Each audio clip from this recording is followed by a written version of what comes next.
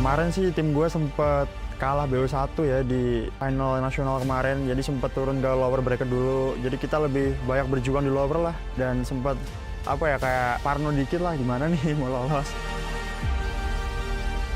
The strength of our team is our chemistry because we played for almost more than 1 year. We always the tournament's champion. That's our strength.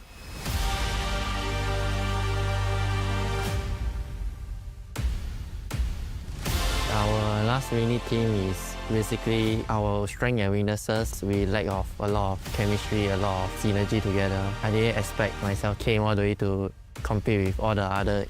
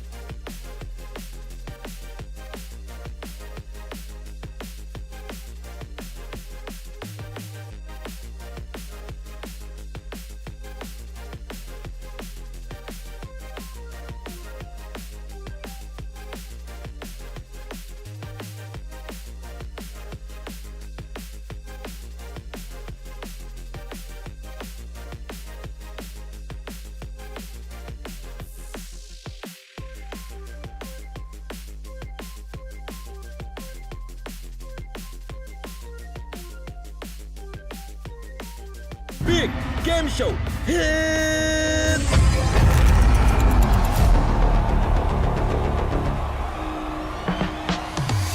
Akhirnya 8 tim terbaik dari Hyperlegend Cup 2026 Online Qualifier bertemu di Gandaria City untuk memperebutkan posisi bertanding di Grand Final Malaysia.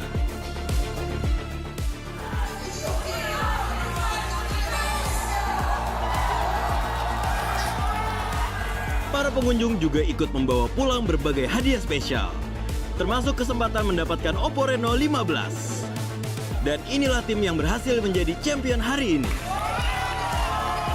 Jujur sangat senang, sangat bahagia bisa mendapatkan juara 1 pada hari ini. Karena kemenangan ini baru pemulaan. Tim pemenang akan terbang mewakili Indonesia untuk bertanding di Malaysia. See you at the next battle. OPPO, make your moment.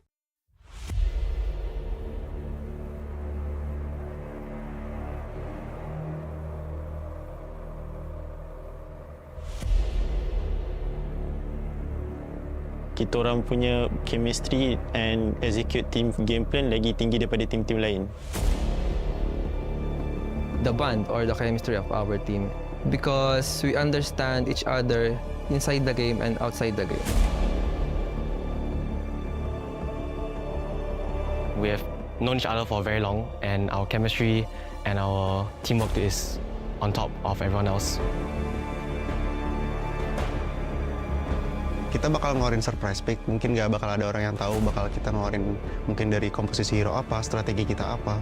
Mungkin mereka ibaratnya bakalan buta akan draft kami.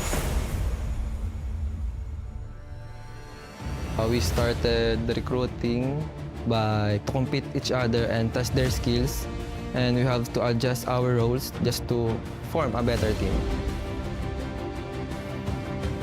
Basically, half of our team pernah join ML season lepas. Dia orang scout kita orang untuk buat team terbaik untuk compete dalam MSL baru-baru ni. Kita bertemu di turnamen offline, kemudian kita berpartisipasi mengikuti turnamen ini, dan kita bersyukur bisa di hashtag 2 walaupun kita di underestimate banyak orang. My team's players came from various backgrounds, and we met each other through tournaments and playing ML together. Kalau inside the game, kita orang ada isu yang macam miscom. Maybe waktu MSL tu kita orang hampir bergaduh waktu grand final. Waktu tu kita orang leading dalam 2-0 and jumpa the solution terus dekat situ. I think we have struggled because of our academics. We have to prioritize it first. So our preparation time is less than as usual. Yeah.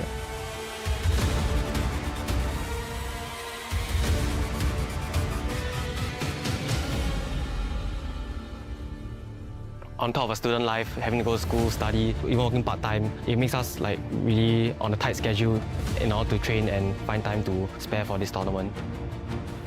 Tim saya yang paling saya suka itu alter ego dari Indonesia, karena mereka dari awal dipandang rendah, mereka bisa masuk low bracket, kemudian mereka berjuang sampai akhirnya bisa juara champion, ya kan. Saya mau jadi kayak mereka sih. Tim kita yang dipandang rendah bisa membuktikan bahwa sebenarnya kita itu kuat, berkuda hitam.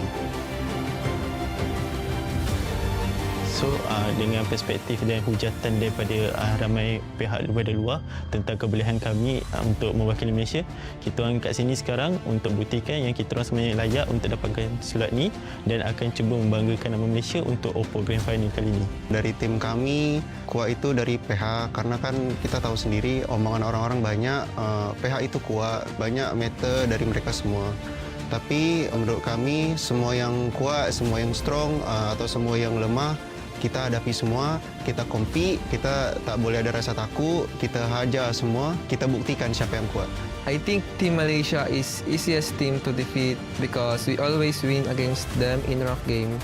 So I think we can win again in this tournament. I'm going to be humble and say any team is as easy as each other to beat and put ourselves as the easiest team to beat. Not all teams are invincible, and it's up to us to prove that we are the strongest.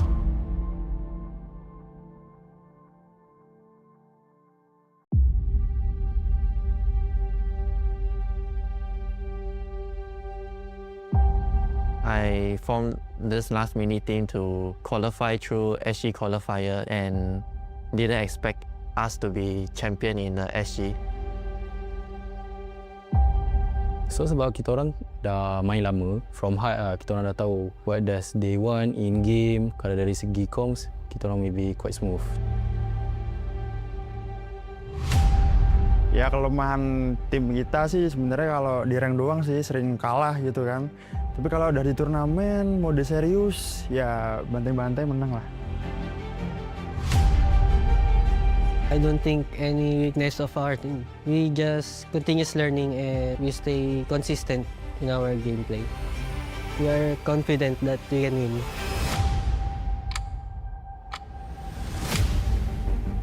Jadi awal terbentuknya tim Little Pika ini karena kita sama-sama sering mengikuti turnamen, cuman sebagai musuh dan punya satu tujuan yang sama. Jadi kita sepakat untuk membentuk tim Little Pika untuk menjuarai turnamen kampus-kampus di nasional maupun internasional.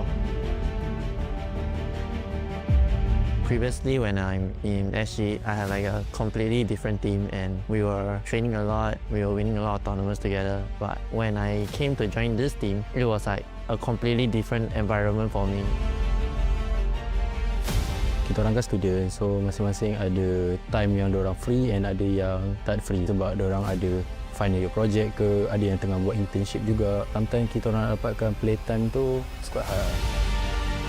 Kemarin sih tim gue sempat kalah BO1 ya di final nasional kemarin, jadi sempat turun ke lower bracket dulu. Jadi kita lebih banyak berjuang di lower lah dan sempat apa ya kayak parno dikit lah gimana nih mau lolos. The strength of our team is our chemistry because we played for almost more than 1 year. We always the tournament's champion. That's our strength.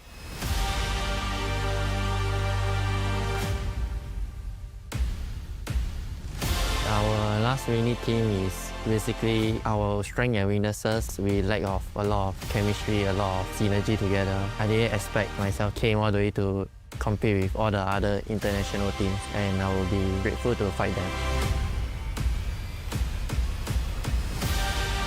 Kita orang gaduh, kita orang akan fix balik, just rebonding semua. We just say a new thing, so tak ada yang akan get hurt and we just try to find the solution in game kat situ. Tak ada siapa akan dendam dengan each other, so memang kita orang kat situ memang like best friends lah. I already know some of them because I already compete with them in international stage. I am confident that we can win again. I believe the easiest team to defeat is TKP, which is my team. It is a very huge challenge for us to compete with the other teams, and I hope we can put our good fight for the other team. Honest review, honest opinion lah. Kat saya rasa MCS Malaysia lah. Kita orang sangat-sangat selalu lah jumpa diorang. Sometimes we be screen partner, so macam quite confident lah untuk going against diorang. Betulnya gue respect sih sama semua tim. Soalnya mereka pada kan juga udah sampai ke final internasional ini kan. Tapi di satu sisi gue juga ya pede juga lah sama tim gue pasti kan. Jadi kita yakin buat ngalahin semua tim-tim yang di sini.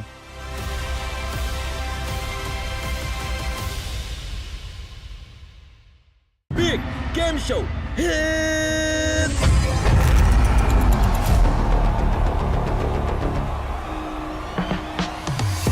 Akhirnya 8 tim terbaik dari Hyperlegend Cup 2026 Online Qualifier bertemu di Gandaria City untuk memperebutkan posisi bertanding di Grand Final Malaysia.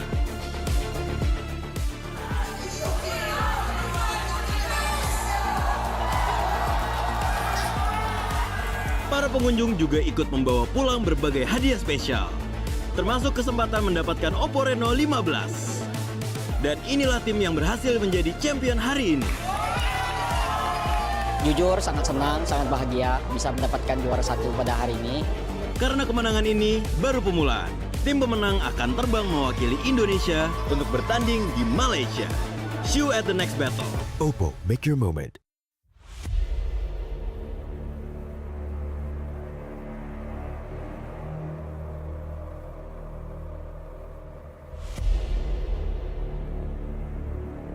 Kita orang punya chemistry and execute team game plan lagi tinggi daripada tim-tim lain. the bond or the chemistry of our team because we understand each other inside the game and outside the game. We have known each other for very long, and our chemistry and our teamwork is on top of everyone else. Kita bakal ngeluarin surprise pick, mungkin nggak bakal ada orang yang tahu bakal kita ngeluarin mungkin dari komposisi hero apa, strategi kita apa.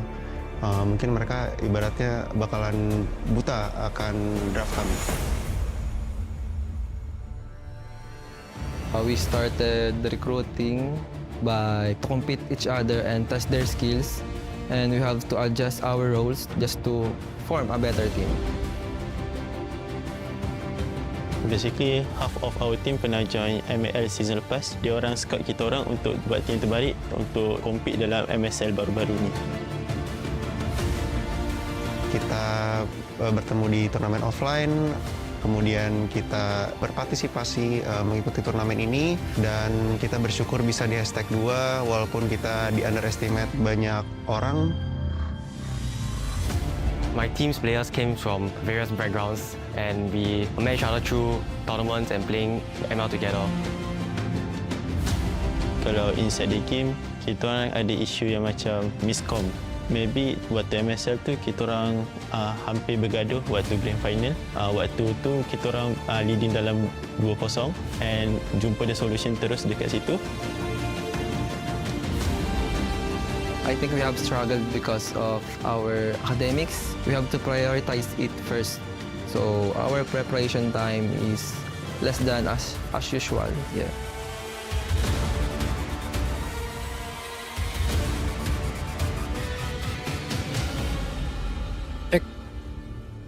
On top of a student life, having to go to school, study, even working part-time, it makes us like really on a tight schedule in order to train and find time to spare for this tournament. Tim saya yang paling saya suka itu alter ego dari Indonesia, karena mereka dari awal dipandang rendah, mereka bisa masuk low bracket, kemudian mereka berjuang sampai akhirnya bisa juara champion, ya kan. Saya mau jadi kayak mereka sih. Tim kita yang dipandang rendah bisa membuktikan bahwa sebenarnya kita itu kuat berkuda hitam. So, dengan perspektif dan hujatan daripada ramai pihak daripada luar tentang kebolehan kami untuk mewakili Malaysia, kita orang kat sini sekarang untuk buktikan yang kita orang sebenarnya layak untuk dapatkan slot ni dan akan cuba membanggakan nama Malaysia untuk OPPO Grand Final kali ini. Dari tim kami, kuat itu dari PH, karena kan kita tahu sendiri omongan orang-orang banyak, PH itu kuat, banyak meter dari mereka semua. Tapi menurut kami, semua yang kuat, semua yang strong, atau semua yang lemah, kita hadapi semua, kita compete, kita tak boleh ada rasa takut, kita hajar semua, kita buktikan siapa yang kuat. I think Team Malaysia is easiest team to defeat because we always win against them in rough game. So I think we can win again in this tournament. I'm going to be humble and say any team is as easy as each other to beat and put ourselves as the easiest team to beat. Not all teams are invincible, and it's up to us to prove that we are the strongest.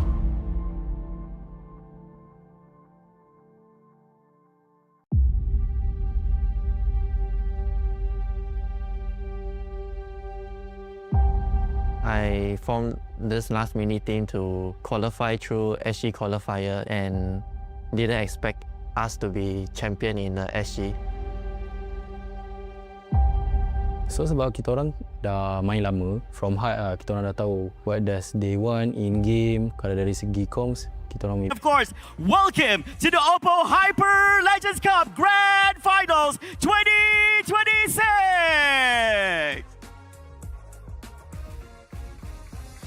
Ladies and gentlemen, thank you very much for joining us here at our official venue. Now, for those who do not know, we're currently here at One Utama Shopping Center. To be exact, we're actually in the concourse area here at the new wing. And to those who are currently tuning into the official live stream, wherever you may be, welcome. My name is Muhammad Farouk. You guys can call me Flavor, and I'll be serving as your official master ceremony for this event. Now, ladies and gents, after battling through their respective national finals, here we are looking at some of the best of the best of the best top campuses. Mobile Legends Bebang team representing 4 amazing nations. We have from Malaysia, we have from Singapore, we have from the Philippines, And of course, we don't want to miss out on that. We also have from Indonesia. Now, 2 teams from respective nations are being featured here at the grand finals. And also to mention, ladies and gentlemen, only one of them will be crowned as the OPPO Hyperlegend champions. And of course, it's not just about the pride of the nation. Ladies and gentlemen, they're also battling out to have and fight for the share of an $80,000 prize pool. So get hyped. Get excited, ladies and gentlemen. Show your support for all these amazing teams because throughout this 4-day course of non-stop Mobile Legends Bang Bang action, only one will emerge victorious. And of course, a little bit of highlight to ladies and gentlemen for those who are currently tuning into the live stream. If you're not able to join us here for the day, do not fret and do not worry because we still have 3 more days follow suit. Tomorrow, the day after, and of course the 4th and final day on Sunday, 19th of April 2026. If you do have a little bit of free time, do come and join us here at our official venue to witness all these amazing actions here on the main stage, as well as our other activations here from OPPO. We have 1v1 battles happening where you stand a chance and an opportunity to win yourself some in-game skins from Mobile Legends Bang Bang. We also have a cosplayer show, appearance happening later on this Saturday and Sunday. We also have the appearance of KOLs such as Feekz as well as Soloz this Sunday on the 19th of April this Sunday. And of course, many, many more. And don't miss out on all the amazing promotions that OPPO has to offer throughout this 4-day event. And of course, ladies and gentlemen, back to the main event happening here on the main stage. Let's have a look at which 2 teams will be featured here at the opening match, and let's see who is our first team.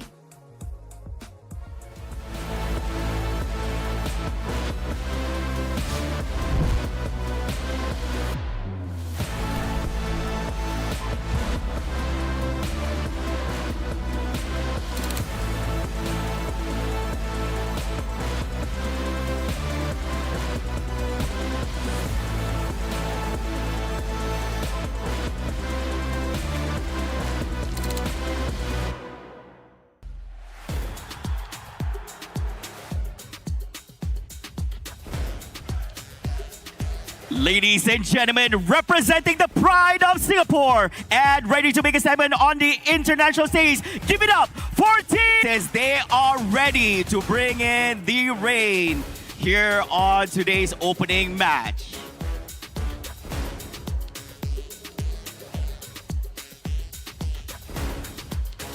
And of course, ladies and gentlemen, their opponents here in the first round of matches in this double elimination bracket. Let's have a look.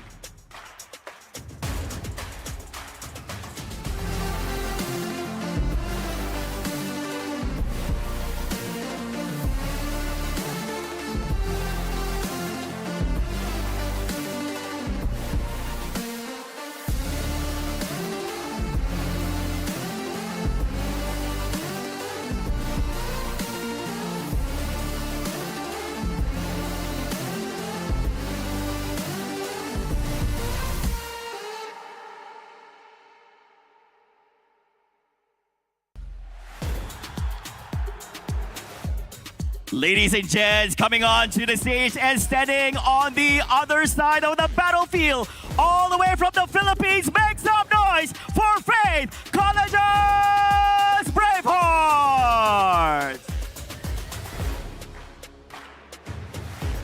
Loud cheers here from the crowd for these amazing representatives from the Philippines. As in a few short moments, they are about to head on over to their respective battle stations and battle takeouts against their opponents here, representing from Singapore.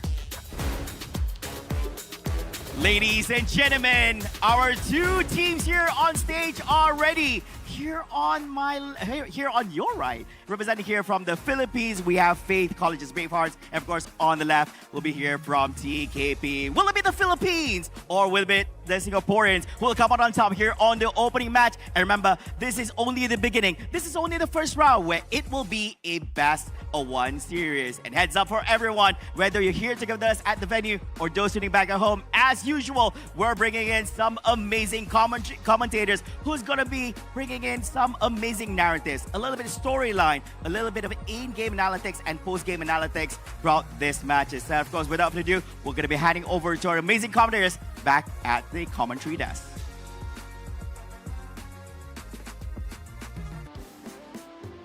Oke, thank you so much buat Flava. Kali ini bareng sama Kolius dan juga Om Wawa yang bakal jadi komentator untuk match pertama kita hari ini di OPPO Hyperlegend Cup-nya nih. Iya, gimana kabar Kolius? Sehat? Puji Tuhan sehat. Gimana untuk Om Wawa sendiri nih? Karena melihat dari para teman-teman kita yang masih mahasiswa ini kan benar-benar semangat untuk bisa memenangkan pertandingan ya kawan.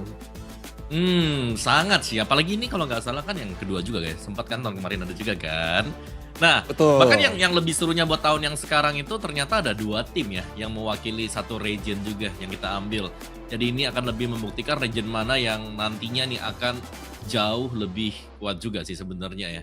Jadi menurutku kita harus tunggu dulu ya, karena kalau kita ngeliat perbedaan dari masing-masing region pastinya ada, entah itu dari sisi patch, entah itu dari sisi hero, dan Om Mau sangat berharap ini kita akan melihat patch-patch atau unique draft lah yang bisa mereka keluarkan kan. Jangan yang sama dong dengan yang ini kan, secara mereka masih mahasiswa juga kan. Jadi siapa tahu. Betul, karena jujur Om, kalau kita ngeliat kan ya, as we know ya, Philippines terkenal dengan permainan yang disiplin. Untuk negara Indonesia dan juga Malaysia itu sendiri, itu juga terkenal dengan metode tabrak-tabrak masuk kan Om. Dan untuk Singapura nih, mereka juga ya kadang-kadang mereka bisa shifting Om. Either play dengan disiplin, either mereka juga kadang-kadang ikutin dengan meta nabraknya. Dan yang paling penting Om, unique hero dari setiap negara, biasanya tuh punya jagoan beda-beda kan Om. Betul.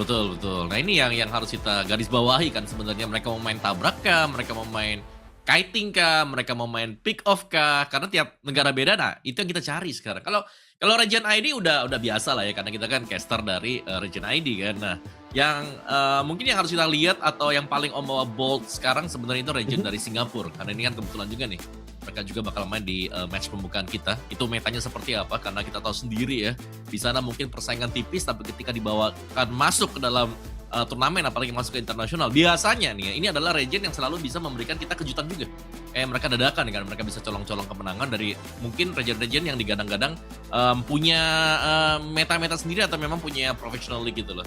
Jadi itu yang sangat Om mau nantikan dari region Singapura. Yang kedua pastinya dari Malaysia dong. Secara kan ini kan diadakan di Malaysia ya, di Utama. Nah jadi ya semoga nih dari tuan rumahnya siapa tahu nih yang memberikan kita sesuatu yang lebih juga gitu loh, dibandingkan dengan ya region TH yang udah biasa lah ya, dan juga region ID juga yang kita tahu lah seperti apa. Betul, karena tahun lalu kan juga kita sempat jadi tuan rumah ya Om. Waktu itu tuh di Gandaria kan, di Jakarta Selatan. Kali ini tuan rumahnya pindah untuk di negara Malaysia itu sendiri. That's why kita bakal melihat sih kayak gimana nih uniknya playstyle dari teman-teman kita yang masih mahasiswa ini. Balik lagi Om, karena kita nggak bisa plek-tiplek ya sama scene kompetitif yang lagi berjalan sekarang kan Om. Untuk meta mereka, kadang-kadang kan hero nyaman tuh banyak banget keluar. Mungkin hari ini kita bakal ngelihat Nathan atau bahkan Aldous dan juga Leslie. Karena ya di balik itu semua di ranked itu rame banget. Apalagi Om tahu kan combo Hanabi Estes yang ngeselin banget kalau udah ketemu tuh Om. Iya itu sih kayaknya sih paling bisa muncul ya. Sebenarnya kayak gitu ya. Tapi sebelum kita bahas lebih jauh, kita akan melihat dulu untuk prize pool kita di OPPO Hyper Cup ini. Dengan total ya, total sebenarnya 80.000 USD tadi sempat di-mention juga. Champion akan mendapatkan 32.000 USD, second place 20.000 USD. Di third place kita punya 12.000 USD, dan ya fourth place 8.000, 3.000 dan juga ada 1.000. Jadi minimal kalau mereka sudah main di sini, mereka akan mendapatkan prize. Oh, gak lupa juga nih ada OPPO Reno 15 series ya untuk grand finalis, untuk para grand finalis dan juga untuk MVP Kolius.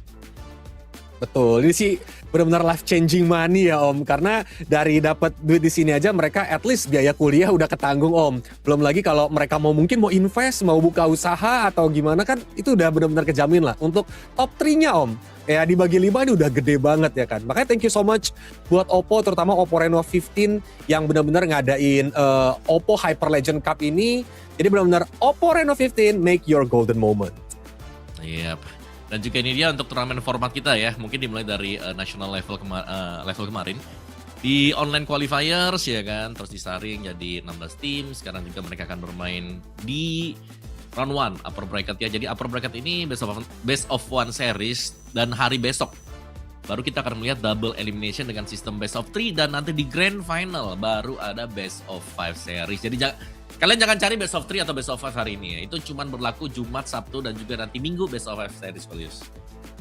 Betul, makanya itu kita bakal melihat dulu nih, karena kan ini double elimination juga kan, untuk kita bakal melihat bagaimana performance mereka semua, baru nantinya kita bakal menemukan nih siapa juaranya nanti. Apalagi kan bukan cuman apa ya, bisa dibilang pride untuk mereka sendiri, tapi juga mereka ini mewakilkan negara Om. Jadi kita bakal melihat nih anak-anak kampus mana nih yang memang jago-jago nih Om. Dan ini dia tim yang berpartisipasi. Dari Singapura ada CG dan juga TKP, bukan tempat kejadian perkara ya teman-teman, beda. Untuk Indonesia atau negara kita ada di LP ya, dan juga TS. Untuk Philippines ada NU dan BRVE. Dan yang terakhir untuk Malaysia, sang tuan rumah, ada VE dan juga VEMV.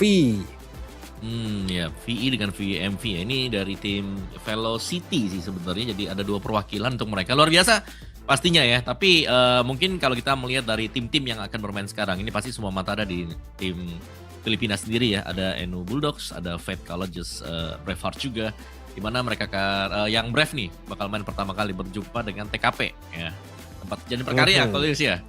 Nah ini mereka bakal ketemu tapi yang menarik sebenarnya ada satu sih tadi, karena dari TKP sendiri ada satu ladiesnya ya. Let's see nanti seperti apa. Ini dia untuk schedule Grand Finals kita, bakal cukup panjang pastinya sebelum melaju ke babak Grand Finals. Kalian bisa melihat dari match 1 dengan match keempat, best of 1 series. Setelah itu di hari esok baru nih kita akan melihat best of 3 series. Betul, jadi nantinya yang kalah itu nggak langsung gugur teman-teman, tapi mereka bakal masuk ke lower bracket round 1. Dan yang menang itu bakal menunggu di upper bracket round 2 tentu saja teman-teman. Jadi ya kalau bisa jangan kalah, karena ketika kalah jalan di bawah tuh panjang banget pastinya. Dan juga pastinya sangat amat menantang untuk mereka hadapi nih Om. Tapi sesuai sama yang Om Owa bilang tadi, dari tim TKP ini ada ladiesnya. Makanya penasaran sih kira-kira dengan tim campuran ya, bisa dibilang ada pria dan wanita, bakal seperti apa nih gameplaynya. Iya, karena ya biasanya ya kalau kita lihat ini pasti butuh lebih step up juga ya. Cuman ya di match pembukaan TKP versus Brave nih, berarti di match kedua nih akhirnya ya ada perwakilan dari region ID nih, Little Pika yang berjumpa dengan perwakilan dari Malaysia berarti VEMV. Nah yang ketiga juga seru nih Kolius, karena ada PH lawan ID ternyata. NU Bulldogs berjumpa dengan tim semangka ya, TS ya, ini nomor 2 dari region kita kemarin. Dan ya Velocity kembali berjumpa dengan CG nanti buat di match kita yang terakhir ya. Ini best of 1 series teman-teman semuanya ya. Jadi panjang deh pokoknya nih buat match kita. Jadi untuk kalian nih para pendukung ya, karena yang atau teman-teman kampusnya yang lagi pengen ngedukung, screenshot nih jadwalnya supaya kalian gak ketinggalan nanti ketika teman-teman kalian tuh tampil atau tanding. Karena pastinya mereka semua juga udah mempersiapkan yang terbaik untuk bisa menjadi juara di OPPO Hyperlegend Cup ini. Harus ya yang terbaik, jangan sampai nanggung gitu loh. Apalagi melihat memang patch mungkin hero baru yang sudah bisa dipakai juga, Marcel ada ya kan, atau mau ngebawain meta-meta rank. Karena ini sekali lagi ya, ini karena kampus juga, berarti mereka punya ya biasanya kampus masing-masing punya meta sendiri juga. Jadi kalau mereka bisa saling mengagetkan satu sama lain alangkah bagusnya ya. Apalagi kalau mengagetkan kita berdua Kolius. Nah itu yang kita tunggu-tunggu sebenarnya, karena ya untuk competitive scene mungkin kita udah melihat kan ya Baxia yang menjadi priority jungler gitu kan, atau ya masih dengan Leomord-nya. Nah kita tuh udah mulai kayak ada nggak sih sebenarnya yang bisa diulik sama teman-teman dari mahasiswa ini atau yang lagi bertanding di OPPO Hyperlegend Cup ini.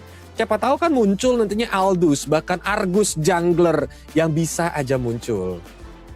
Wah sebentar nih, ini kalau di highlight kayak tadi kayaknya ada 1-2 mungkin ya Kolis yang bisa keluar ya berarti. Kolis kayak pede banget gitu loh mau lihat Aldous jungle nih.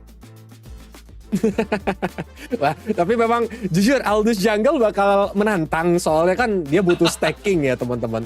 But again ya kita nggak tahu, karena kalau di hero power di tangan pilot yang kuat itu tiba-tiba bisa ngacak-ngacak. Karena ya kayak kita dulu aja di di competitive scene gitu, kita ngeliat Kaditanya Godiva, atau yang sekarang lagi happening deh, Glue dan juga chipnya Leoni gitu kan, atau chipnya Idok yang jadi di respect ban juga. Nah itu kan yang jadi menantang banget gitu loh untuk kita lihat. Iya, tapi seharusnya nggak terlalu jauh ya dari meta yang lagi jalan juga sekarang. Glue ini masih jadi prayo sih kalau buat di ban atau di pick ya. Tapi di ROM ya, catatannya di ROM ya. Kalau XP kayak masih kurus gitu, kurang ya. Tapi buat yang lainnya juga, kenapa Kolis? FYI tapi Glue tuh ternyata agak kurang populer loh Om di Filipina. That's why kita nggak tahu nih apakah tim Indonesia nantinya bakal pakai Glue dan bakal nabrak-nabrak dengan tim Philippines yang mereka tidak memprioritaskan Glue nih Om Wawa. Ya Gak apa-apa sih, bagus dong berarti buat kita ya. Karena kita udah tahu kan potensi dari Glue itu kayak gimana. Cuman memang bisa dilawan nih. Kalau kita bilang di region PH mungkin gak laku buat Glue jadi roamer, itu ada mid sebenarnya. Mid Valir itu bisa menjawab loh buat kehadiran Glue ya kan. Dia lagi mau deket, bisa kena Searing Torrent mundur kembali ke belakang, burst fireball juga ada efek stunnya. Jadi Glue paling malas sebenarnya buat ketemu dengan hero kayak gitu. Cuman di Indo juga nih, mohon maaf gak laku juga nih Valir nih. Iya kan? Tapi nggak tahu nih kalau di kalangan mahasiswa siapa tahu laku ya kan. Popol Kupa juga bisa kepake untuk buka rumput, open bush, mungkin checking vision. Jadi banyak cara dan kita ternyata langsung dibawa ke dalam map ban and pick kita nih ya. Wah, sebenarnya penasaran juga karena Mobile Legends nggak cuma dari pick and ban ya, tapi lebih ke map apa nih yang bakal dipakai Golius. Nah itu dia, karena setiap map bakal berpengaruh juga bahkan sampai ke draftnya ya Om. Let's say, kalau kita ngomongin map Dangerous Grass, itu kan map yang enak banget buat Kadita, Hellcurt Roam bahkan yang sempat muncul juga gitu. Itu bakal kayak ngebuat mereka lebih gampang untuk bersembunyi. Tapi ternyata mapnya adalah Flying Cloud Om. Apakah bakal ada chip terbang lagi nih Om? Chip terbang bisa sih, tapi itu BA-nya siapa ya itu ya, Flying Cloud ya? Tigreal atau Tigreal ya itu ya? Gambarnya. Iya, harusnya Tigreal itu kalau digambar ya. Itu Freya. Kan kalau yang lain kalau kayak Saber itu kan BA-nya buat ini apa? Dangerous Grass. Lapu-lapu itu Expanding River ya kan, Johnson itu Broken Wall. Ya, kalau nggak salah itu Tigreal ya tadi. Jadi ya lebih gampangnya sebenarnya kalau dari ya kalau dari Flying Cloud itu lebih memudahkan buat kita setup. Halo. Ya buat kita setup nanti di ini. Di objektif ya buat Lord Dance itu jauh lebih bagus juga. Kalau kita lagi kena bully lane kita bisa kembali dengan cepat. Jadi oke lah untuk Flying Clouds gitu ya. Betul, jadi kayak nggak takut untuk kayak abis di poking. Kadang-kadang kan kita kalau takutnya kita recall itu bakal ngasih space yang banyak untuk kita jalan balik ke lane kita lagi. Nah kalau dengan adanya Flying Clouds otomatis biasanya ya akan mengirit waktu. Mereka tinggal naik Flying Clouds untuk terbang. Bahkan kayak yang kita tahu tuh kemarin sempat kan ada chip naik awan. Itu bakal membantu banget untuk membuat lawannya kan nggak bisa menargetkan chip tersebut gitu. Karena immune dan ketika turun langsung dibuka portal. That's why kita nggak tahu nantinya strategi seperti apa yang akan dimainkan dengan map Flying Cloud kali ini. Karena sebentar lagi kita juga bakal masuk ke dalam ban and pick-nya nih. Kayak seperti yang tadi Om Wawa bilang, kita jadi makin gak sabar. Kira-kira apakah memang hero-hero apa ya tersembunyi atau underrated bakal muncul kali ini. Terutama ada player ladies di tim TKP dari Singapura. Biasanya kan ladies nih punya pool hero tuh agak unik ya Om. Nggak kayak para cowok yang main. Tapi entah kenapa power banget gitu di tangan ladies Om. Iya, kalau ladies itu lebih ke spesifik juga ya, comfort dan juga spesifik. Di cukup mahir dan dalam ya kalau untuk penggunaan dari beberapa hero nih. Nah yang ditakutkan sebenarnya kalau kebaca ya, kayak suka pakai hero apa, terus bisa tiba-tiba di ban kan, ditutup ya. Tapi karena best of one series ini seharusnya masih belum kebaca sih buat Snow-nya. Jadi ini masih akan bisa mereka mainkan juga dan best of one itu banyak kejutan ya kalau sebenarnya. Tapi kalau aku ngelihatnya sebenarnya untuk best of one sendiri itu bagusnya kalau pakai hero yang lebih konsisten aja. Konsisten dari tim fight jangka panjang, konsisten dari pengambilan objektif. Makanya kalau ngelihat rata-rata itu buat best of one series itu ada kayak tank jungler plus biasanya di belakangnya tuh yang kayak healer tuh. Kalau zaman dulu ya. Kalau zaman sekarang mungkin ya bisa lah kayak pakai tank jungler tetap. Cuman belakangnya roamernya itu pakai yang bisa buka vision. Nah, itu contohnya kan Florin Estes sudah di-ban tuh sekarang sama mereka tuh. Beda memang Golius ya. Mereka gak mau nih ketemu meta UB ya Om ya. Kayak yang tadi kita bilang mungkin takutnya Hanabi Estes bakal keluar Om. Itu kan bakal bahaya juga karena tiba-tiba Hanabinya bakal full farm banget di lane. Bahkan turret juga cepat banget dijebolin sama combo si Hanabi Estes ini. Kalau zaman dulu tuh masih ada Kimi, Rafaela gitu kan. Cuman memang sekarang tuh kebanyakan Hanabi Estes gitu. Ataupun ya kalau memang mau dipakai lagi, let's say ada juga Nathan Om yang sempat muncul juga untuk dikombo dengan hero healernya. Sebenarnya masih bisa sih kalau memang dia mau pakai Angela mid lane, lalu sampingnya pakai Herald Om. Ini combo yang udah lama banget kita nggak lihat, tapi memang problem sih adalah meta sekarang tuh meta yang sangat amat nabrak. Team fight banget dari early gamenya. Dan aku setuju banget kata tadi Om Wawa, di mana kalau best of one biasanya mereka tuh bakal ngambil draft yang cenderung balance, di mana early gamenya kuat, sampai ke late game juga nantinya bakal ada secure-nya juga, let's say menggunakan marksman dibanding mereka gambling. Tapi bakal beda cerita kalau seandainya mereka memang punya playstyle sendiri nih Om. Kalau menurut Om Wawa gimana nih? Hanabi, hero kesayangan Om Wawa di ban nih Om. Akhirnya ya udah masuk ya. Aku itu cukup bangga tau sempat jadi global Hanabi ya. Pada zaman tapi Ini masih ada combo-combo yang bisa jalan ya.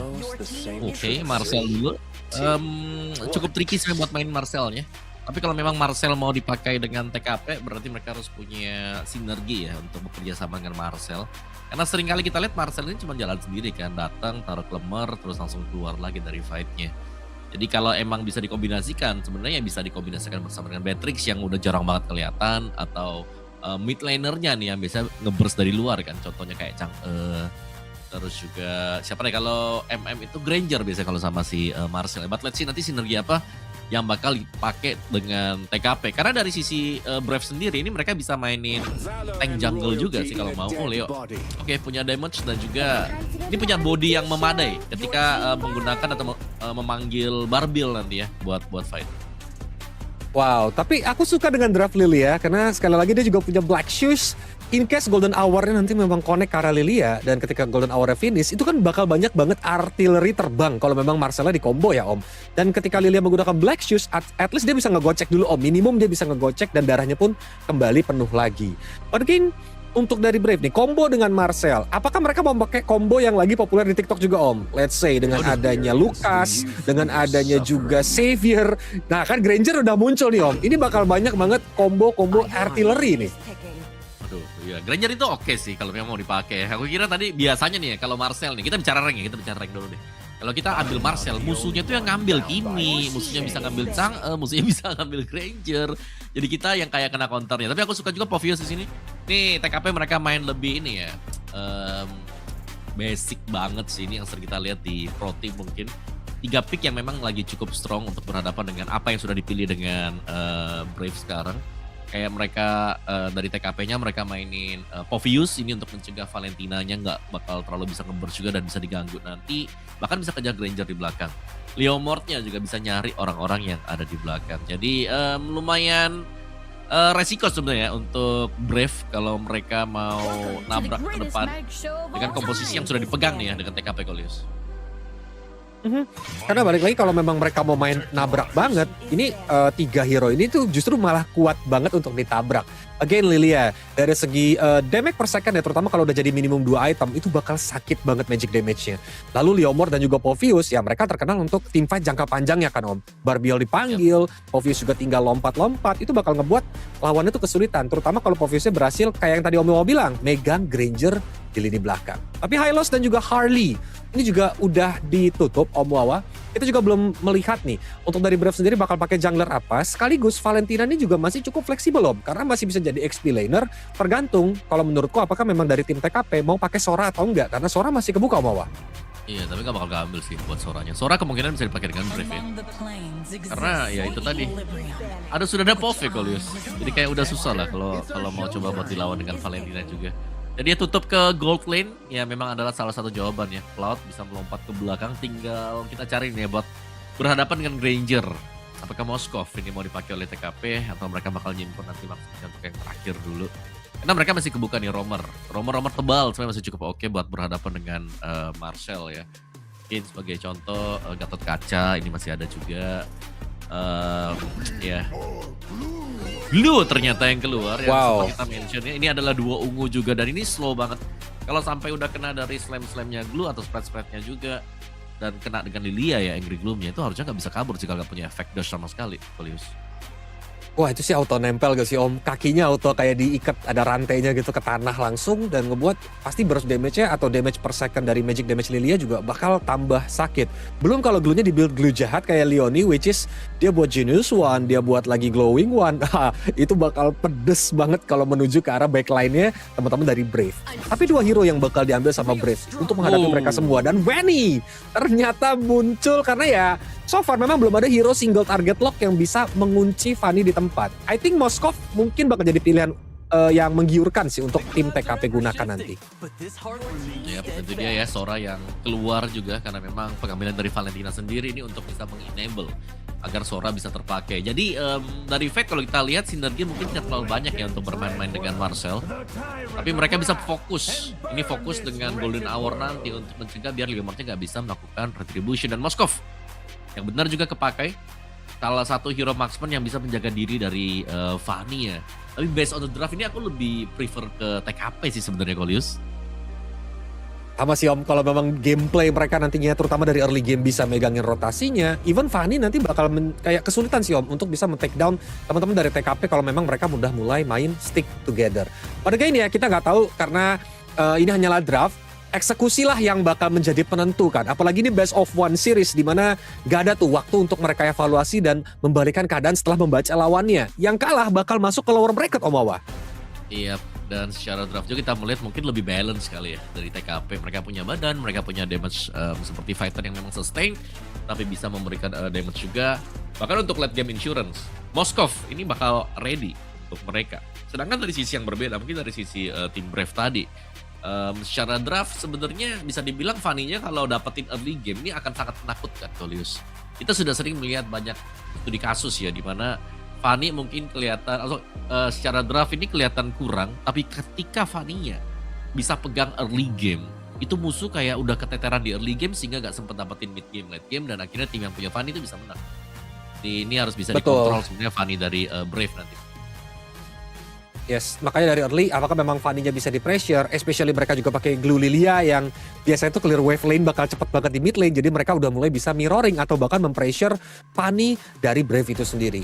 Pada game kita bakal melihat aja apakah memang Fanny-nya nanti benar-benar Fanny yang bisa menggendong teman-teman dari early sehingga nantinya kasih space ke Granger-nya juga, dan di late game dengan stack Skypiercer yang udah banyak Granger-nya bakal bersinar, atau ternyata teman-teman dari TKP berhasil untuk nge-pressure nih early-nya Brave yang ngebuat Fanny-nya nggak bisa farming, dan Moskov-nya yang malah dapat space bawah. Oke, so let's see ya. Karena ya sangat riskan sekali nih strat yang dimainkan oleh Brave juga, dan kita melihat Patrick ya.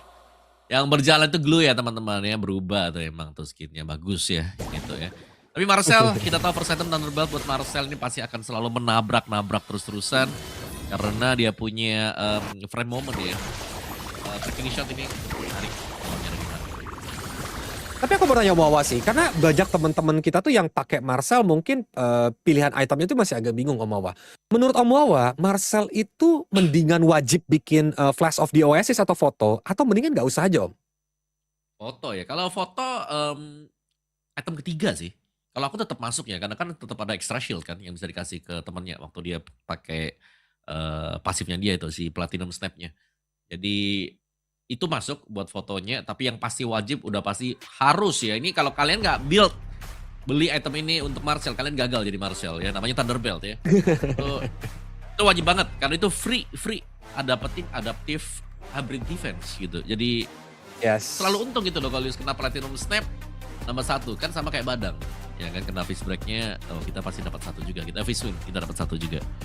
Jadi ya Thunder udah pasti, habis Thunder mungkin 1 item defense ya kan, baru habis itu baru ke Flash of the Oasis. Karena kalau langsung ke foto ini biasanya dia tipis banget.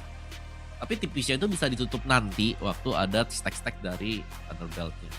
Gitu. Nah itu. Apalagi seperti kita tahu ya, maksudnya Marcel tuh hero yang nggak bisa nambah HP kan Om. That's why mereka harus benar tebelin hybrid defense-nya.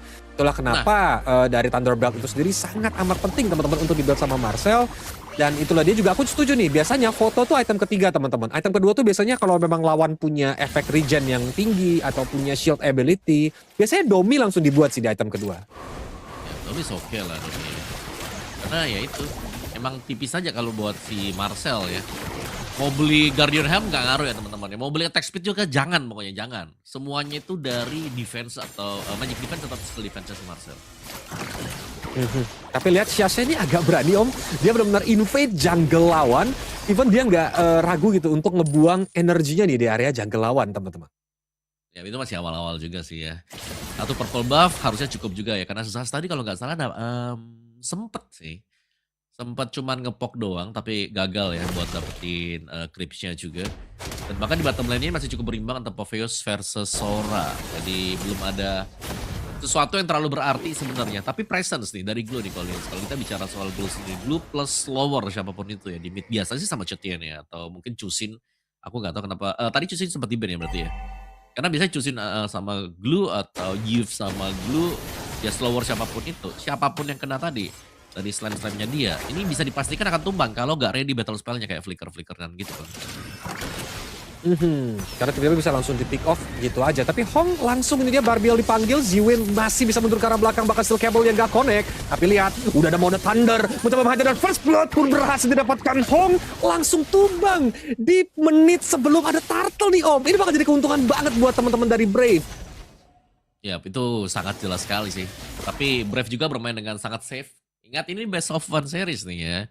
Ada kesempatan tadi buat dapetin turtle, tapi dari Brave-nya lebih memilih untuk ngamanin purple buff dulu. Karena ya better safe than sorry ya.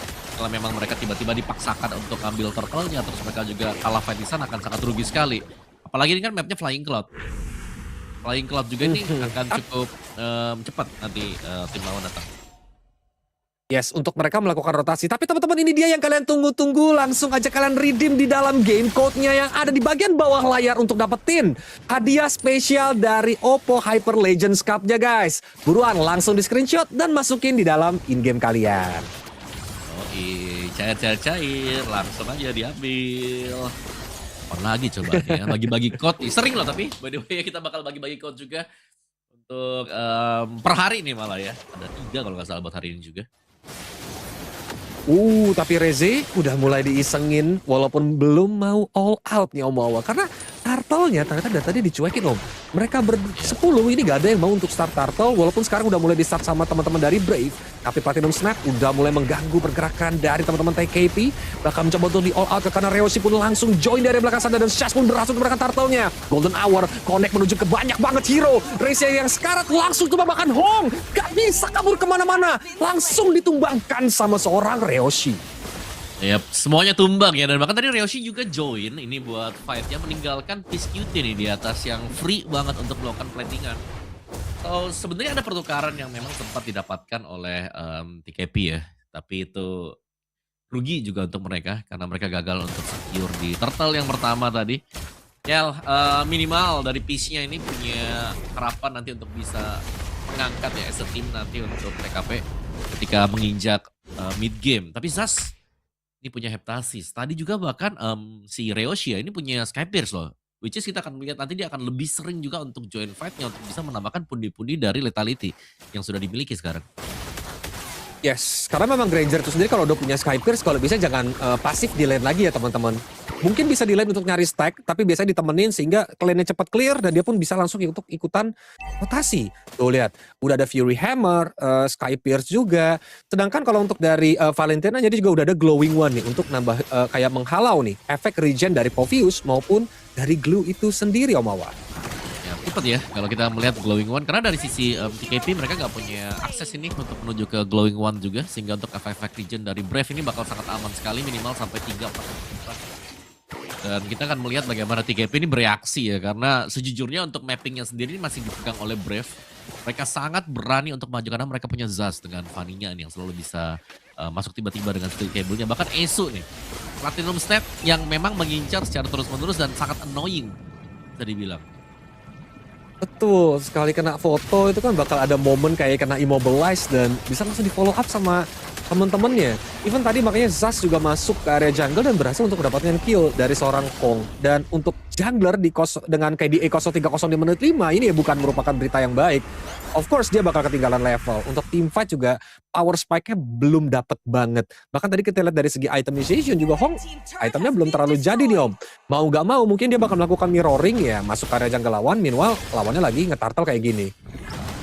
Ada ini ya, coba buat cari trade dulu yang memang bisa menguntungkan untuk TKP. Karena sejauh ini kita melihat tidak ada yang untung sama sekali. Yang TKP sangat terpressure, bahkan untuk fight 5 melawan 5-nya ini Esu-nya bebas banget kelihatan untuk selalu berlari. Memberikan Platinum Snap. Tapi Reze mau coba masuk ke 1 lawan 4 sepertinya hanya untuk tertak sambal aja Om. Karena dari teman-teman Brave ini mainnya objektif sih Om kalau yang aku lihat Om. Mereka juga gak mau terlalu all out gimana-gimana untuk nafsu mengejar kill points. Karena memang jika mereka all out ke Reze tadi, objektif apa yang mau mereka dapetin? Turtle masih lama spawn. Turret juga dari minion management juga tadi belum terlalu rapih. Jadi menurutku ini level permainannya Brave juga udah cukup oke sih Om. Iya. Tapi di bawah sana mencoba untuk diculik karena Platinum Step menuju ke arah Peacekeeper. Mencoba untuk ke arah belakang tapi Golden Hour langsung dikeluarkan. Sayang banget gak ada yang bisa connect menuju belakang sana. Tapi itu memberikan space buat Ryoshi mendapatkan outer bottom turretnya karena Kyusu langsung datang dan menghalau minion yang masih ada. Ini semuanya sangat-sangat berani ya. dengan tracking shot dia berusaha untuk mendapatkan angle-angle manis di bagian belakang. Cuman sekali lagi ini sinergi yang cukup sulit sebenarnya. Jadi cuma bisa mengandalkan platinum snap yang dimainkan oleh Marcel. Tapi Rezanya mencoba untuk masuk ya, menghajar ke arah Ziwin yang mencoba untuk bunuh ke belakang, tapi grab-grabnya memang connect. Ryoshi yang menjadi target langsung tumbang. Meanwhile, tadi kita sudah melihat dengan ada Stormbind, tapi sepertinya Reze masih bisa survive dengan 1 bar darah terakhir. Masih terlalu tebal nih Om Povius untuk bisa dihajar all out. Ya, mungkin minus dari Brave sendiri kalau memang ada fight kumpul ya. Kita sudah melihat satu contohnya tadi, fight kumpul di mana Fanny-nya juga sangat sulit ini untuk bisa melakukan join. Sehingga siapapun yang ketempel nanti dengan grab-grab ini akan bisa dipunish oleh Viscuity. Itu poin plus pastinya untuk TKP. Tapi objective wise ini apakah memang Brave-nya sanggup? Karena mereka selalu akan diganggu juga. Dan sejauh ini seharusnya TKP mereka sudah punya kesempatan untuk berusaha mendapatkan efek. Ya kesempatan itulah yang bakal sangat amat mahal banget sih teman-teman. Dan ini dia redeem code yang kedua. Langsung screenshot lagi teman-teman. Jadi setiap gamenya atau per game kita bakal kasih kalian itu 3 redeem code. Pastiin untuk kalian pantengin terus sampai habis. Karena redeem code-nya masih ada 1 lagi setelah ini. Siapa tahu kalian dapat semuanya nih. Kayak Om Awa tadi udah coba redeem, katanya isinya Layla Blue Spectre ya Om ya? Mau saya ya. Ya kalian coba saja teman-teman ya, jangan lupa buat tulis di kolom komen kalau dapet. Ya kalau nggak dapet masih banyak nih yang buat hari ini, karena kita punya 4 match kan. Santai aja. Oke. Ternyata tidak diambil ya untuk turtle yang ketiga tadi, di convert menjadi Lord juga. Dan Brave lebih bagus dari sisi penzoningan, tapi aku bisa bilang nih ya, kalau memang ada fight front to back, si TKP akan sangat kuat sekali. Selain daripada mereka punya badan yang memadai, mereka juga masih punya Moskov nih. Jadi ya mereka bisa sebenarnya kalau mereka mau coba untuk memaksakan. Karena gol juga gak terlalu jauh ternyata Police. Ya Goldes benar-benar ngejar dan enaknya dari TKP, Moskovnya bisa megang lane jauh gak sih Om? Ya itu dia poin plus untuk TKP sekarang. Lane jauh yang bisa dijalankan, lihat Moskovnya stay di bawah kan. Nanti dia bakal datang dengan Spare of Destruction. Udah gak usah takut. Bahkan sudah ada anti-regen yang dipegang dengan Stock Duty. Jadi ini sudah sangat-sangat cukup sekali bagi TKP kalau mau mulai team fight. Tapi Lord Dance juga sudah dimulai oleh tim Brave. Karena mereka tahu mereka ingin memancing team fights-nya. Memang walaupun harus berhati-hati ya Om. Karena balik lagi kayak yang tadi Om bilang, SOD itu bisa tiba-tiba untuk datang. Dan mungkin bakal gincar backline lawan. Reze di sini pun lumayan cukup tebal karena dia pun lumayan cukup berani untuk bisa megangin banyak banget orang. Tapi Golden Hour-nya connect hanya ke Reze. Ini udah satu resource penting terbuang Om dari Esu. Ya, sebuah kerugian sebenarnya ya. Apalagi untuk fight-nya pun cuma dipanjangkan oleh TKP. Mereka nggak mau terlalu terburu-buru untuk dapetin slot ini. Jadi lebih chill, lebih santai bagi mereka juga.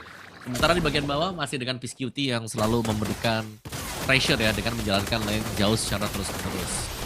Kehadiran dari Moskov yang tidak diduga ini harusnya jadi sebuah senjata plus lah, poin plus untuk TKP. Karena dibikin pusing dari macro play-nya juga pastinya dari tim Brave mau nggak mau harus ngurusin lane bawah. Bahkan mungkin aja nih ketika nanti Fanny-nya mencoba untuk melakukan defensif di lane bawah, Moskov tinggal connect dengan SOD dan mereka start team fight Om di area Lord. Walaupun Fanny nanti mungkin bisa pakai steel cable untuk datang dengan cepat ya ke area Lord, but at least mereka bisa pick off 1 hero gak sih Om? Ya, wah tapi ini sudah mulai ada setup juga nih ya. Granger Marcel nih sudah mulai menuju ke bagian bottom lane, jadi harus hati-hati ya untuk Viscuity. Itu dia steel cable yang memang mengarah ke bagian tengah, masih tidak mendapatkan target apapun. Tapi Zaz ternyata punya blade armor ya. Menarik yang berarti untuk Zaz sendiri, Fanny-nya nggak bisa terlalu ngebers karena dia cuma mengandalkan 1 item effect tadi. Berarti Fanny objektif banget sih Om tuh. Kelihatan damage-nya dari ke arah Snow Kitty. Itu mungkin kalau dia full damage itu bakal langsung tumbang sih Om. Instant kill bisa langsung didapetin. Tapi karena dengan adanya Blade Armor mungkin untuk menghalau pergerakan dari Viscuity juga. Itu yang ngebuat damage-nya jadi kurang. Dan Snow Kitty pun masih bisa hidup dengan Black Shoes-nya. Sepertinya juga Impat udah mulai dicolek-colek nih menuju ke arah Ziwin yang mencoba untuk mundur ke arah belakang walaupun Black Shoes curian langsung digunakan. TJ mencoba untuk masuk ke arah depan tapi belum mau untuk terlalu Snow Kitty gak punya Black Shoes lagi di kill spree. Berhasil didapatkan oleh Shash dan Reze juga tumbang walaupun Kyushu harus tidak bisa bertahan. 3 member hilang, Lord gratis untuk tim Brave. Wah akhirnya ya pertahanan yang terbongkar untuk TKP juga. Mid-nya bahkan diteruskan oleh Brave nih ya. Mereka mau lebih, lihat Golden Hour-nya sudah kena kepis dan bakal datang juga Zaz dari belakang. Ups. Ya sayang sekali Pisnya juga tidak bisa hidup, bahkan Hong juga harus ditumbangkan di area mid lane. Wipeout didapatkan oleh tim Brave.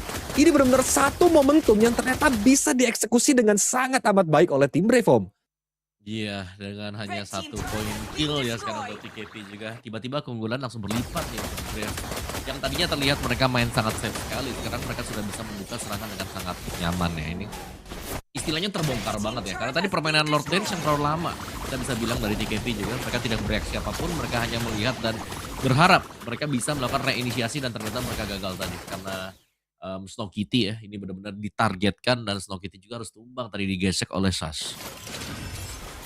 Betul, apalagi kayak sekarang ya, Gun Lord yang masih ada otomatis satu demi satu turret yang dimiliki sama tim TKP dia benar-benar roboh om. Dan ini ngebuat map control tentunya dari teman-teman tim Brave bakal lebih serem lagi. Ya seperti kita tahu Fanny bisa main camping, even Ryoshi nantinya juga bisa menjaga position dengan cukup aman. Tapi Sash nih mencoba untuk masuk ke area belakang tadi sepertinya. Namun sedikit tersangkut kabel, tapi dia masih bisa berhasil keluar. Ya masih bisa kabur ya. Dan ya, dari Brave-nya jelas, pressure yang sudah mereka dapatkan seperti ini cukup nyaman. Apalagi dengan Ryoshi yang sudah mulai mengumpulkan stack-stack Scapirs ya kan. Itu sudah ada, mungkin kira-kira belasan sih ya, karena mati sekali kan tadi, tumbang sekali juga. Di stack 20 lethality dia dan oke. Dari Sash, lagi-lagi kita melihat ada Brute Force yang berarti defense item, hanya Heptasis di modalnya dia. Sebenarnya oke dan sudah cukup, terutama ketika berhadapan dengan Moskov nih ya. Jadi dia akan jauh lebih tanky juga. Lihat bagaimana bar HP dari Zaz ya, itu ada di angka 5 ribuan.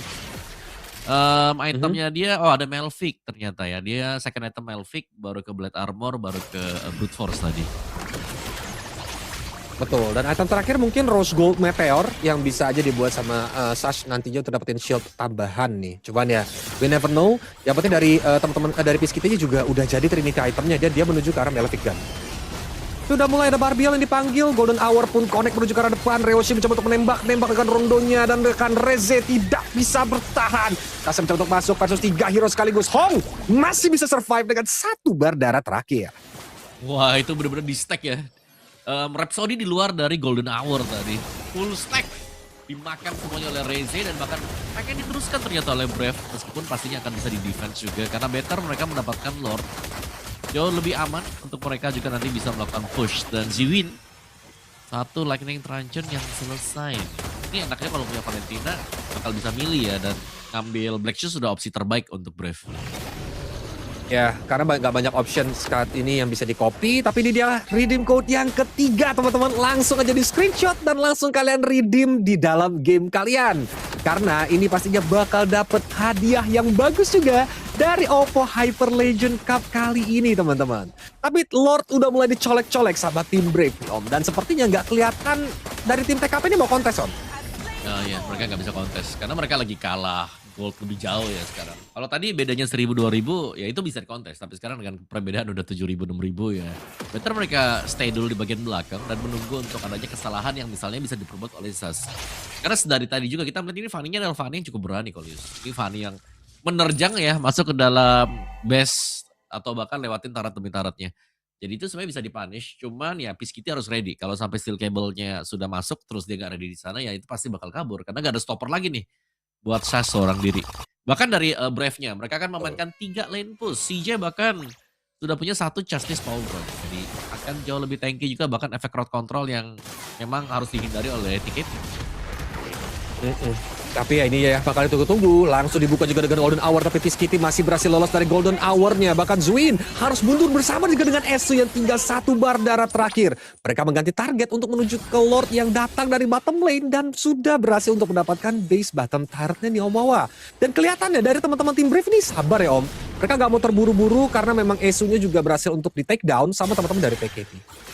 Iya, saya bukan sabar kalau Lucia, tapi mereka kayaknya kurang sigap buat jaga Lord-nya gitu loh. Karena tadi purple buff-nya masih diambil dulu dengan Zaz.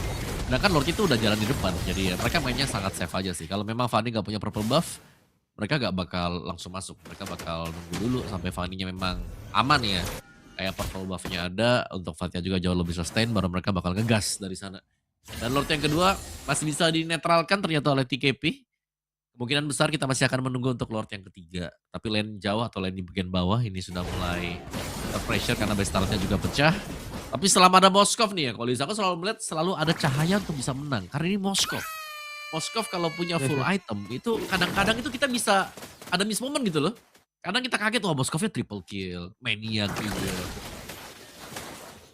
Betul, tiba-tiba sakit banget gitu dari Moskovnya. That's why ya momentum tuh yang harus benar-benar dijaga sama TKP sih Om. Kayak kira-kira gimana nih mereka bisa dapetin momentumnya untuk bisa ngebalikin condition. Karena balik lagi, gak cuma Moskov, mereka juga punya Lilia Om. Yang dimana Lilia memiliki kemampuan clear wave minion tuh cepat banget. Tapi ini dia, Golden Hour sudah mulai dibuka. Dua hero memang langsung connect, Whiskey Team mencoba untuk menjaga jarak, Kyusu pun langsung hilang begitu saja. Si Wayne, dia tidak bisa bertahan dan double kill. Dapatkan bahkan triple kill. Looking for Maniac. Home-nya pun tumbang Maniac. Isn't gonna be savage karena Snow kita mencoba untuk mundur ke arah belakang. Dan Immortal dari Ryoshi-nya pun pecah. Gak jadi savage. Yap, tapi ada Maniac pembukaan untuk di match awal kita. Ryoshi bahkan langsung mengganti tadi, Imo pecah, ganti ke Rose Gold juga, dan mereka mau lebih, ini akan langsung di pressure juga. Bahkan ada Sash yang datang tiba-tiba, Black Shoes terpakai Julius. Platinum Snap pun juga tadi sudah mulai mengincar ke arah Snow Kitty nih, tapi lihat dari base yang terbuka lebar, Ryoshi mencoba untuk nembak Snow Kitty langsung masuk ke area base, dan base-nya pun yang terbuka lebar langsung hancur. Brave menangkan match yang pertama Om Wawa. Wah, ini draft yang Om bilang cukup fragile atau rentan ya. Ternyata berhasil menang dari draft yang kelihatannya memang bisa konsisten. Tapi ya, congratulations untuk Brave, tapi TKP mereka cukup ragu ya sebenarnya untuk mendapatkan objektif juga. Karena objektif wise seharusnya mereka adalah tim yang bisa menabrak Turtle atau bahkan untuk Lord juga. Tapi mereka membuka. Jadi sangat sabar sekali tadi pastinya untuk tim Brave juga. Dan mereka yang berhasil untuk mendapatkan objektif demi objektif. Bahkan Fanny-nya pun di sini ya seakan-akan hanya bermain sebagai Fanny yang cukup mensupport rekan-rekan yang lain, datang dengan steel cable, Cutthroat-nya terus lagi kembali, dan fokus mereka masih ada di gold laner mereka sendiri ya tadi. Bagaimana dari Granger mereka yang sanggup untuk menciptakan begitu banyaknya point kill, Kolius. Bahkan kayak benar kata Wawa, ini Fanny utility ya Om jadinya Om. Dia benar-benar supportif untuk ngebuang resource lawan dan ngebuat lawannya juga mau gak mau harus kalang kabut. Walaupun damage-nya tidak se-ngeburst itu, tapi Fanny-nya cukup sustain yang ngebuat lawannya juga kayak, loh kok gak tumbang ya gitu. Jadi miscalculation ya Om Wawa. Ya cukup lah ya, cukupan. Yang penting cukupan aja itu bisa dapetin point kill atau bisa untuk ngebadanin, buang banyak source kill musuh. Nah ini adalah awal kejatuhan sebenarnya untuk TKP ya. Ketika Snow tumbang di sana, mereka gagal untuk mendapatkan objektif berupa Lord tadi dan mereka terpunish juga.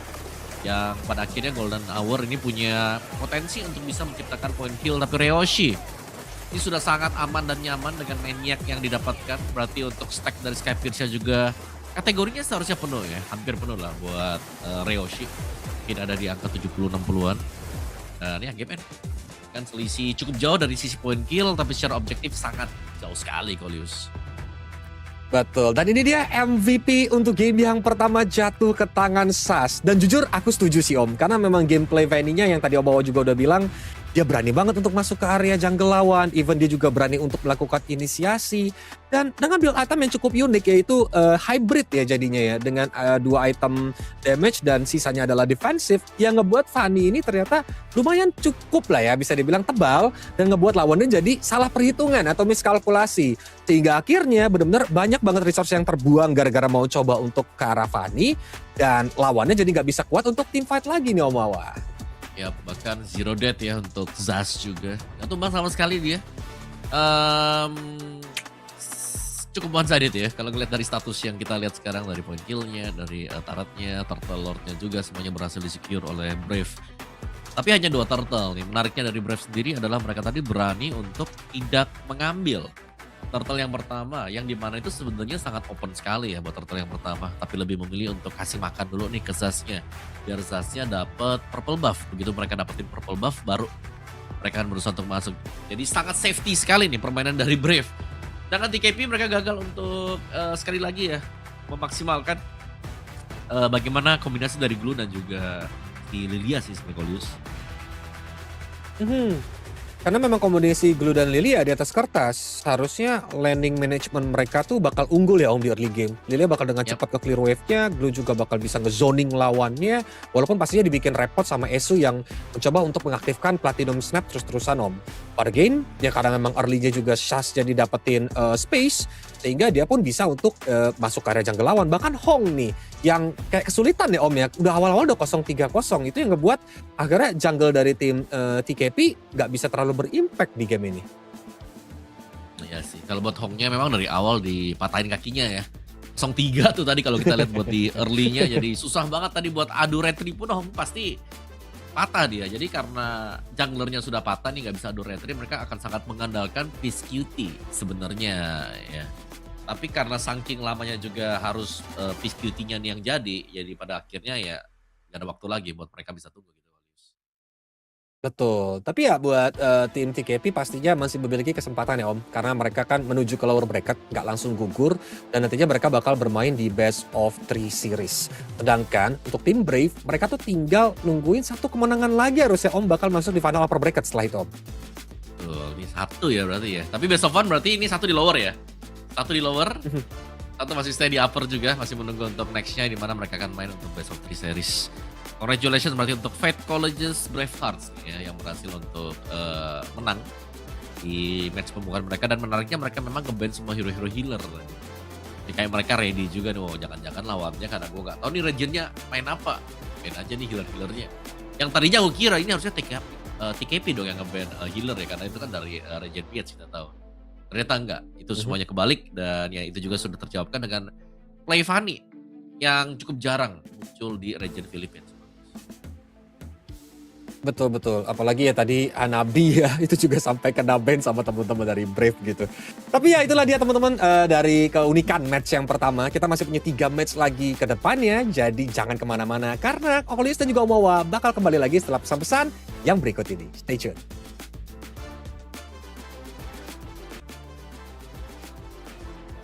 Right.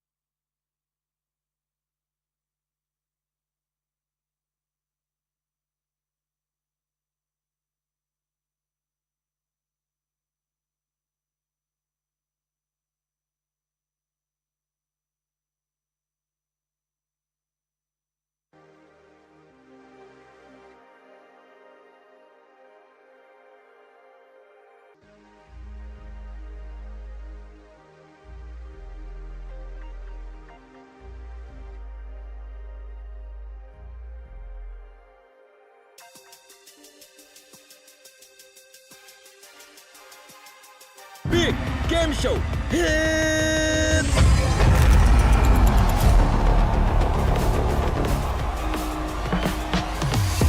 Akhirnya 8 tim terbaik dari Hyperlegend Cup 2026 Online Qualifier bertemu di Gandaria City untuk memperebutkan posisi bertanding di Grand Final Malaysia.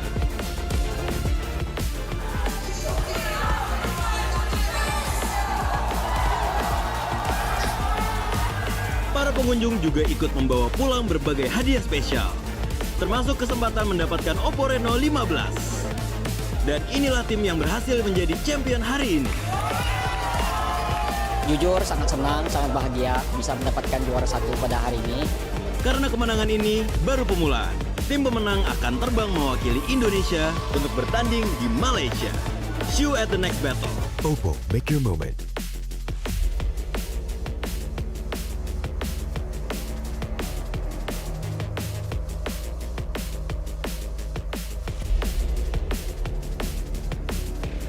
Kita orang punya chemistry and execute team game plan lagi tinggi daripada tim-tim lain. The bond or the chemistry of our team, because we understand each other inside the game and outside the game. We have known each other for very long, and our chemistry and our teamwork is on top of everyone else. Kita bakal ngeluarin surprise pick, mungkin nggak bakal ada orang yang tahu bakal kita ngeluarin mungkin dari komposisi hero apa, strategi kita apa. mungkin mereka ibaratnya bakalan buta akan draft kami. We started the recruiting by to compete each other and test their skills, and we have to adjust our roles just to form a better team. Basically, half of our team pernah join ML season lepas. Dia orang scout kita orang untuk buat team terbaik untuk compete dalam MSL baru-baru ini. Kita bertemu di turnamen offline, kemudian kita berpartisipasi mengikuti turnamen ini, dan kita bersyukur bisa di hashtag 2 walaupun kita di underestimate banyak orang. My team's players came from various backgrounds and we met each other through tournaments and playing ML together. Kalau inside the game, kita orang ada isu yang macam miscom. Maybe waktu MSL tu kita orang hampir bergaduh waktu grand final. Waktu tu kita orang leading dalam 2-0 and jumpa the solution terus dekat situ. I think we have struggled because of our academics. We have to prioritize it first. So our preparation time is less than as usual. Yeah.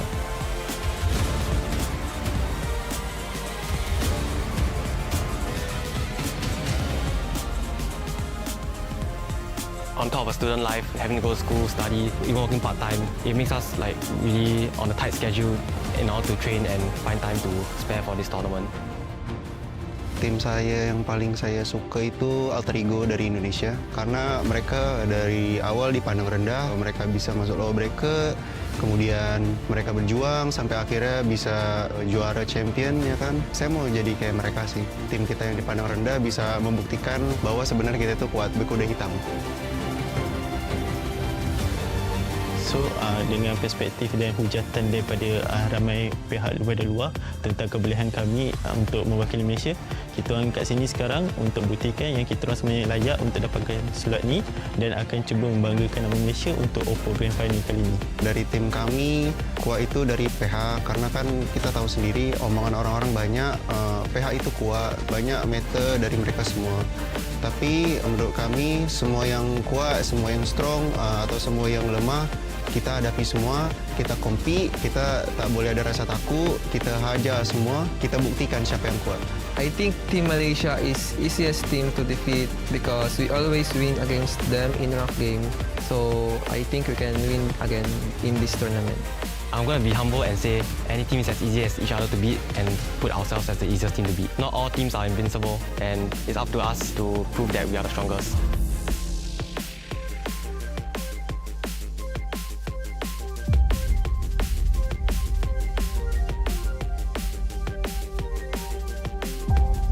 I formed this last mini team to qualify through SG qualifier and didn't expect us to be champion in the SG.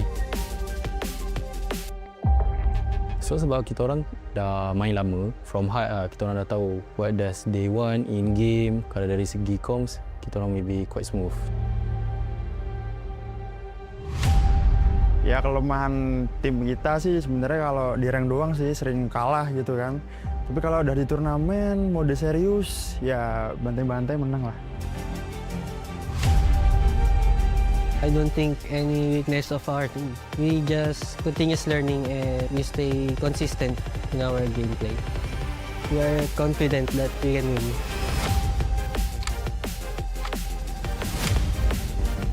Jadi awal terbentuknya tim Little Pika ini karena kita sama-sama sering mengikuti turnamen, cuman sebagai musuh dan punya satu tujuan yang sama. Jadi kita sepakat untuk membentuk tim Little Pika untuk menjuarai turnamen kampus-kampus di nasional maupun internasional. Previously, when I'm in SG, I had like a completely different team and we were training a lot, we were winning a lot of tournaments together. But when I came to join this team, it was like a completely different environment for me. Kita orang kan student, so masing-masing ada time yang diorang free and ada yang tak free sebab diorang ada final year project ke, ada yang tengah buat internship juga. Sometimes kita orang dapatkan playtime tu quite hard. Kemarin sih tim gue sempet kalah BO1 ya di final nasional kemarin, jadi sempet turun ke lower bracket dulu. Jadi kita lebih banyak berjuang di lower lah, dan sempet apa ya kayak parno dikit lah gimana nih mau lolos. The strength of our team is our chemistry because we played for almost more than 1 year. We always the tournament's champion. That's our strength.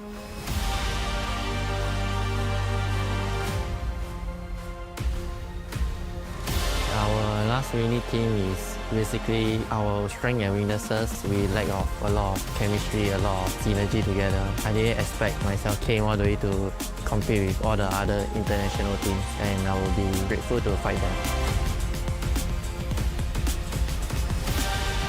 Kita orang gaduh, kita orang akan pergi balik, just rebonding semua. We just say a new thing, so tak ada yang akan get hurt, and we just try to find the solution in game kat situ. Tak ada siapa akan dendam dengan each other, so memang kita orang kat situ memang like best friends lah. I already know some of them because I already compete with them in international stage. I am confident that we can win again. I believe the easiest team to defeat is TKP, which is my team. It is a very huge challenge for us to compete with the other teams, and I hope we can put our good fight for the other team. Honest review, honest. Ladies and gentlemen, and of course, to those who's currently together with us through our official live stream, you're currently together with us here at OPPO Hyperlegend Cup 2026. And for those who are still together with us through the live stream, you may have witnessed the opening match, the first out of 4 that we have for you this evening. 1 down, 3 more to go. Now, for those who missed out on all the action before, this event features 4 amazing nations. We have Malaysia, Singapore, the Philippines, and Indonesia. 2 respective teams from each of those nations, 8 in total, playing in a double elimination bracket, which means they start off the day with 2 lives. If they do lose out 2 of the series, they will be dropped out from the competition. Now, with 1 down, 3 more to go after this, we're still in the first round of the upper brackets. The winner continues their journey through the upper bracket, whereas the, well, I don't want to say losers, right? The one who actually loses out on that particular series will drop to the lower brackets. And I'm very sure everyone can't wait for our next matchup. So ladies and gentlemen, let's have a look at who is our first team here coming up on stage.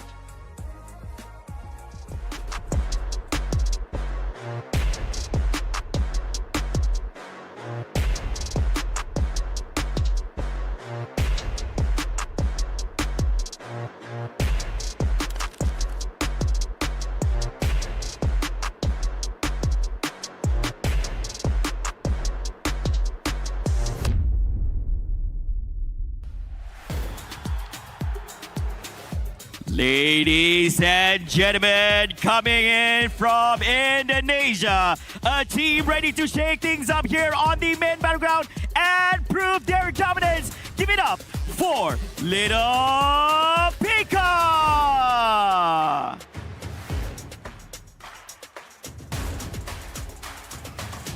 And of course, just because they call themselves little does not mean that they don't have big dreams, and big dreams they do have, as they want to win it all. And of course, coming up next, their opponents. Let's have a look at who they are.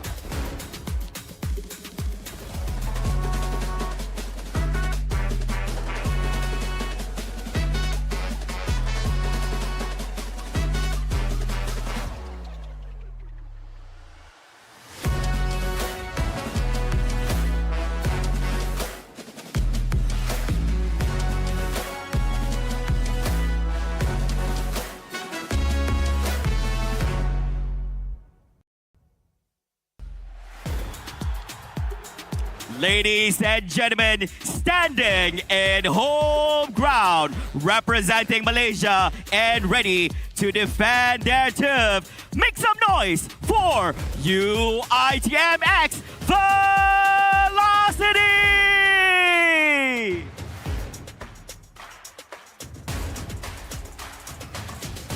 Quite an advantage here being in home ground. Can they translate this into a victory here in the first round match in the upper brackets?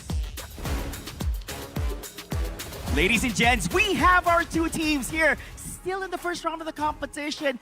They won this win badly. But as you know, the first round in the upper bracket, as mentioned by our amazing commentators here through the reels, is that it's a best of one series and anything can happen. You have to put your best foot forward to ensure your survivability through the brackets. And of course, to tell us a little bit more, telling you much better insights compared to what I have to offer here on the main stage, what these two teams might possibly bring to the table, we're going to be joining together with our amazing commentators once again to lend us a little bit of their beautiful vocal voices here to everyone tuning in. Now, casters, back to you guys.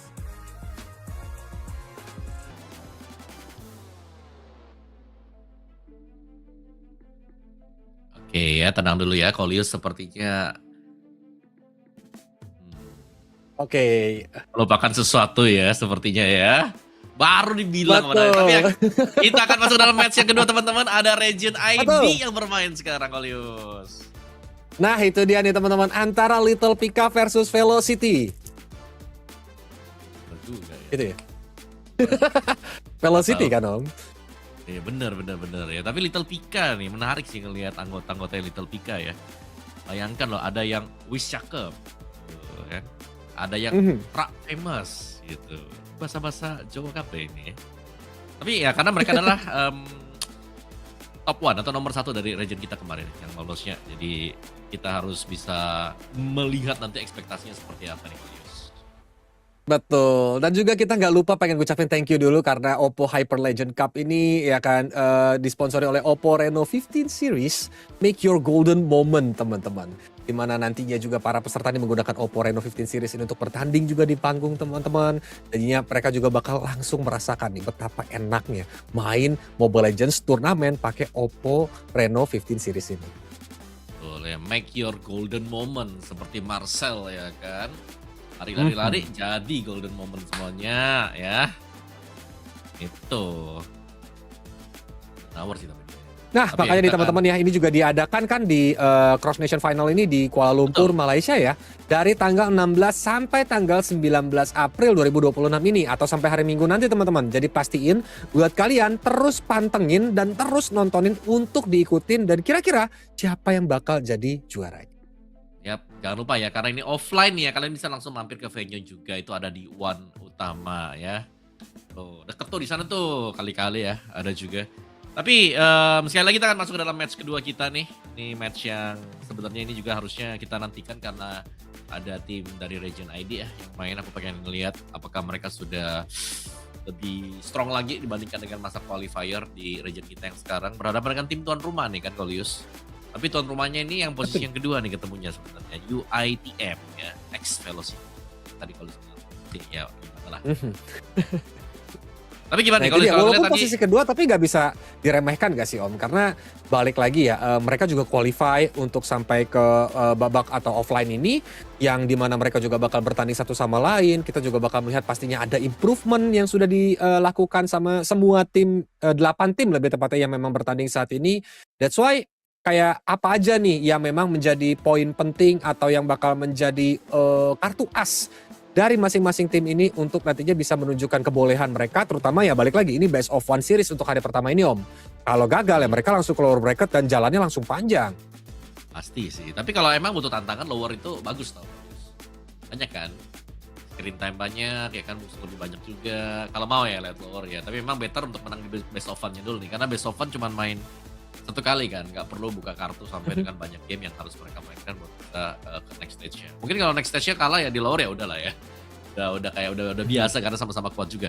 Tapi melihat karena kita datang dari caster Region ID, kita akan membahas dari tim Pika aja ya, dari tim Pikanya sendiri. Ini aku sempat lihat sebenarnya buat di grand final ya, tapi nggak terlalu banyak juga.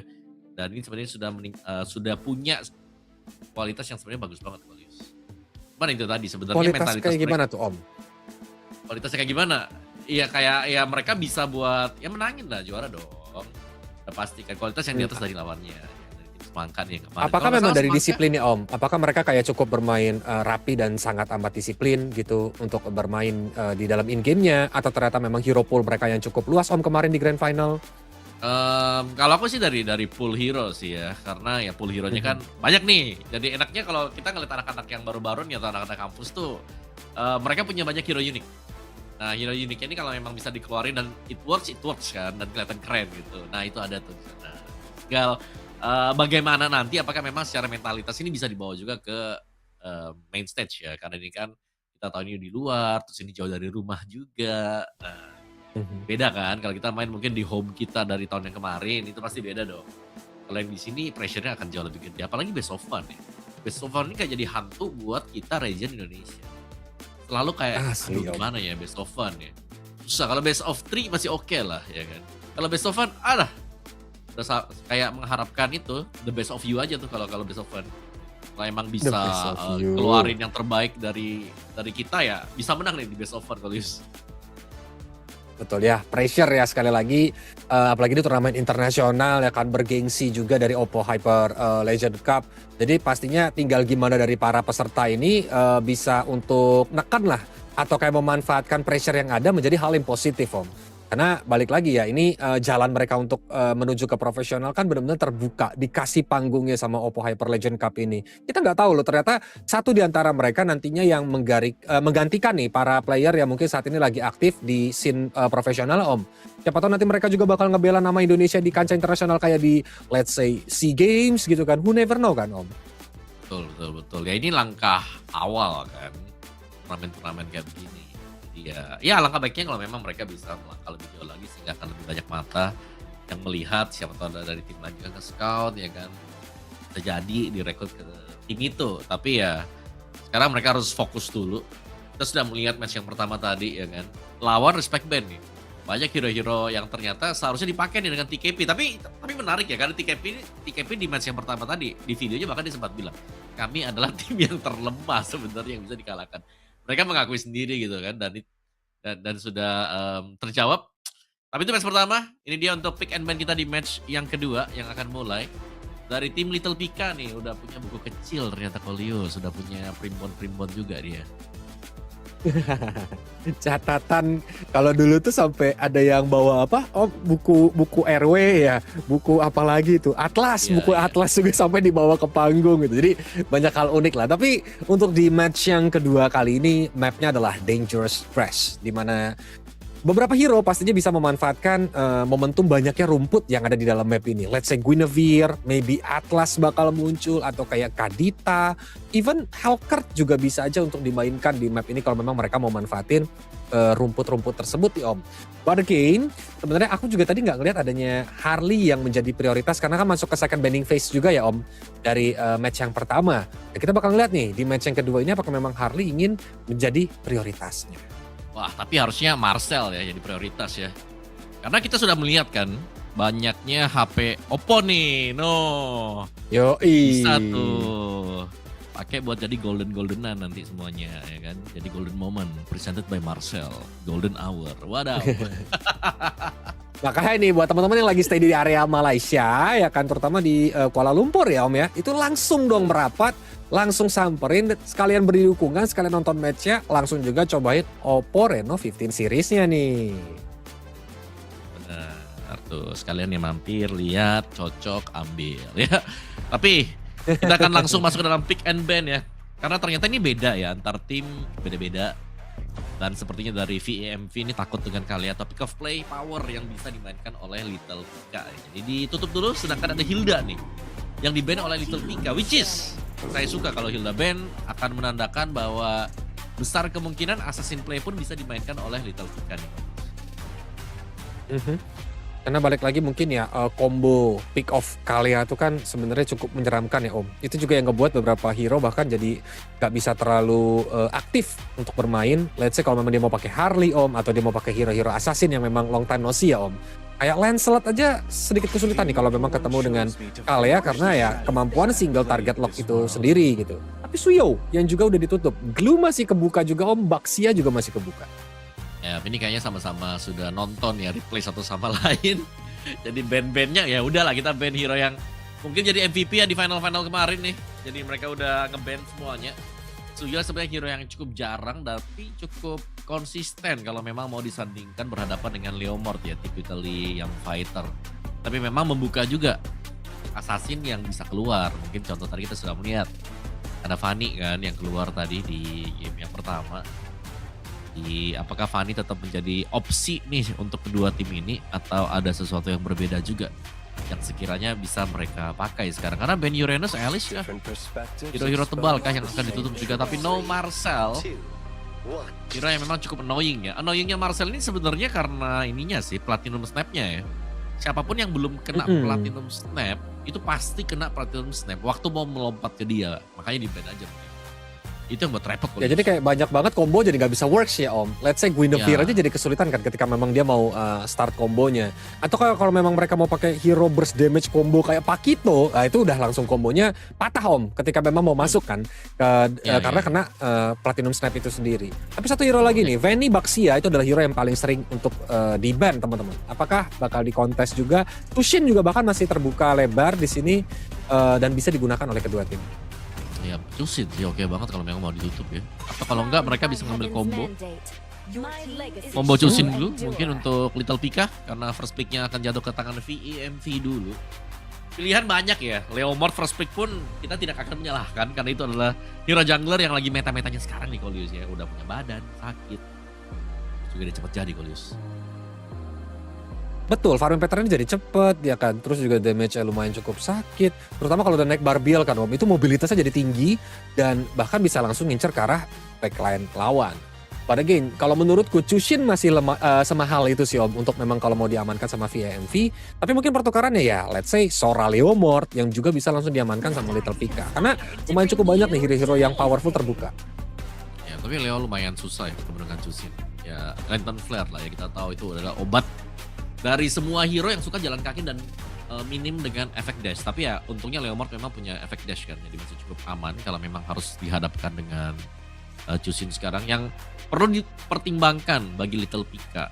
Apakah mereka harus memisahkan antara combo Chushin dan juga Glue. Karena Glue di sini masih available Kolius. Kalau sampai jadi combo itu bakal bahaya banget. Sekali kena slow bisa langsung hilang Kolius. Bold pick dari teman-teman Little Pika sih Om untuk buka carry di priority pick ini gitu. Walaupun dengan masih ada beberapa hero kayak let's say ya mungkin Baxia dan Leomord bakal kesulitan untuk bertemu dengan Chushin. Tapi untuk hari di awal otomatis ini bakal ngebuka peluang untuk VAMV nih atau Velocity jadi kayak ngebaca Om. Apa hero yang tepat untuk bisa counter carry-nya nanti? Wah kalau aku sih jadi Velocity udah tutup mata aja Leomord dulu. Udah kayak salah satu jawaban ya dan mereka bakal punya trio yang kuat banget. Itu mid-nya udah dipastikan strong banget Kolius. Bahkan setup di turtle yang pertama itu 80% mereka bisa pegang. Kalau mereka dapetin Leo dengan Glue ya. Di atas kertas ya betul-betul. Karena memang setupnya bakal enak, landing phase juga bakal serem banget di area mid lane-nya. Bahkan rotasi juga bisa mereka pegang Om. Tapi Cloud dan juga Sora ternyata menjadi prioritas dari teman-teman Velocity dia Om. Oke, ini kayak lebih beda meta ya. Tapi ya kalau dibuka Sora seperti ini balik lagi ya untuk Little Pika. Ada opsi. Ada Valentina kalau memang mau coba untuk mengkontes Soranya kan lumayan. Ada crowd control ekstra yang mereka bisa secure. Dengan Stormbind yang bisa diambil. Bahkan bisa punya efek dash juga kan untuk bisa menghindari Lantern Flare nanti. Yang sekiranya bisa dilepaskan dengan Chushin. Nah karena Marcel di ban nih, kalian lihat aja di situ tuh efek-efek kameranya Marcel tuh. Efek-efek kamera Marcel. Tapi Leomord yang menjadi pilihan ketiga juga buat teman-teman dari Little Pika. Romer dari kedua belah tim masih belum terlihat dan harusnya Valentina bakal ditutup gak sih Om sama Velocity karena kalau sampai diambil sama teman-teman dari Little Pika, let's say sebagai mid laner aja itu bakal bikin repot kan Om untuk bisa di-copy dari Stormbind-nya ataupun Heaven's Wrath untuk nantinya bisa teamfight dengan menyeramkan Om. Ya. Mau sih ya di ban aja sih ya.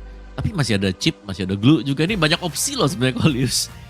Dan semuanya itu bisa dipakai dengan sangat ini ya, sangat versatile di meta yang sekarang. Jadi tergantung bagaimana pendekatan dari masing-masing tim. Sedangkan masing-masing tim.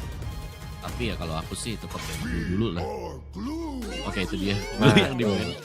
Ya biar kayak jadi combo. Kalau jadi combo tadi itu andai kata glue sama Chushin tadi. Ngeri banget lawannya kalau lengket, udah kayak perangko.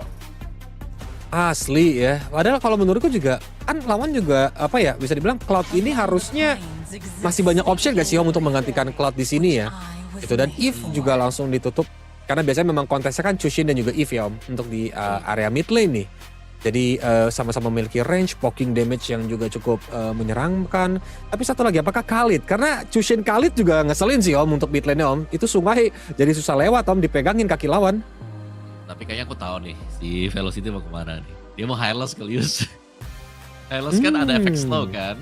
Dari auranya dia kan. Nah efek slow itu ngefek banget nih buat si Kari juga. Antara high loss atau Gatot Kaca, ini pilihannya buat Little Pika kalau mau. Oke, apalagi kalau Gatot mungkin bisa EOG ya, menuju ke backline dari teman-teman Little Pika. Nah itu yang bakal jadi kunci juga ketika team fight. Tapi satu hero terakhir ternyata Guinevere yang mereka tutup. Guinevere ini bakal bagus sih Om sebenarnya untuk mengcounter Leomord kan, which is ketika memang lagi terjadinya kontes objektif, kalau memang kena spatial migration, ya Leomord gak bakal bisa pakai retributionnya gitu. That's why mungkin mereka takut untuk bertemu dengan Guinevere. Tuh, Guinevere ya. Tapi menariknya juga Guinevere ini bukan prio pick ya, karena ini adalah salah satu hero yang cukup prio buat diambil di atas ya, bersama dengan Glue nih. Berdua ini kan paketan juga nih. Guinevere kadang-kadang juga kalau EXP-nya yang tajam kayak Arlott itu sangat-sangat cocok sekali dan bahkan deadly banget ketika ada perebutan objektif yang pertama.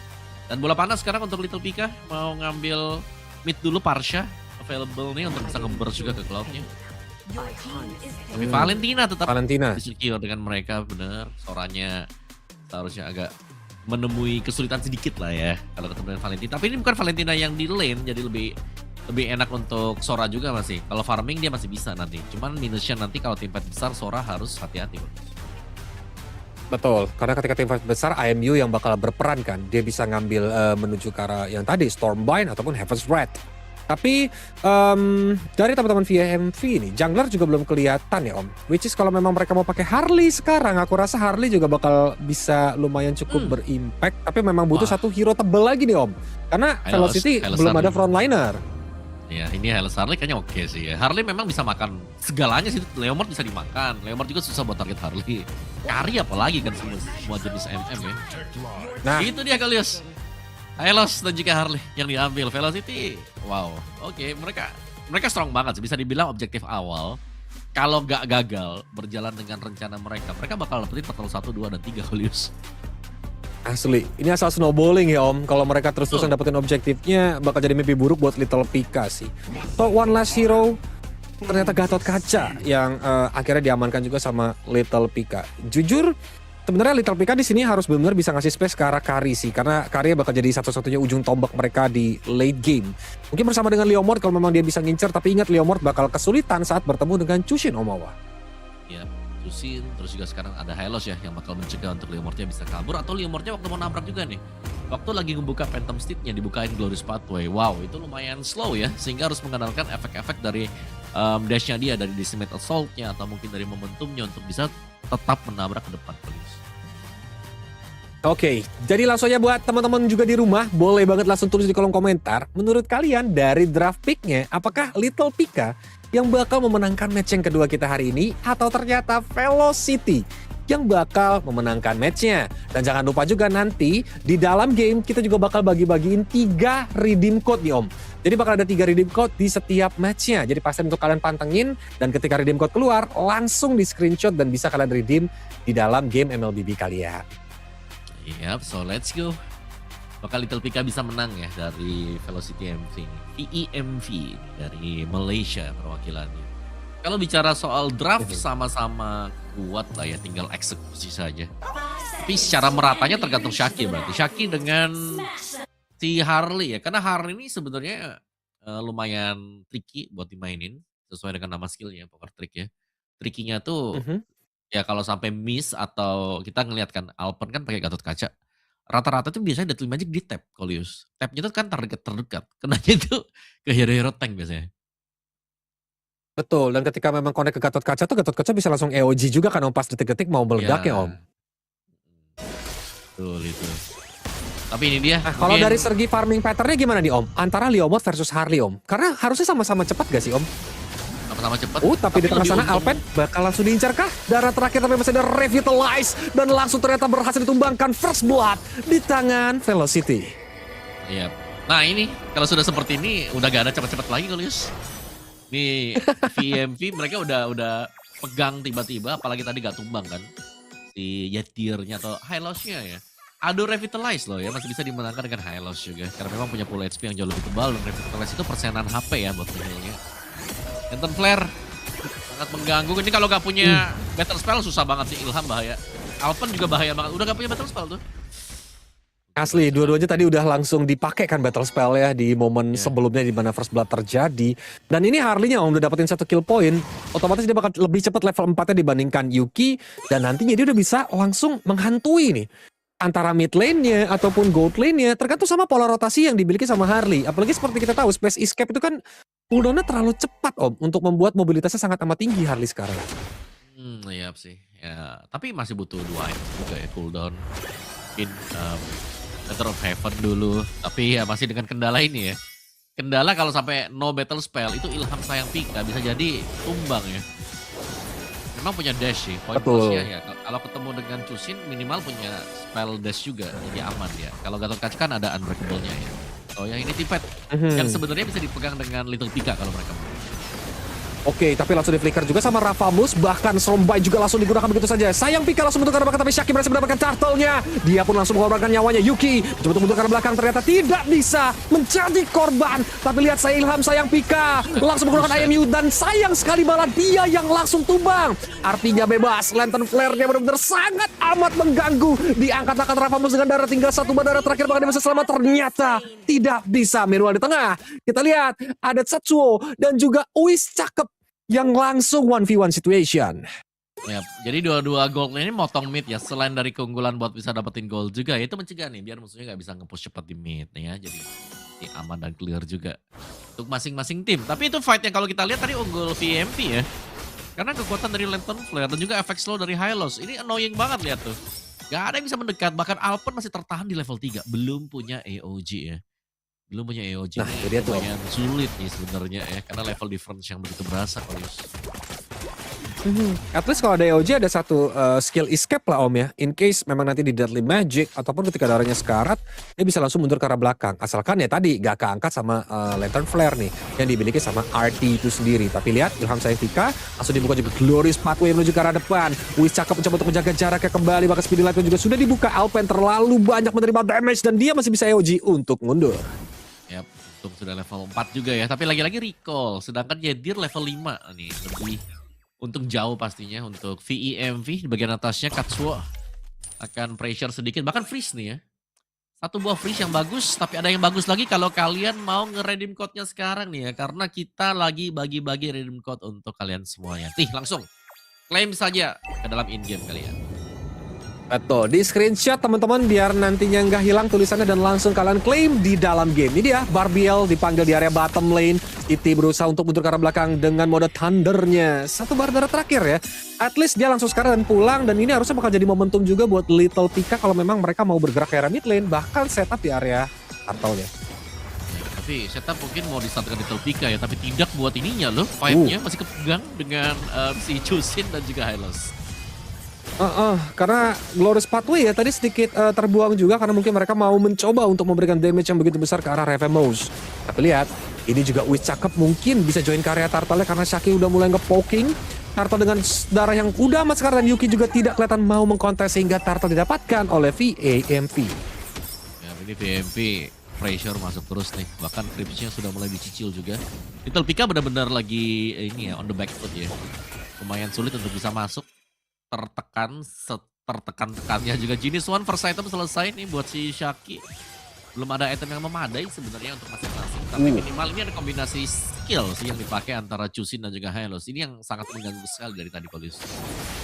Ya bahkan Chusinnya mau ke arah Sky Piercer Om. Dia gak mau buat glowing dulu karena biasanya kan Chusin glowing dulu nih Om. Baru dia bikin Sky Piercer-nya. Tapi mungkin karena leading early banget kayak gini yang ngebuat akhirnya dia pede untuk bikin Sky Piercer-nya Om. Iya, apalagi tadi ngelihat mungkin ya situasi di mana lawan udah low HP semuanya, tapi fight-nya kan masih kepegang dengan mereka. Apalagi kalau Sky Pierce ada tuh, bisa menyala semua Sky Pierce-nya. 300 gold lagi nih, tipis-tipis lah buat Arti jadiin Sky Pierce. Ya sabar-sabar aja ya. Dikit lagi, dan ini berarti ada waktu di mana kalau tim fight dibuat dengan Little Pika, mereka harus cepet juga nih. Mereka mau maju atau mau mundur, karena kalau sampai mereka ada salah engagement, itu Skypersnya bakal bisa menyala juga nanti Kolius, atau mereka bisa-bisa gak kabur nanti. Nah selesai sekarang buat Skypers buat Arti. Harus komitmen ya Om ya. Jadi kayak mau maju ya maju gitu. Di bawah sana Yukinya dihajar dengan Deadly Magic sehingga Yuki pun langsung tumbang. Udah ada tinjuan dari seorang City, namun sepertinya Rafamus masih terlalu tebal. Ya, weapon threat tadi hanya untuk mengusir saja. Tapi dikarenakan Yuki juga tumbang, ini ada apa dengan Leomord ya hari ini ya? 2 game Leomordnya kayak gak main nih 2 game nih. Bener-bener dipegang kaki dari Barbil. Di bagian atas coba untuk diusir, tapi Katsuo pasti akan bisa kabur kembali karena itu adalah Cloud juga bahkan Art of Thievery, tipis-tipis saja nih ya. Banyak wave minion yang kena freeze ternyata, bahkan purple buff-nya lagi diganggu dan coba untuk diambil oleh VMP. Dapat malah. Betul, karena ini beda goldnya sampai 8. Ini udah menit 6, beda goldnya sekitar 4 ribuan ini Om. Jadi kayak bukan berita yang baik sebenarnya buat teman-teman Little Pika. Masih akan terus berlanjut ya sebenarnya. Tekanan demi tekanan yang sedang terjadi sekarang. Duelist pathway di bagian mid. Hanya untuk mengusir saja, untuk membuat sebuah blokade nih agar tidak langsung ditabrak oleh Little Pika. Ya, karena winning conditionnya sekarang ada di tangan Uis cakep nih Om. Gimana caranya dia harus cepat dapetin Trinity-nya, dan nantinya ketika team fight dia harus menjaga positioningnya dengan cukup baik. Karena ya, again, burst damage dari Uis cakep ketika pasifnya tuh pecah, itu bakal membawa, apa ya, bisa dibilang perubahan lah, yang sangat amat berarti. Ya. Masih berlanjut, ini It's used to bail out something valuable from this carry. City Nursana should be fine bot. It's a 3 versus... Oh! Shaki come over! Okay. Oh! That's a nice turn! They get into the cash, Shaki doesn't have the damage just yet. The AOG does get used, but RT does go into 1v4 though. The teammate isn't really here. Get to lift back out. The high low's a bit too late to the party, so I don't really think VMV can fight this anymore. Not enough damage. A little bit slow for Team Velocity, but it's okay.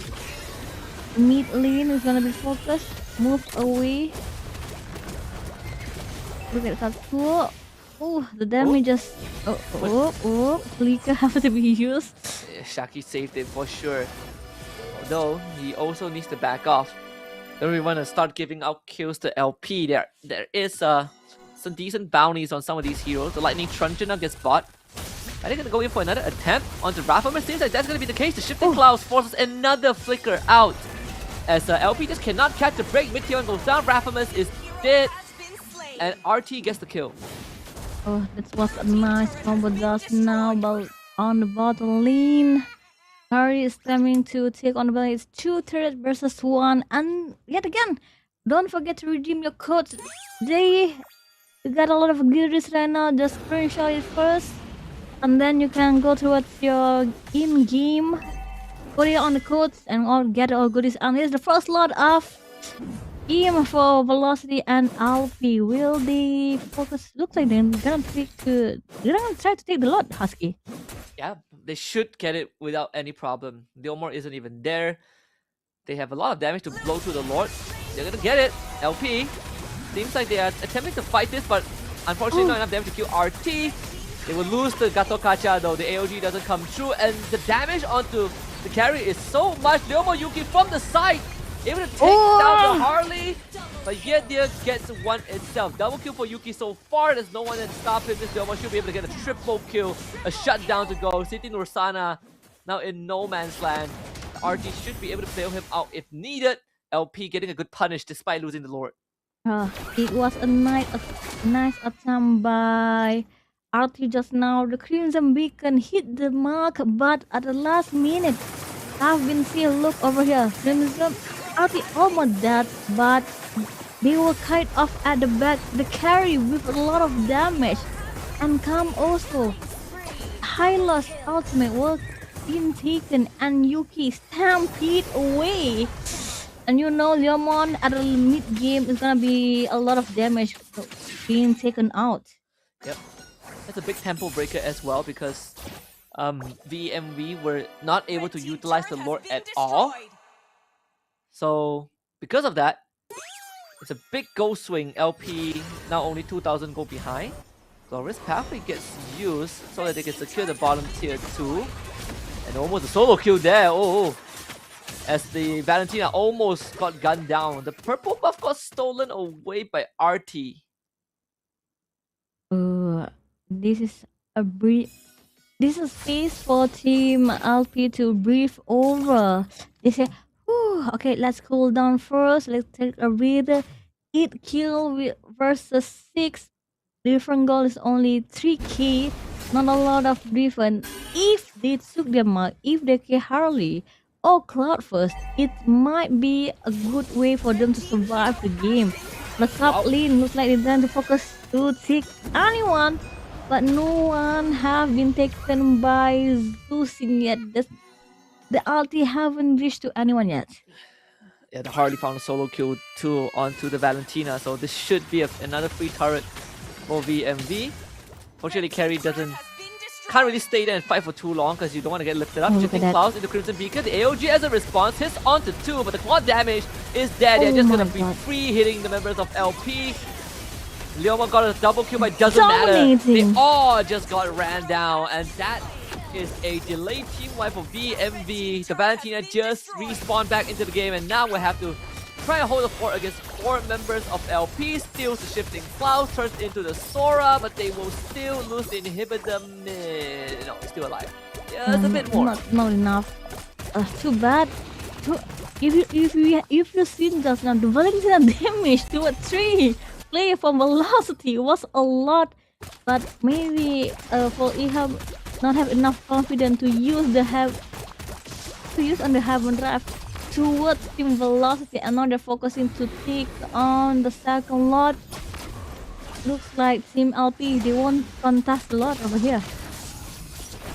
And it should be the free Lord, and can now have an angle to end the game. The Lord will spawn mid at 13-14 in game time.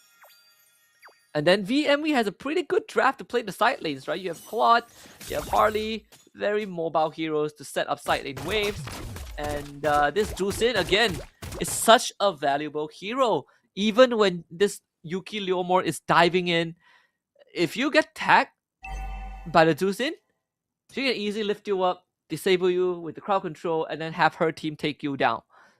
Yeah, and if you just notice, Shaki playing Harley does brought Wishing Lantern, and we know what Wishing Lantern does. It's all for the tanky, for people who have a lot of health. For Gato Kacha, for Lemon, it's a good equipment for him to buy. Lord is in the mid lane. One hit, it's easy for them to take it. Top lane. Yep, this is gonna be not gonna be easy. The Glorious Pathway used very early, but again, it's just to allow them to secure the inhibitor. That's 2 out of 3 inhibitors down. Oh. The Hardy damage against really see is crazy. They drop the Glorious Pathway themselves. RT slowly healing up with the help of the Revitalize and the Brave Smite to lift back onto Alpha, starting to chip away at the health bars of this Gato Kacha. The Hardy comes in again. Rafamas has to flicker away, and now the AOG comes in. Yet gets shredded. We talk about his carry damage. The Malaysians, they gotta really respect the carry, and they did not respect it enough. A triple kill for the carry, and LP right back in the game. Let's run away. Team Malaysia have to be a little bit careful with carry at the back. They did not respect it, and they are being punished for it. Mid lane is a free turret finally for Team LP right now. Top lane is trying to be focused, but looks like they have to go back towards the crystal. Minion is arriving. It's a good defense being made by Team LP.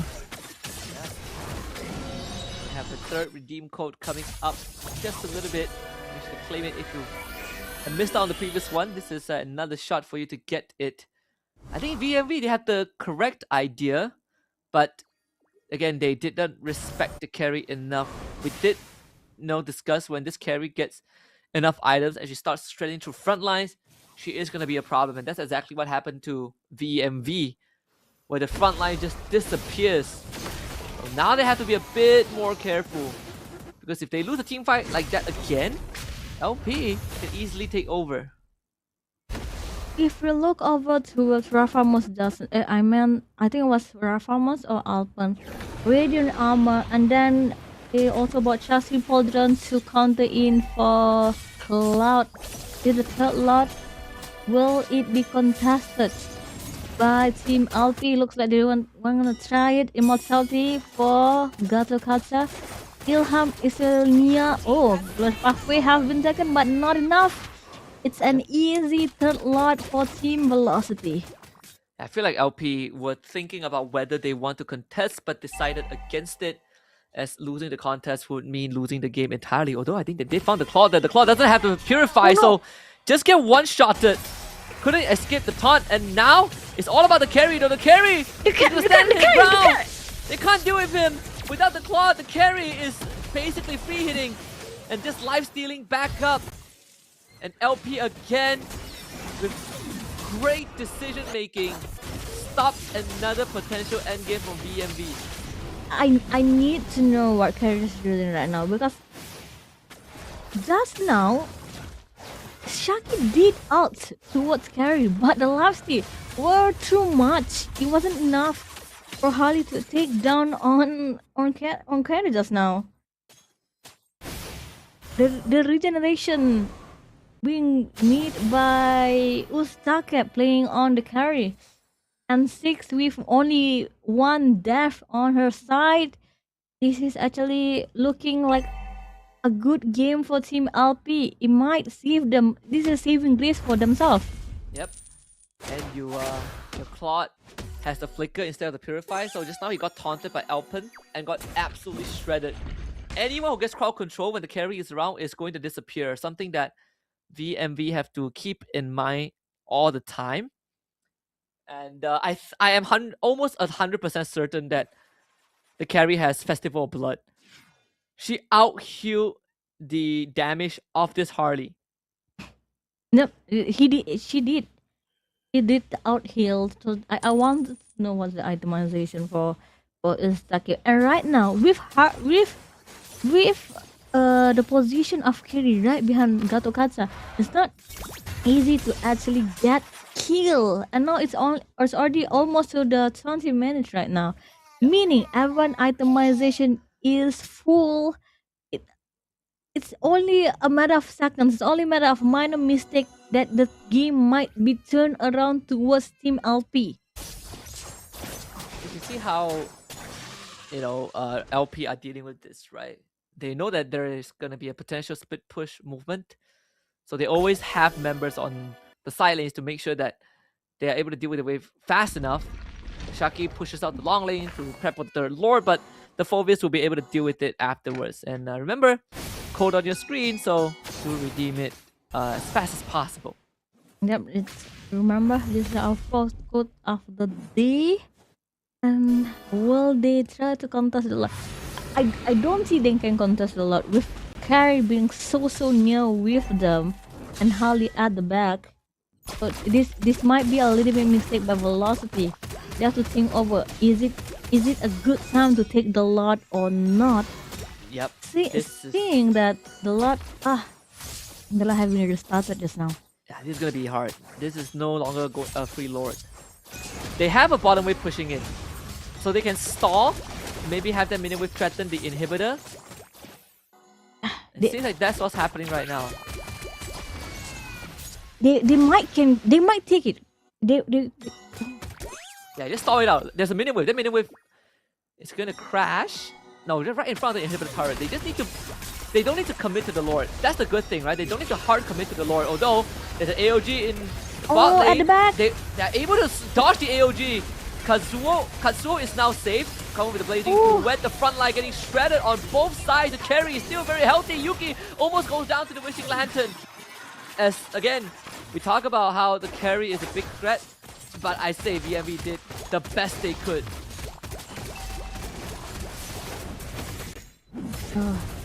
Looks like there's a carry trying to hop on the lot right now. They can't take the lot. They can't try to take the lot right now. Yep. Not enough time. Leomon a little bit late for it. Artsy yet again saving the team for Velocity. This might be a win for Team Velocity right now, especially with all the minions coming over. They need to somehow catch this carry, but they don't really have the best way to full commit onto it. They had to risk a lot of things, and the carry deals with the Lord very, very well. Especially high loss out will be stolen by. Oh, Yeah, like that Lord is gone. that one's gonna be gone. They're gonna Oh, try. finally! Ah, Flicker! That's a flicker out. She's taking a lot of magical damage. The wishing Not lantern enough, isn't not gonna be enough enough. though. Almost takes her out. So he gets back to the base and heal up. The last inhibitor goes down. Shifting clouds onto 2. The carry did buy the immortality, so he gets a second chance at live. AOG does miss. As the Ooh, carry now nice. goes to work. And good Winter Crown to keep the Valentina alive. Valentina escapes with her life. Katsuo, the swap item to the Rose Gold Media, is now between the marksman. Sky Piercer takes out the Gato Kacha. Carry retreats. And both teams lose 1. Look. I'm so curious what item is the carry using right now. No, she haven't died yet. And looks like team LP is focusing. Okay, how about we took life steal? Okay, a lot of damages. Rose Gold Meteor giving a little bit of shield for carry, but still have a damage for them. Now I understand. Wind of Nature also have been brought by carry. Looks like they're saying, okay, fine. Let's focus on to live. Let's focus on life. As long as I'm alive, there's a chance for LP to do a comeback. Swap the immortality to the Rose Gold also, just for the extra shield. Right, it's gonna be the battle between the marksmen right now, between the gold laners. Whichever team loses their gold laner loses the fight. It is as simple as that. This is currently the longest game so far today. Almost 23 minutes in. And you look back at the first 2 lords, I felt like we have an angle to end the game, but LP has made some very good moves to stall the game out to an even state. Now, Lord It's number really 4 hard spawns. right now. Because if you just notice, you are stuck up playing carry. Brought Malefic Gun just to have more health regen. As long as she's alive, the team have a chance to come back. This is an important lot for both of their teams. Will they try to compete it? It's definitely hard for LP to contest it. They might be forced to give it away and have to base defense again, which they have the ability to do so, but oh no! Maybe they can think about a potential steal. The Crimson Beacon does get used. The Lord is fairly low, easily secured by the Malaysians. As the carry now finally joins the fight. The Sora does catch 3 of them, but the damage is dead over. We're gonna be very, very careful. Both teams again losing only their front lines, but not the quicker forward. The re-engage, the Wisdom Nature keeps the carry alive. Very good stuff from this carry, but the Leomon not so lucky. Finally falls. It's down to a 3v3, and the Lord is coming mid. Oh no! Will it be enough with only 3 in for team velocity? Winter Trajan. Unfortunately, doesn't keep her alive in time. Can the carry bring this game back? Because they already lost the Gatot Kacha. VMB. It's a game for after velocity. a long slogfest, finally takes their first win. Oh, it was a hard battle for Team Velocity just now. A minor mistake made by Team... at first it was Team Velocity. The Glory Pathway was too early, but we have seen Zusin just now. Crimson Beacon saved the day with also Sora just now, with Stormbind and Heaven Drive by Sana, making sure no one move away from Crimson Beacon, and then coming in with Harley at the back.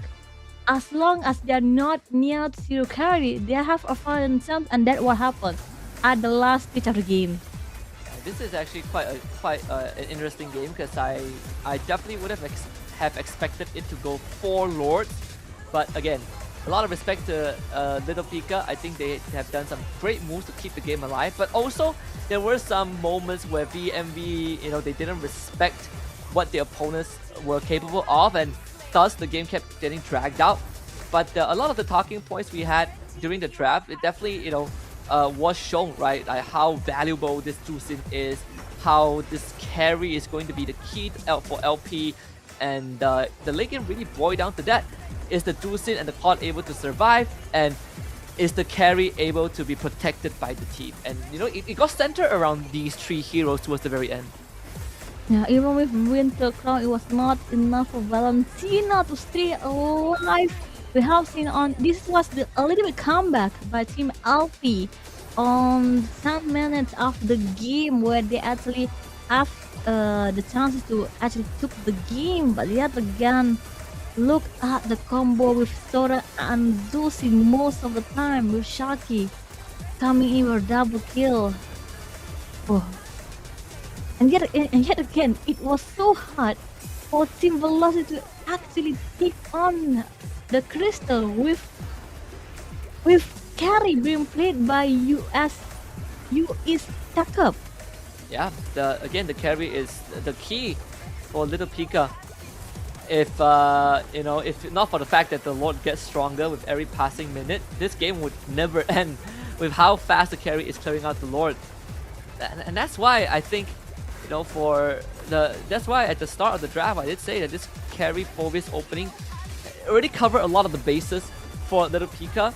And VMV, I think this final fight really shows us the full potential of both teams, right? The re-engage coming up from VMV was just a bit stronger because they have a Zusin who can constantly apply the Lantern Flash stacks onto you. And of course the carry is just stuck with Lord clearing duty, and there really wasn't much that he could have done more in this situation. It was a nice try by Team LP, but look at our MVP RT. We have to give the crown towards the king for RT. We have seen with Zusin with the goal 13k, 4 kill and 12 assists. Oh, it's a nice damage per minute done by RT just now. The itemization, if I'm not mistaken, he did by Sky Versa. And we have seen the rotation being made by Zusin really affected the flow of the game. Yeah, and Zusin provides so much utility throughout the entire game. Like you said, the team fights that we saw RT participate in is just very hard for LP to consistently maintain their tempo, because every now and then you are lifted up by the Zusin. You are always worried that if the Zusin drops the tank onto your carries, it will just burst them instead. So a lot of things that LP needed to consider, but it's also very hard to get away from VMV once they got you control, because you have the Sora to bring you back, you have the Hylos that just slows you down and allows the Zusin to constantly tag you with the Lantern. It's a lot of layers that LP needed to consider. But even then, LP did a great job of, you know, stalling out this game, and now they are gonna go down to the lower bracket, and but they'll also face off against TKP tomorrow in that lower bracket best of 3. So this TKP has a good idea of what their opponents are capable of. Yeah, we just saw the second game of the day.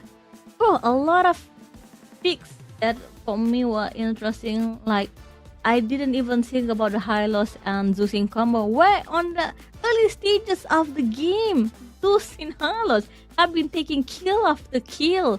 And because of Hylos, whenever Hylos coming in, you know what's gonna happen. It's slow, so it's in an easier way for Zusin to pick up someone, drop them down.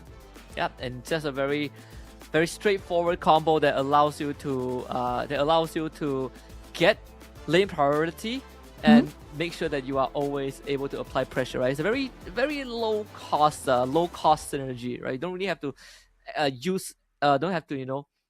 expend too much to get the desired result, which was why when we look at the turtle fights, when we look at the team fights, it always felt like VMV have unlimited gas, they have unlimited ammo to keep on throwing at their enemies. When I first thought of the carry, like, when will the carry die? LP one. When are you gonna let LP? When are you gonna carry die? But whatever happened, the carry not only he knows the position, the timing of the ults being made by Harley can't kill on LP. Was a nice try by Team LP, but yet again, Velocity emerges as the victory for the game with the help of RT. Also, if not mistaken, Harley also dashed out a little bit of triple kill just now. Yeah, and just again, the carry is going to be a hero that we will Watch out. repeatedly see. We'll repeatedly see. We have to watch out for. But that's just the second series of the day. We still got 2 more best of 1, and coming up next is another one of my favorite teams playing. We got NU Bulldogs from the Philippines taking on Semangka from Indonesia. We're going to take a short break and we will be back with more MLBB action.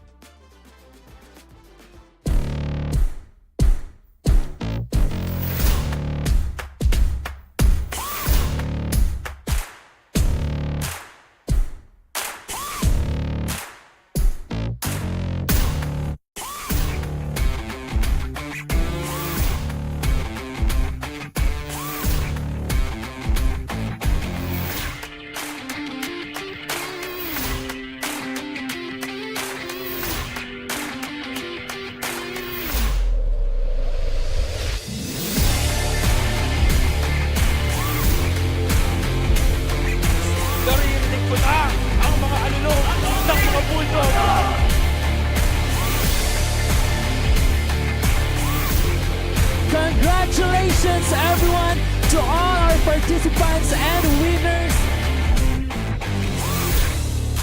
This is the OPPO Hyperlegend Cup.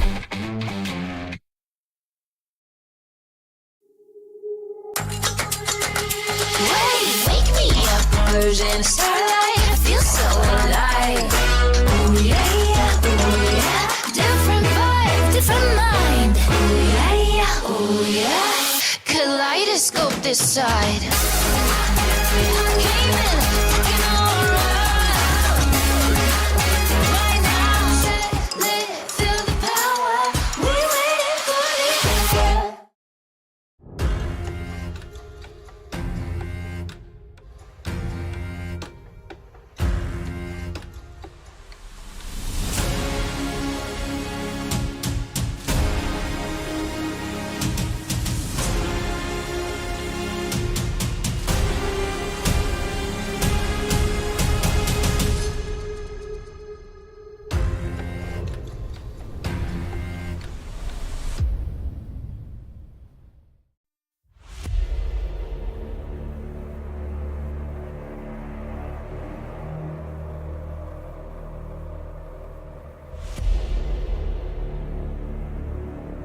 kita orang punya chemistry and execute team game plan lagi tinggi daripada tim-tim lain.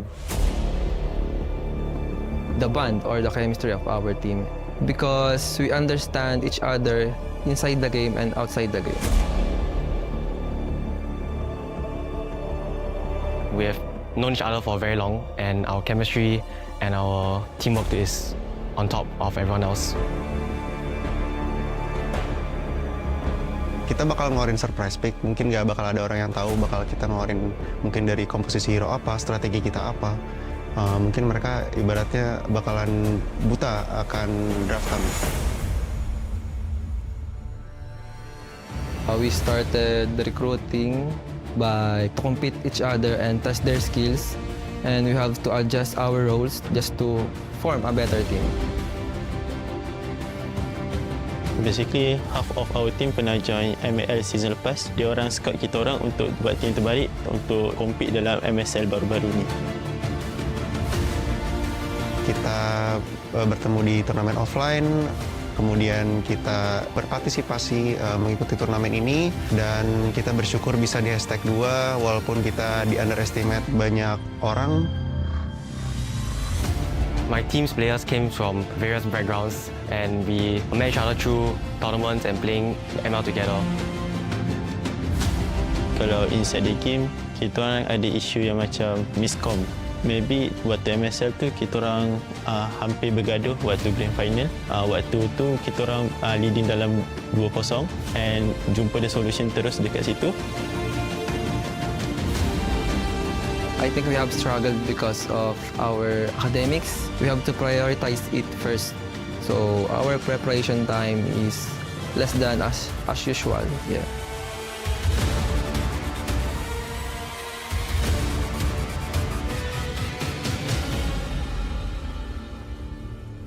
On top of a student life, having to go to school, study, even working part-time, it makes us like really on a tight schedule in order to train and find time to spare for this tournament.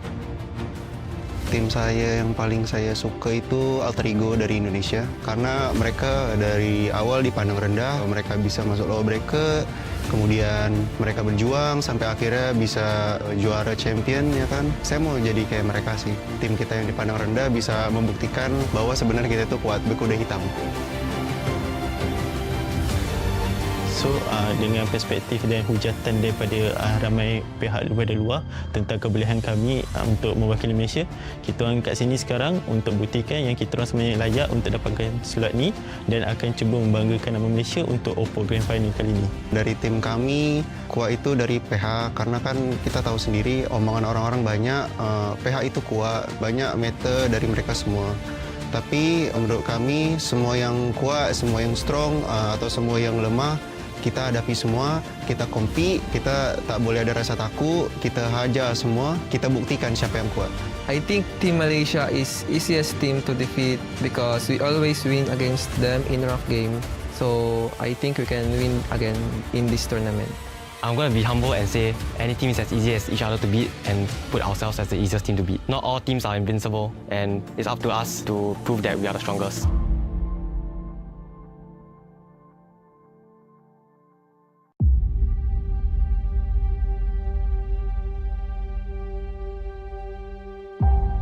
I formed this last mini team to qualify through SG qualifier and didn't expect us to be champion in the SG. So sebab kita orang dah main lama, from high kita orang dah tahu what does they want in game. Kalau dari segi comms, kita orang maybe quite smooth.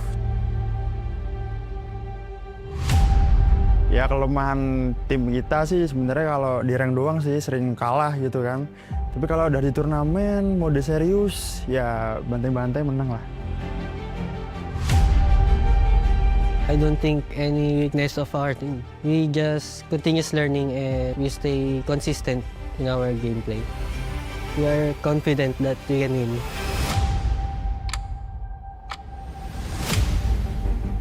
Jadi awal terbentuknya tim Little PK ini karena kita sama-sama sering mengikuti turnamen, cuman sebagai musuh dan punya satu tujuan yang sama. Jadi kita sepakat untuk membentuk tim Little PK untuk menjuarai turnamen kampus-kampus di nasional maupun internasional.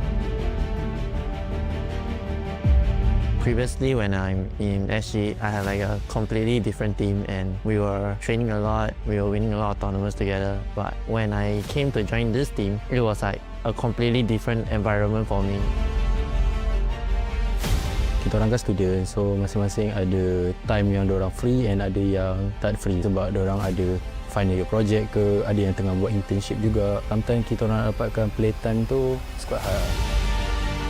Kemarin sih tim gue sempat kalah BO1 ya di final nasional kemarin, jadi sempat turun ke lower bracket dulu. Jadi kita lebih banyak berjuang di lower lah dan sempat apa ya kayak parno dikit lah gimana nih mau lolos. The strength of our team is our chemistry because we played for almost more than 1 year. We always the tournament's champion. That's our strength.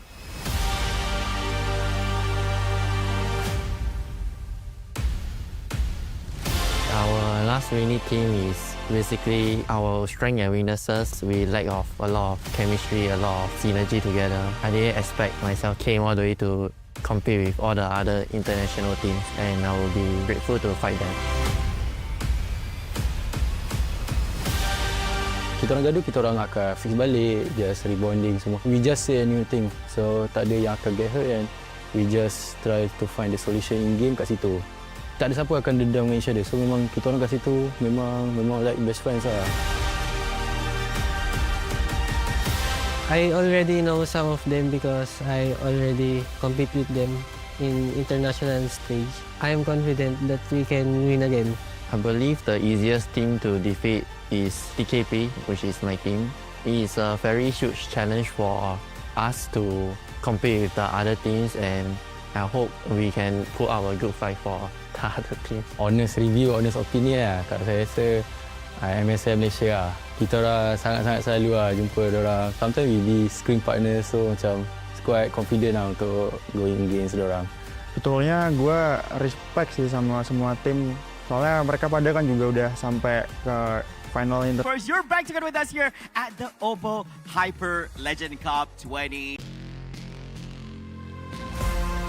Once again, we are back after the conclusion of our first 2 matches here at first round of upper bracket in this double elimination bracket. Now, if you missed out on all the action and the information being shared earlier on by our amazing commentators, we start off our day with 8 teams.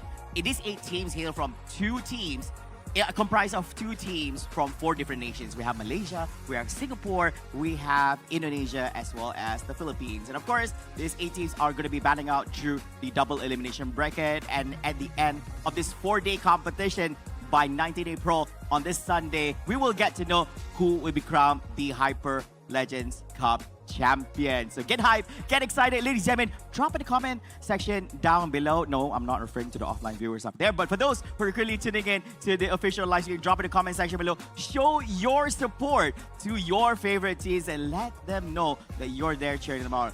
Maybe you are a colleague, a family member, or even a friend, or whoever you may be, or even a fan, right? Make sure to show your support for them. And of course, for those who are here together with us at the official venue here at New Wing at the concourse level of Utama Shopping Center, the official venue here in Malaysia. Now, ladies and gentlemen, without further ado, allow me to welcome our next team who's going to be here for our 3rd match here at the first round of the upper bracket. Let's have a look.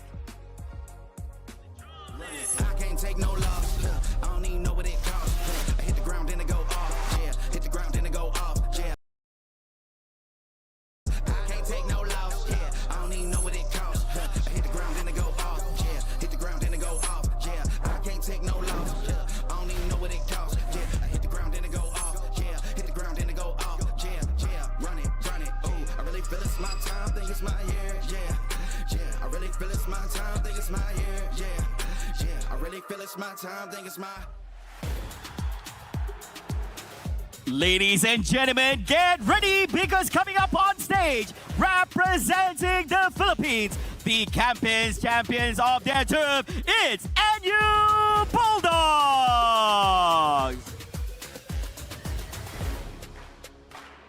Great crowd here we have today. We do see some fans here at our official venue. And NU Bulldog, they have their game faces on and ready to head on into the land of dawn. Of course, ladies and gentlemen, we have them on stage. Let's have a look at who is going to be creating a little bit of trouble for them here at the upper brackets.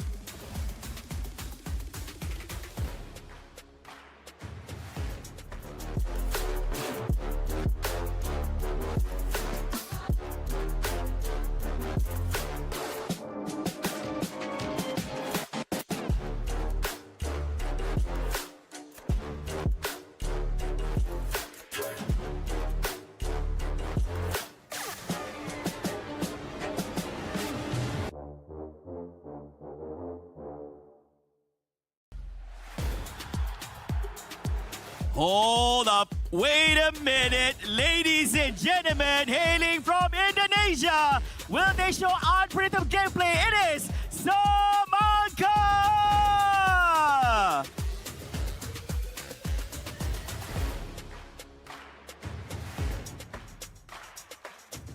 Samangka here in the house and is going to be the 2nd team here in this match. Now, of course, ladies and gentlemen, our 2 teams have been unveiled here just for you. To all those fans out there, may you be fans from the Philippines or even here from the Indonesia, show some love, show some support, because in a few short moments, they're going to be jumping in. 10 amazing Mobile Legends Bang athletes will go inside the Land of Dawn, and only 5 will emerge victorious here in a match and continue their journey through the upper brackets, whereas the other will have to drop into the lower brackets. Of course, ladies and gentlemen, who better to share more insights pertaining to this particular match than none other than our amazing commentators at the commentary desk, who's gonna be delivering their beautiful melody of voices just for you. Heading back to you guys. Thank you, Flavor, the man, right there, One Utama. Seems like you're having a good time, and so are we. The 3rd best of 1 coming up. NU Bulldogs from the Philippines up against Samangka from Indonesia. It's us again, it's Husky and Fira to bring you guys through some amazing action that is about to come up. Yeah, I'm sorry about that. Yeah, welcome back to Hyperlegend Cup 2026, and yet again, this is our third game of the day, best of one between NU Bulldogs and Semangka TS from Indonesia. The Philippines finally gonna meet with Indonesia today. Let's see. I was waiting if any team is gonna play a support role. I'm actually waiting for a Roma support right now. Yeah, I think knowing so NU Bulldogs actually last year as well. They were one of the top teams in the collegiate, I think the collegiate realm.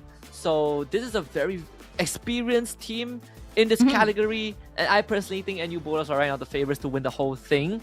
I would be happy to see a challenger, but right now my money is with NU Bulldogs, and I want to see if Semangka can put up a fight against them, because these players are, they are the best in their role in this collegiate category, and all of this is also powered by the OPPO Reno 15 series, allowing them to play at the most optimal of conditions, making sure that you never miss a skill shot, hit every single one of your abilities, and get that W.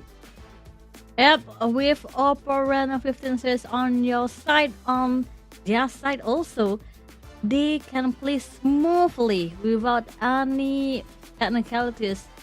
For me right now, I want to know for Team Semangka, what are their plans to fight off with Team Bulldogs? Especially we know Philippines is the stronger contender right now for the game for Hyperlegend Cup 2026. I'm still looking for. Can I see a little support? Come on, someone please entertain my needs for support right now. Maybe a Kalea. Yeah, Kalea. Matilda. Kalea is very possible. I think we did see Kalea getting banned in the previous two games. Very, very possible we see the Kalea.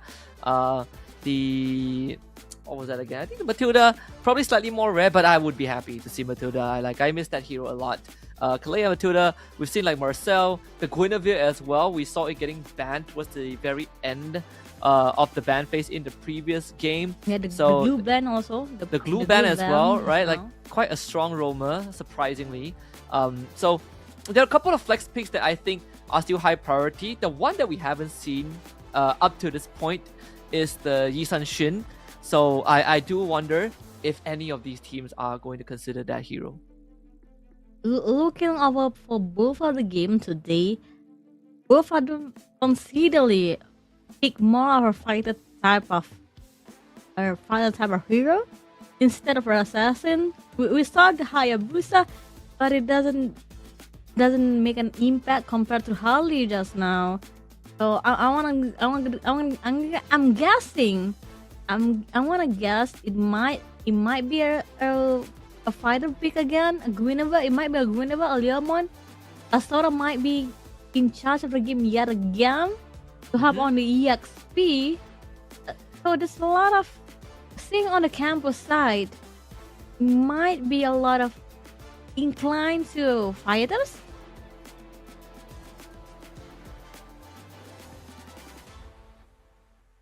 Okay, looks like it might be maybe for Team LP. For Team TS. I want to see them to play out the Hayabusa. Maybe we're gonna see the Yesoshin.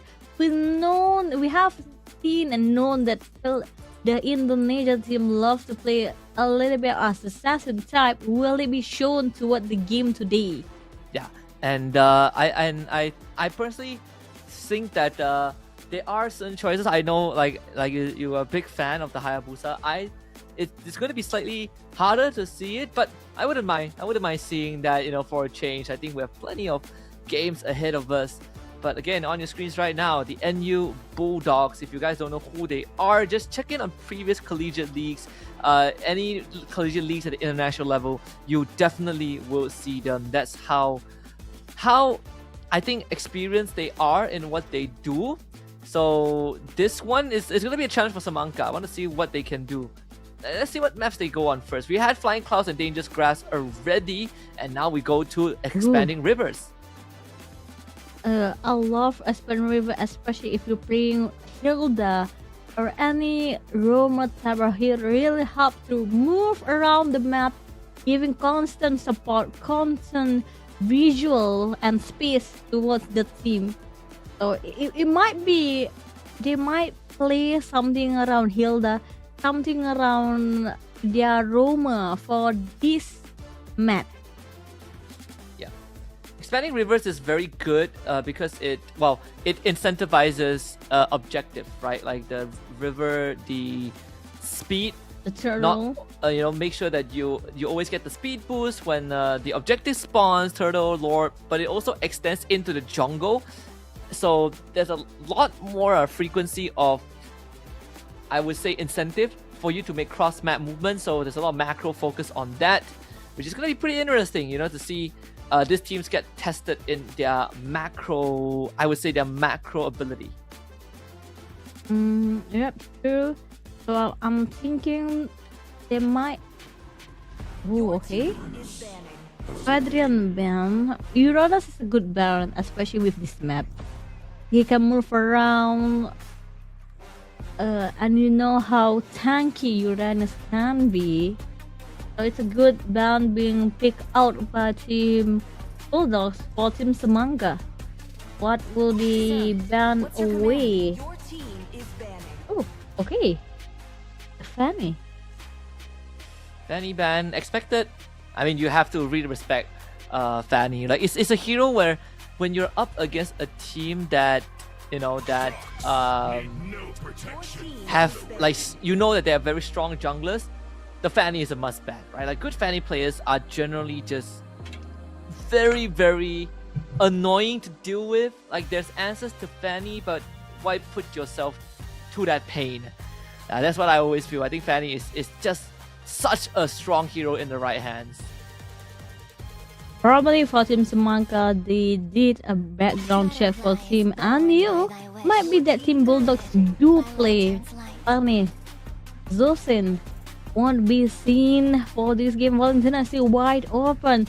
Baksa have been banned out. We might see Hilda, a ban Hilda or pick Hilda right now. Yeah, I think Hilda there's a chance, but maybe not the first pick. I wouldn't mind a Hilda coming out like in the second or third pick.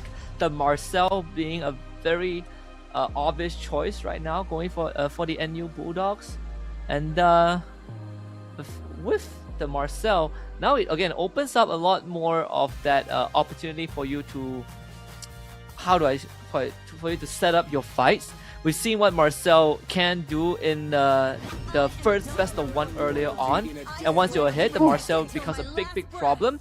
But they did left the Freya and the Leomor open, so these two are incredibly powerful picks for Semangka. It might be an EXP Freya and then a jungle Leomor around here. Two aggressive pick with no even so, we know he had leather pets. Right now, there's a little bit nerf for Freya, but it still give out a massive damage. And Provius. Oh, okay. Provius Angranga. I love the Provius pick, but I would actually prefer maybe not Provius, maybe Alot. Oh. Yeah. I think Arlott would make sense if the if Semangka hasn't revealed that has already revealed the XP laner, but they haven't, and that's why the Phoebus feels a bit more sense. But I think it's okay. In a way where the Phoebus can be used to stall out the Freya in a fight. The Harley gets banned out. I'm okay with that. As you've seen the amount of impact the Harley can have in a game, we saw that early on from UITM Velocity. You're starting to ban out some key junglers from NU Bulldog. So the Harley, the Suyo, the Nolan, the Guinevere, these are all very, very good choices. Is this a gold pick fair right now? Seeing this Sora, Deliamon, And then Freya. This is most likely a gold lane Freya. I think it's It the might be a gold lane Freya right now. like it's the only lane that Freya is viable in right now. So when you see the Freya is 100% in the gold lane. I'll be surprised if it's not in the gold lane, by the way. And that would be quite special. We did talk about the Guinevere ban, so there you go. The Guinevere gets banned out. They need something to help out if Golden Hour did not reach the correct heroes to cancel out their damages. So right now I'm thinking, who should they take for Team Bulldogs right now? Last ban is Datian. So Valentina is still right open right now. Valentina, Yves, they could take Yves right now. If you're NU Bulldogs, I think you take either Yves or Farsa. They both are good. Okay, now the Yves is taken. Now with the Yves is taken, then the Valentina becomes a good option. But no, they go for the Selena. Wow. I haven't seen this hero in a long time. I'm still processing on the taking on the Selena because it's not a good matchup. Okay. Yeah, so the Suyo, we did mention that, but they only had, they don't have enough bans for all the junglers, so the Suyo coming through makes a lot of sense. Matchup wise, the Yves does beat the Selena. I mean, Yves beats like most mid laners in the laning phase. But the Selena doesn't have to lane normally, right? Like she can always go around and create impact, and this lineup allows that because they can play very fast. So this Hylos is going to act like a door stopper, right? He's going to be the one that tries to slow down NU Bulldogs whenever they try to go fast. Yeah, I think taking on the also good matchup, especially for what draft that Team Bulldogs just came out, especially with Selena. Whenever Selena comes in, it might give a chance for them to move away, save themselves, or attack someone. So it's a nice play draft pick by Team Samangka. Yeah, Samangka is I think both teams have quite a solid draft coming into this. Obviously, for the NU Bulldogs, their draft focuses on playing fast, whereas for Samangka, they don't mind going to the late game. They have plenty of late game heroes to work with. So it really comes down to how NU Bulldogs are going to play that early game. The first 5 minutes will be very, very important to determine the tempo. And if Samangka can slow that down, then it's going to be more favored for the Indonesians. So we're gonna see on the land of round right this instant. Ladies and gentlemen, game number 2 of the day, best of 1 between Philippines and Indonesia Bulldogs versus Samangka. NU Bulldogs on the blue side and the Samangka on the red side. Marcel is just doing Marcel things, just finding out where the enemy jungler is at. And before things get heated, remember, we are constantly giving out the redemption code on live stream. Next one's coming your way right about now, so remember to claim that and to not miss out on anything.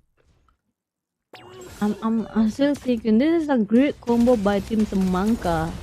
That's why Team Bulldogs has to be a little bit different, because when the combo hits at the right moment, it might be a little bit more fatal for Team Bulldogs to act too aggressively. Maybe play a little bit more passive in the early games, just to find out the ultis, just to find out the levels, the EXP, a little bit focusing on the item first. It's not easy for Team Bulldogs to do major damage, looking over at the type of hero being played by Samangka. Yeah, I mean, NU Bulldogs have to get slightly creative with how they move around the map, which is why we see that it's a bit of an invade coming out from Estacio. And she'll be able to escape from the high loss, not a problem right there.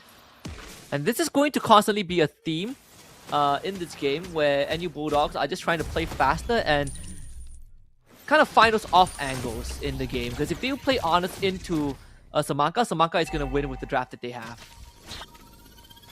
Look at the emblem just now.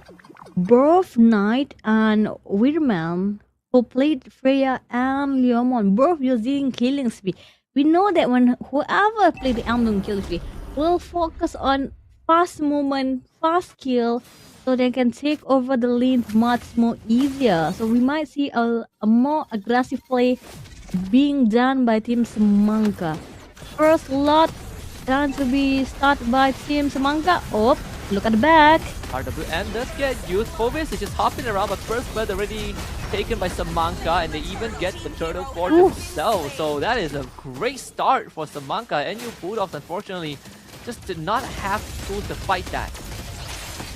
Only needed Heaven Ref and Stormbind by Heka, and then an ultimate by Azerite. You can't move anyway, it's gonna be slow, and then swipe against Knight. That's the combo that I said. If they time the combo correctly, Bulldogs is going to have a hard time to move around. And until that, again, we did say that, you know, for if they run head on into Samanka, Samanka is gonna win, and that's exactly like sort of what happened in that game. And not to mention, Samanka has a Freya on their side. They have a Leomort. You give them this lead, they are going to have a field day. Now a 1k goal lead just off of that earlier fight already. Killing will be hard actually, because look at the tankiness of Team Samanka with the picks that have been made by Team Samanka. I want to know how will Estacio or Herrero playing the Granger play out in the game, especially Granger versus with Freya. And we already know Freya is just there to clear off the lane. Yep. She won't do anything else. Once she gets the item, this Freya Wormman has the flicker also, so you can sort of like flicker dive someone and you can just kill all of them. There actually is very less way to stop the Freya if she gets too far ahead. Although they will try and take out Knight. Look at all the bullets, it's lined up, and Knight just explodes when the golden hour expires. But the counter engage does come in. That's and what it said. Samanka just jumps onto all of them and takes down two in return. Bangsao is so late to the party, they will have to fall back. They come in and continue to follow up the damage consistently there to force out the flickers. Oh, that's a nice jump by Weirman. Exactly what Husky does it. She only have to jump over, use the ultimate, and that have been proven by Team Samanka. The turtle is trying to be start for Team Samanka. Bangsal at the back, Blast also. I don't think they could compete the turtle right now. It's not an easy way to compete the turtle. And again, their mid laner is a Selena, right? So it's not like a Farsa Yi where you have big artillery. When you don't have your Abyssal Arrow, you can't really do much. So they have to give the turtle away. And Samanka continues to make sure that NU Bulldogs can't get any funny angles on them. Seems like the Bulldogs wants to try again and attempt on the bottom lane just now with 3 members there to try and put some pressure onto Wormman and get the bottom tier 1 so that they can free up the Granger. Yeah, talking about free, look over the live drop redeem code. It's available. If anyone want free gift, come over to the live, screenshot the free gift DHUFFEQAPZP723FGSU and put it over your profile. Get some freebies from OPPO right now. A little bit technical issue have been done.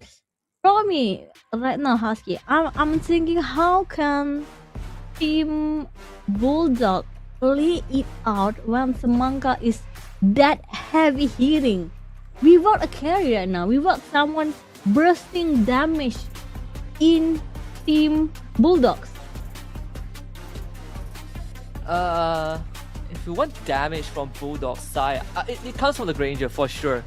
Like everyone else is supplementary, where the Granger and Suyo, everyone else is like a support to set up, the Selena arrow, stun, the Phobius, the front line. But when the game goes late, it's all about the Granger, right? So the Sky Piercer stacks are actually very important. When the Granger starts racking up the Sky Piercer stacks, you need to make sure that he doesn't die. because that's what's gonna allow him to take out these big tanky heroes from Samanka. They want the bottom tier 1, but Samanka again back to defend, and they just use the RWM. There's another flicker out from Pakulan, and that is enough for Samanka. They defend their structure. Yeah, Mars have to use the flicker to move away from team fight just now. We know with Marcel, without a flicker, it's not enough for Golden Owl to reach over to find someone to knock away or stun right now at the bottom lane. Freya have to be a little bit more careful. Oh no! Top lane! Oh, 1v1? Oh, the Soul Saber is a wow. That is some anime 1v1 stuff. I like that. It was a good try by Knight just now, but luckily the threat up on the Bulldogs. Both of the jungler have to reset before they come alive yet again towards the game. Carlson trying to take on Herrera at the back. If oh no, not enough. Oh, the arrow? No one has been damaged just now. Oh, the arrow actually missed. They wanted to stop the RWM, but it missed. Another missed arrow. Every single arrow that doesn't hit is going to hurt more and more for Bulldogs. So no one ended up going down, which is good, but they had no choice but to surrender the bottom tier 1. Now the turtle is back up. And Samanka, they can easily set up for this objective. Yeah, I think it's possible for them to steal the turtle from Bulldogs. Pantulan already have still no flicker for Pantulan, so it might be a turtle for them. A possible turtle for team Samanka right now. Yep. This should be a free turtle. I don't think free turtle at the back. Up stun to Pantulan. Pantulan finally have the flicker, but not enough to help on the team fight. Pantulan time to take Eka. Ooh, the damages by Herrero. Wait, Granger. It's quite large for team Bulldogs. That's top lane. It's I wanna say it's still a stalemate, not that big for their goal. Up, I'll talk so fast. Golden Hour at the back with real world manipulation. Shines in. The best arrow hits the mark, but it's only high loss. They're only looking for a turret, not a team fight. Backs away. Does it the second turret for team? Oh, mid lane. They're gonna lose the high loss also. And Yeeps gonna get chased down. Suyo, very mobile in that regard. And NU Bulldogs, okay, getting a very, very good punish. There's no objective to be taken. The Freya can't really 1v10 all of them, so it has to fall off. But the Selena arrow, does it land though? If it lands, it's gonna be a kill. Doesn't seem like it connected just yet, but NU Bulldogs, they're gonna camp top. See if they can catch this Freya. The Leomor is being summoned there as well. Don't face check there, buddy. It's pretty dangerous. Finally forcing the Bulldogs back. They're not confident to force in a team fight just now. Backs away, no turret have been taken down by team Bulldogs. Still finding a position. They are saving grace right now is Herrera. As long as Granger is alive, they could actually turn out a lot of damage. Can burst out for Freya or even Leomon, and might be high loss for team NU Bulldogs. This is the first lot. Will they try to complete the first lot? This NU Bulldogs setting up there as well. Plenty of abyssal traps to be laid down. They have a lot of long range artillery with the Death Sonata of the Granger and of course the abyssal arrow. Again, they gotta play unconventional. They run straight at them, they're gonna lose. I think they're setting up the golden hour. They caught the Yeeve, the arrow! The bullets all connect, the Yeeve goes down, and this is gonna be the fight for NU Bulldogs. The Marcel setup was perfect. The Yeeve in a round position. They're gonna try and fight back this one with the Freya, but the Phoebe is doing a very good job of keeping this Freya contained. Now the Revitalize kills Freya back up. The arrow actually connects Phoebus back in, pulls all three of them back. The Marcel re-engages. and they go underneath the tower. The mega kill for the Granger. The arrow connects. The Granger finds another Sky Pierce to stack. NU Bulldogs, they take control of the game. This might be the lot on the comeback for Team NU Bulldogs, but before that, don't forget for the shoot of the day was to take on the first slot. Is it previous for people watching over us live? I know for the first lot. Look at the replay just now. Very good catch on the Yi. If they can't make Team NU slow down and then come again, Pachulan tried to take down with the help of Grang on top lane. Oh, that's a nice hit.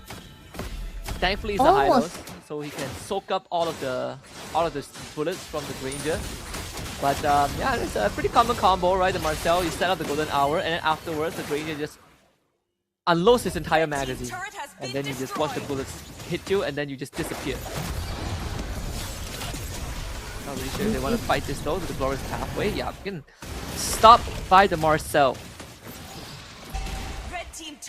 A lot at bottom lane just now. It's not an easy way for them to defend because without a marksman. So let's see if they can actually take down the lot. Oh, it's a heavy hit by top, bottom, and mid lane. They're trying to knock on the door right now. Taking the hit, Tan to Carlson, revitalize, helping on the teammates. And still the inhibitor turrets survive, but you can see there's a crack on the door. It's just the 12-minute mark, so the Holy Defense were able to be utilized before they automatically went down. So the inhibitors will stay alive. I think NU Bulldogs shouldn't be able to force their way into the base for now. They will have to wait for the second Lord to do so. But they have successfully contained Samanka and making sure that Samanka can't really just walk up and start a fight. And this Phobius is doing a very good job. They are going to try again. The RWM used as a response. The Golden Hour will stop that in place, but the Marcel still goes down. And now the Leomord joins the fight. They go away for Wormman.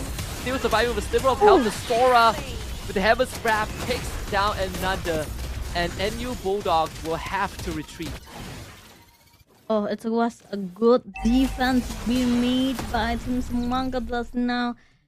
Even so, the Golden Hour took on 3, but there was no one outside, and Freya with Leomon move on the side, pushes in towards Team NU, and finally they have a room to breathe over.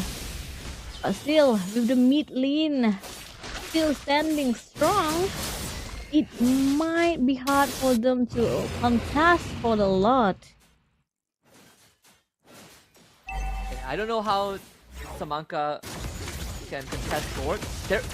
There is a possibility for them to do so, but it requires both the Sora and the Hylos to be literally in front, right? Because the Marcel right now is the key to cancelling out the RWM. We saw that early on just now, and you cannot let the Marcel catch your E. And no flicker on the Freya means it's hard to get in. The Leomord isn't even there, so no chance for a Lord contest. They just have to start retreating back. And then NU Bulldogs will wait for the next Lord to spawn at 14:44. Looking at the game just now, they can't contest it either because there's no Leomon outside.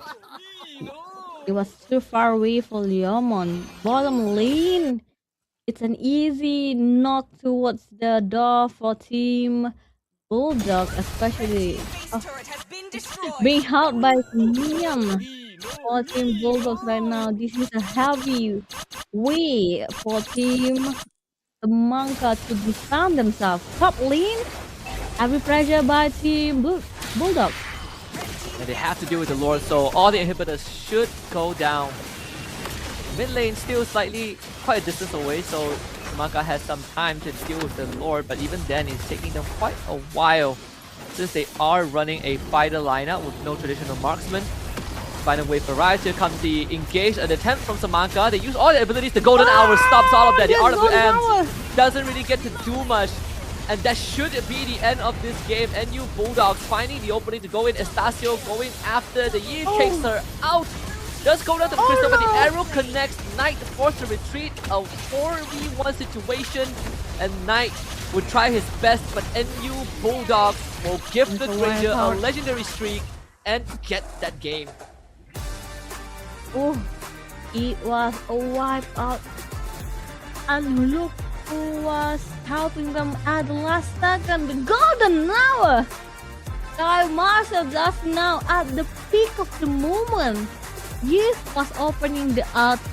Sora was actually taking them in with Stormbind and Heaven left. They can't do any damage because of the... I think it was a flick to Golden Hour just now. For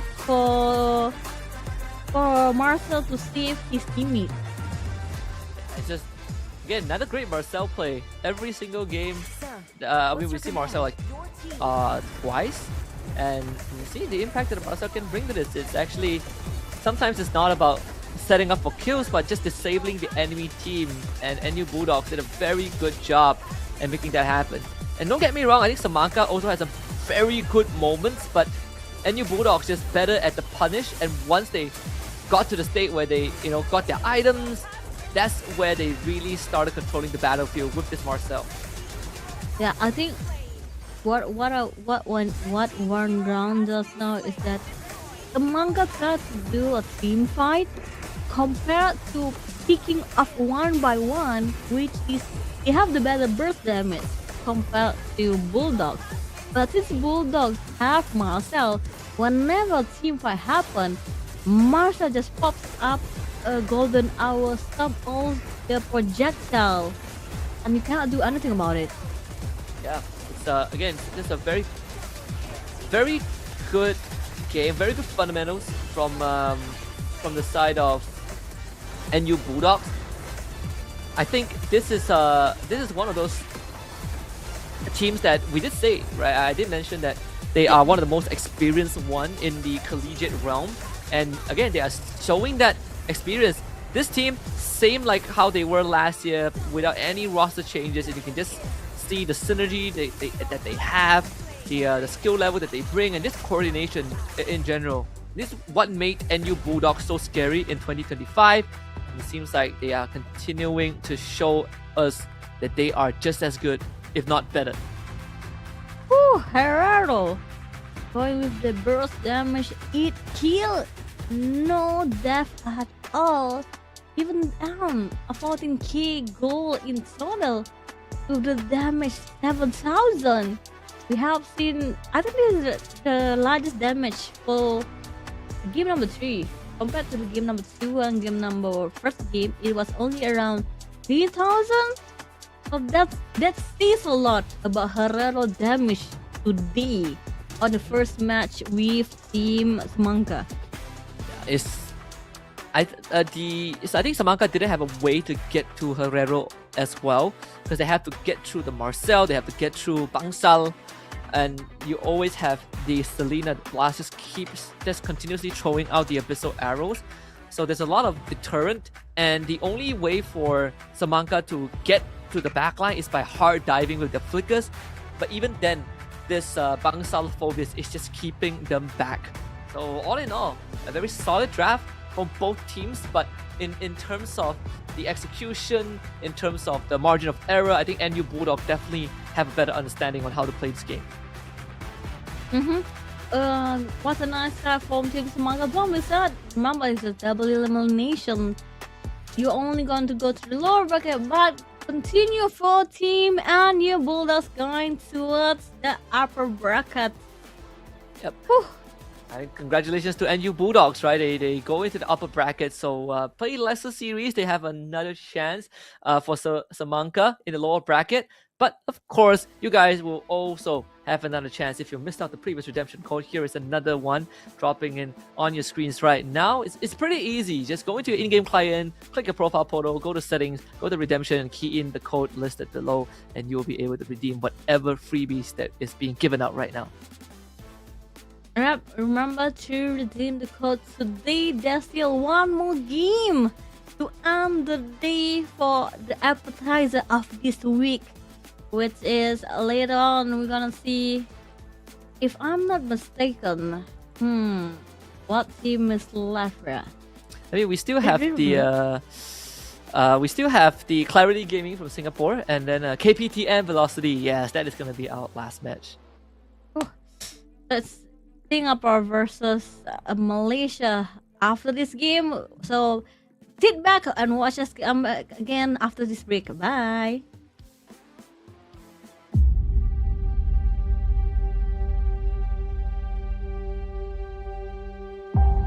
I formed this last mini team to qualify through SG qualifier and didn't expect us to be champion in the SG.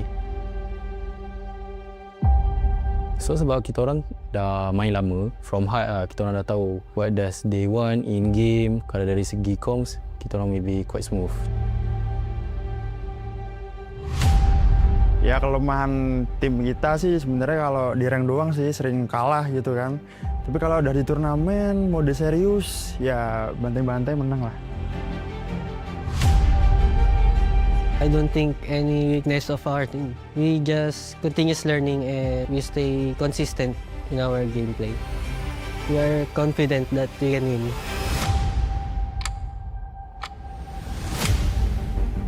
Jadi awal terbentuknya tim Little PK ini karena kita sama-sama sering mengikuti turnamen, cuman sebagai musuh dan punya satu tujuan yang sama. Jadi kita sepakat untuk membentuk tim Little PK untuk menjuarai turnamen kampus-kampus di nasional maupun internasional. Previously, when I'm in SG, I had like a completely different team and we were training a lot, we were winning a lot of tournaments together. But when I came to join this team, it was like a completely different environment for me. Kita orang kan student, so masing-masing ada time yang diorang free and ada yang tak free sebab diorang ada final year project ke, ada yang tengah buat internship juga. Sometimes kita orang dapatkan playtime tu quite hard. Kemarin sih tim gue sempat kalah BO1 ya di final nasional kemarin, jadi sempat turun ke lower bracket dulu. Jadi kita lebih banyak berjuang di lower lah dan sempat kayak parno dikit lah gimana nih mau lolos. The strength of our team is our chemistry because we played for almost more than 1 year. We always the tournament's champion. That's our strength.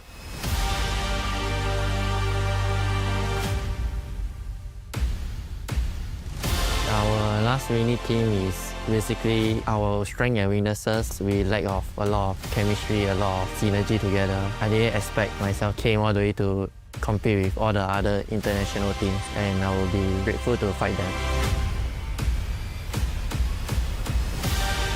Kita orang gaduh, kita orang akan fix balik, just rebonding semua. We just say a new thing, so tak ada yang akan get hurt and we just try to find the solution in game kat situ. Tak ada siapa akan dendam dengan each other, so memang kita orang kat situ memang like best friends lah. I already know some of them because I already compete with them in international stage.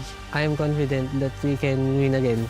I believe the easiest team to defeat is TKP, which is my team. It is a very huge challenge for us to compete with the other teams, and I hope we can put our good fight for the other teams. Honest review, honest opinion lah. Kat saya rasa MSM Malaysia lah. Kita orang sangat-sangat selalu lah jumpa diorang. Sometimes we be screen partner, so macam quite confident lah untuk going against diorang. Betulnya gue respect sih sama semua tim. Soalnya mereka pada kan juga udah sampai ke final internasional ini kan. Tapi di satu sisi gue juga ya pede juga lah sama tim gue pasti kan. Jadi kita yakin buat ngalahin semua tim-tim yang di sini.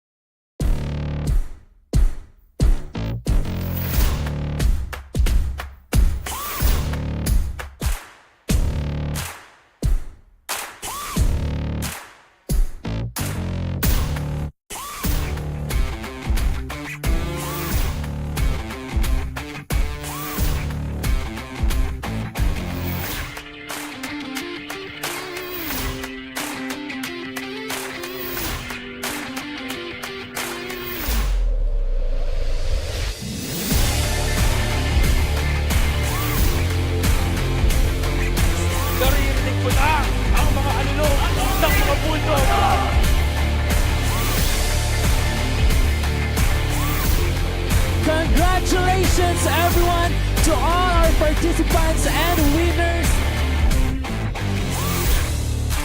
This is the OPPO Hyperlegend Cup.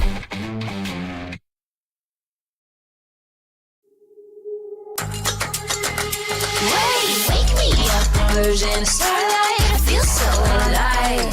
Ooh yeah, yeah, ooh yeah. Different vibe, different mind. Ooh yeah, yeah, ooh yeah. Kaleidoscope this side. Came in, looking alright. By now, set, lit, feel the power. We waited for the hour.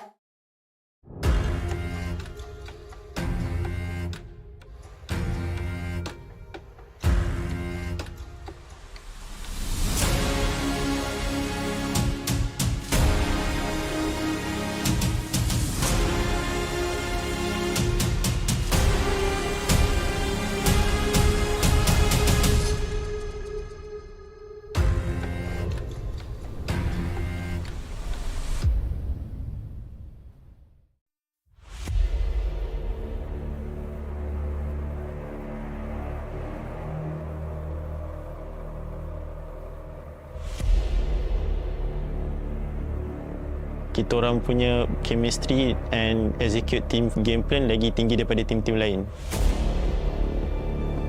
The bond or the chemistry of our team, because we understand each other inside the game and outside the game. We have known each other for very long, and our chemistry and our teamwork is on top of everyone else. Kita bakal ngeluarin surprise pick, mungkin nggak bakal ada orang yang tahu bakal kita ngeluarin mungkin dari komposisi hero apa, strategi kita apa. Mungkin mereka ibaratnya bakalan buta akan draft kami. We started recruiting by to compete each other and test their skills, and we have to adjust our roles just to form a better team. Basically, half of our team pernah join ML season lepas. Dia orang scout kita orang untuk buat team terbaik untuk compete dalam MSL baru-baru ni. Kita bertemu di turnamen offline, kemudian kita berpartisipasi mengikuti turnamen ini, dan kita bersyukur bisa di hashtag 2 walaupun kita di underestimate banyak orang. My team's players came from various backgrounds, and we met each other through tournaments and playing ML together. Kalau inside the game, kita orang ada isu yang macam miscom. Maybe waktu MSL tu kita orang hampir bergaduh waktu grand final. Waktu tu kita orang leading dalam 2-0 and jumpa the solution terus dekat situ. I think we have struggled because of our academics. We have to prioritize it first. So our preparation time is less than as usual. Yeah.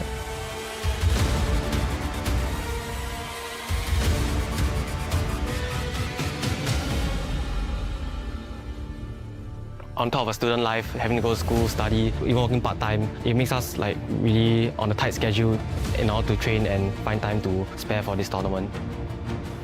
Tim saya yang paling saya suka itu alter ego dari Indonesia, karena mereka dari awal dipandang rendah, mereka bisa masuk low bracket, kemudian mereka berjuang sampai akhirnya bisa juara champion, ya kan. Saya mau jadi kayak mereka sih. Tim kita yang dipandang rendah bisa membuktikan bahwa sebenarnya kita itu kuat, berkuda hitam.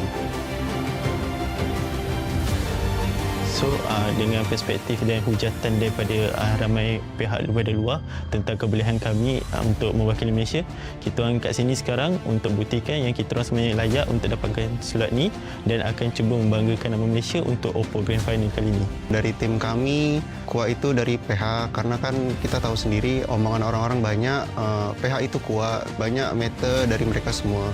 Tapi menurut kami, semua yang kuat, semua yang strong, atau semua yang lemah, kita hadapi semua, kita compete, kita tak boleh ada rasa takut, kita hajar semua, kita buktikan siapa yang kuat.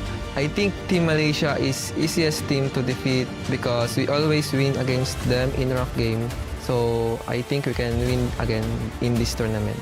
I'm going to be humble and say any team is as easy as each other to beat and put ourselves as the easiest team to beat. Not all teams are invincible, and it's up to us to prove that we are the strongest.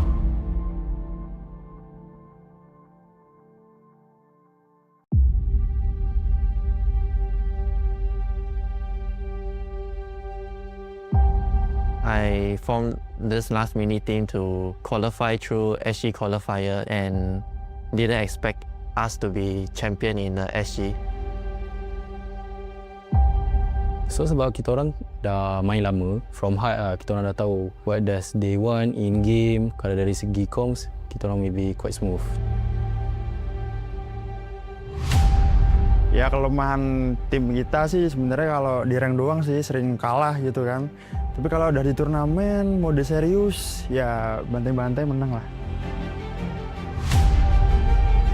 I don't think any weakness of our team. We just continuous learning and we stay consistent in our gameplay. We are confident that we can win.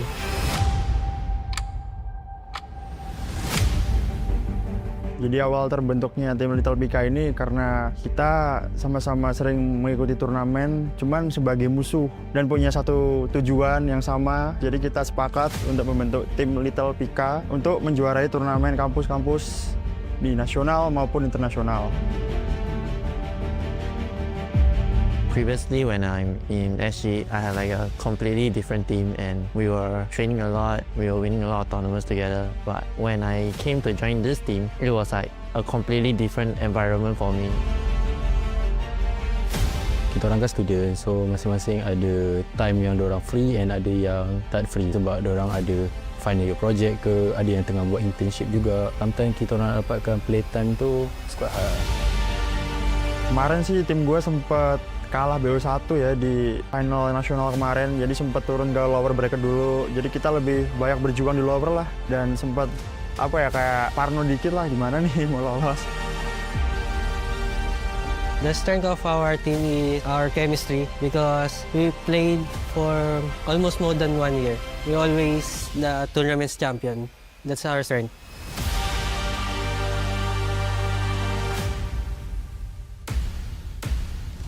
Our last mini team is basically our strength and weaknesses. We lack of a lot of chemistry, a lot of synergy together. I didn't expect myself came all the way to compete with all the other international teams, and I will be grateful to fight them. Kita orang gaduh, kita orang akan fix balik, just rebonding semua. We just say a new thing, so tak ada yang akan get hurt and we just try to find the solution in game kat situ. Tak ada siapa akan dendam dengan each other, so memang kita orang kat situ memang like best friends lah.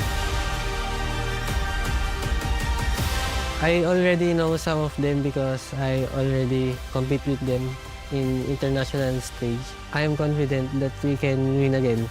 I believe the easiest team to defeat. You are back once again to a new esports chapter with OPPO. Now this is the OPPO Hyperlegend Cup 2026 and we're back once again. And trust me when I say this, we are drawing close to the end of day number 1 here for the event. All right, we've already concluded our first 3 matches in the first round, and later on after this, in a few short moments, we're going to be calling out the next 2 teams, which will feature the 4th match for the first round. It is double elimination bracket, upper bracket. All right, I do see a number of fans, families, and even friends here present at our official venue here at Utama Shopping Center in Kuala Lumpur, Malaysia. And to those who are currently sitting at the comfort of home or wherever you may be, probably dining into your dinner right now, welcome. And hopefully you guys are as excited because we are about to commence our next match. Now let's start with introducing our first team.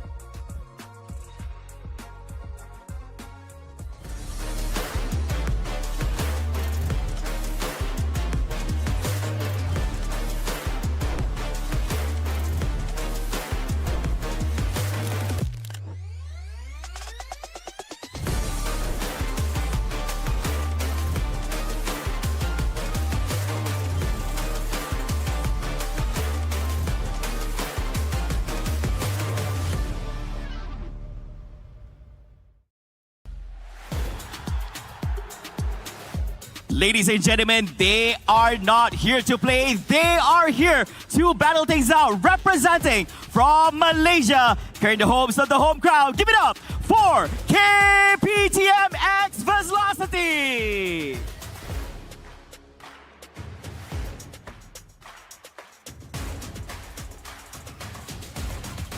KPTM X Velocity, the second Malaysian team here standing up on stage. And of course, ladies and gentlemen, you would want to know who their opponents are. So do I. Now let's have a look at this video.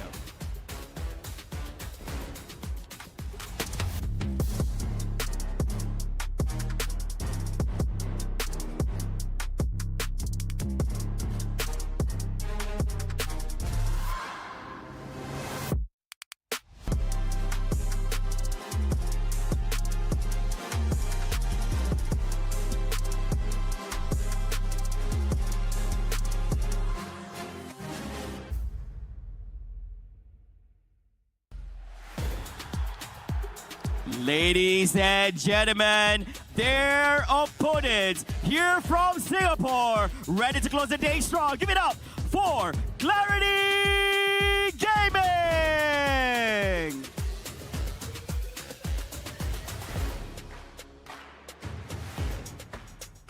Two amazing nations, despite being neighbors, and of course, they are gonna draw blood here in the Land of Dawn in a few short moments. Of course, we're still in the best of one series segment here of the competition, still in the first round of the upper bracket. Now, if you did miss out on all the action, ladies and gentlemen, this is the final match of the day, and it will close down the curtains for the first round of the upper bracket. Tomorrow onwards, all the matches will be best of 3 except for the grand finals, which will be a little bit different as it will be a best of 5. And of course, ladies and gentlemen, to share a little bit more about what we can possibly expect or transpire here from this particular match, we're going to be back together with our all amazing commentators here for the match. Let's pass it over to them. Thank you, Flavor. We are just the person to answer that question, because expect some more amazing Mobile Legends Bang Bang action right here, the OPPO Hyperlegend Cup or Mobile Legends Bang Bang. And we're going to end with the Causeway Derby. We got Clarity Gaming from Singapore. We got KPTM X Velocity from Malaysia. It's the TOS time. And we are your casters. It's Husky and Fira to close out the last game of the night. Keep on forgetting about it. Welcome back to Hyperlegend Cup 2026. This is the last game for today. Best out of 1 between Singapore versus Malaysia. Clarity versus Velocity KPTM. Sorry, KPTM, Velocity and Clarity. You have seen 3 games now, Husky. So what's your input about the games for the last game today? Oh, seems like Marcel and Leomore are extremely popular. Granger is also extremely popular, and I would tell you nothing is as popular as our redemption code that we've been giving out. And on top of that, nothing is also going to be as popular as our OPPO Reno 15 series that's been powering the player's gameplay and making sure that all the action that you see on screen are in the most optimal of conditions. You know, you look back at the Fanny play we saw in game 1, that was great. The Grangers, the Marcel, all these amazing skill shots that the players have been hitting, all because of the OPPO Reno 15 series. Yep. With that being said, don't forget also the redeem code. You want freebies, you want goodies, just screenshot, write it down. You either can screenshot or write it down for the redeem code, put it into your game, get a lot of goodies over there. Who knows? You might even get, the new skin. You never know. I really love to actually have Itachi as my skin. Please. Yeah, we got plenty of stuff, and this is gonna persist as the game is going on as well. So if you missed out that one just now, you either rewind the live stream to find it or wait for the next one. Because I personally cannot wait to see Clarity Gaming take on KPTM Velocity. Right, we've seen in their interviews, right, during the bumpers, both teams really talked about kind of the tight schedule that they are on, and how you have to, and how the practice has been going. And it's not easy when you, especially in the collegiate level, because you're also dealing with academics, and then you have to also Academics, you know, final bring out some projects. time. Exactly, bring out some time. You have to allocate time to train, and then you have to, you know, arrange scrims and all that. It's definitely not easy. And you know, same for our Singaporean friends as well. They have to do that, but they also have to travel here just for this tournament. So within what you have seen, I think both of the team are ready to rumble for the best out of one. This is the finale, our closing of the day with Team Singapore and Team Malaysia by Team CG and also Team Velocity KPTM. What I'm expecting for the closing today, I'm wondering, will there be a Marcel ban? I'm still looking forward for something else to be. You might be Glue. We haven't seen Glue, even so it's a popular pick in the professional league, but we haven't seen yet Glue. Only on the first, I think the first game, first and second game, or first or third game for Glue. I want to see the more Glue action. Will it be possible? Maybe. Kalea, if it's not been banned away, yet again we see 3 games and they don't want Kalea to be taken by any teams. Yeah, I think Kalea, I'm still waiting for to see if Kalea is going to be an option. Obviously, Kalea and Marcel have been hot commodities, with Marcel getting picked a lot more, and Kalea more often than not showing up on the ban list. I think on top of that is also every tournament surprisingly has what I like to call a tournament meta, right? And I think so far the Marcel and the Granger has been hot. The Suyo as well. I think in the mid lane we're seeing like some couple of Valentina games. So far we've had Dangerous Grass, Expanding Rivers, and Flying Clouds. I hope we end it on Broken Walls. That will be at least we complete the map pool. It seems like that will be the case. So we get Broken Walls for this final game of the day. Since it's Broken Walls, maybe a lot of CC gonna be taken. I love when we use Broken Walls. It took Harley on Broken Walls mean more option for him to pick someone off, more action for him to move inside the game. Or if not, maybe something like maybe a user Shin. We might see a user Shin. We haven't seen the user Shin yet in this game today. Will there be a miracle pick for the Yusushin? Yeah, I also want to see if like it's gonna be Yisun Shin or the Guinevere. I know Guinevere was banned once. Well, guess no Guinevere this game. Clarity Gaming banning out the Guinevere, the Zhusin, Hilda ban out as well. So so far, I mean, the bans have been good, right? Some power bans. I wonder if the Marcel is gonna get banned out. Indeed, Velocity, KPTM, they banned out the Marcel. It means Kalea still wide open to be picked. With no Zhusin, Valentina Yves might be in play.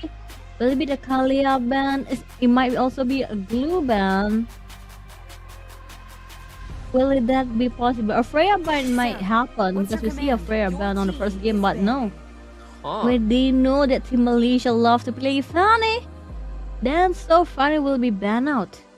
Fanny ban on the blue side. That only means one thing. Clarity Gaming isn't really comfortable with a Fanny first pick. The fact that, because usually Fanny is a red side ban. So KPTMX Velocity right now, they have a couple of options that they can consider. The Sora obviously is one of the big picks right now. The Valentina. There's some teams, even MPL teams, they will have the tendency to first pick Valentina, but it's more of an acquired taste. It comes up to the team preference. So maybe the Sora and Kalea are good options. The Phobius as well. I think that is a decent read because it opens up the draft for you to pick heroes with high mobility and dashes. Yeah, we could see Cloud, we could see Harriet, might be picked for Team CG. Right now for Singapore. Ooh, Freya as the first pick. Might be a jungle Freya, might be a gold. It's a total flex pick. It could also be an EXP. So Team Velocity, will they be focusing on the jungle or the EXP? Might be also towards the mid. Valentina is still open, but yet because no one banned oh, look at that Husky. Two bans in the last game. And Uranus ban, a Kalea ban. Velocity said, okay, this is a win position for me. I want both of the heroes. So Kalea, ask and you shall receive. You wanted the Kalea, you got it. It's a good way to control the Freya, right? You grab her with the Tsunami Slam.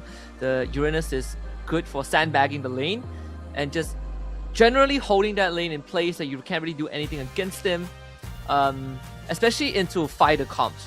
Right, one of the ways to deal with Uranus is big burst damage and or Sky Piercer carriers, but since there's a Freya on CG side, it probably won't be anyone that takes Sky Piercer. Kimmy will be the option, and I like the Baxia response as well.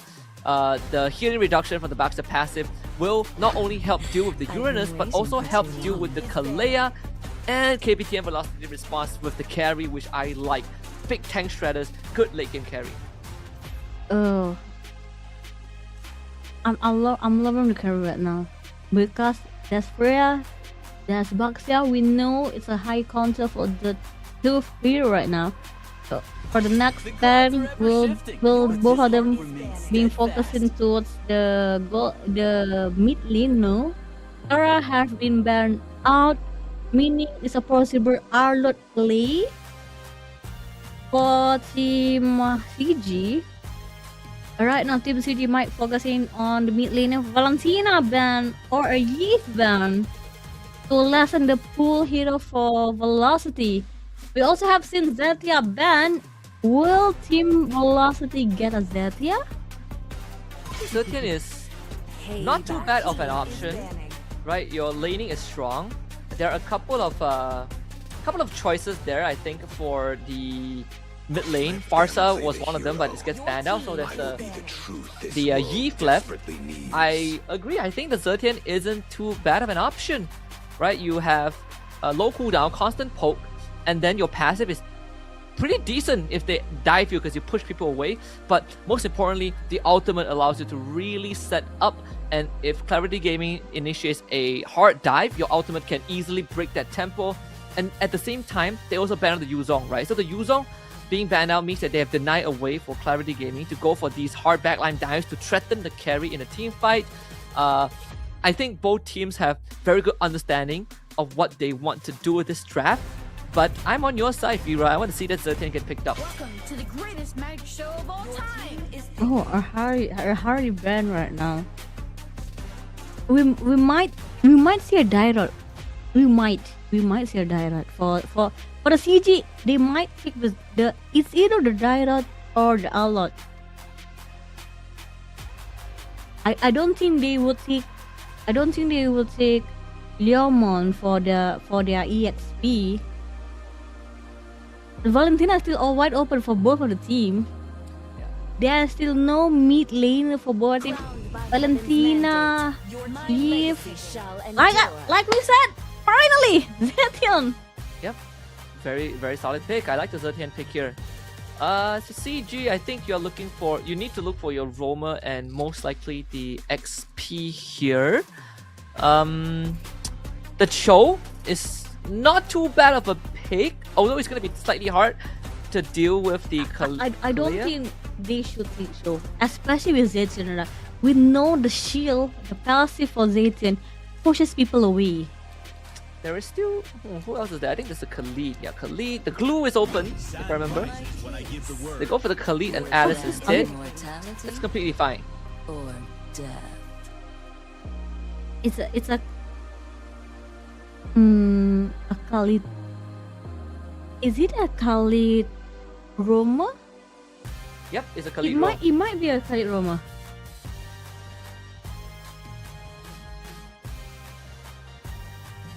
So the Alice XP is there to sandbag the Uranus. So the XP lane is going to be a dead lane. There's not going to be much interaction, sadly. We're looking for a jungler. The Suyo, I think, is not bad. Suyo, I think, Fredrin's, Suyo. The Nolan is also still available. Am I missing anything else? I think Suyo sounds like the best option. But they go for the Fredrin instead. So we get a tank jungler on tank jungler action. This is gonna be fun. I think it's nice that Fredrin. We know when Fredrin ults with taking all the damages from Khalid, from Freya, and even from Alice. It's gonna be a one-hit ulti by the Fredrin. The Baxia is going to be very important to deal with the healing capacity from the side of KPTM X Velocity. But again, Fredrin, very solid front line, and if he gets going, he can literally just sandbag everyone with the help of the Uranus.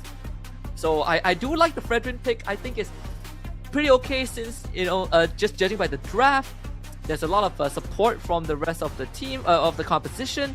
Now I want to see how this tank jungler matchup is going to pan out. Okay, this is the best R1 for the last game of the day between Velocity, KTPM, and Velocity Gaming from Singapore.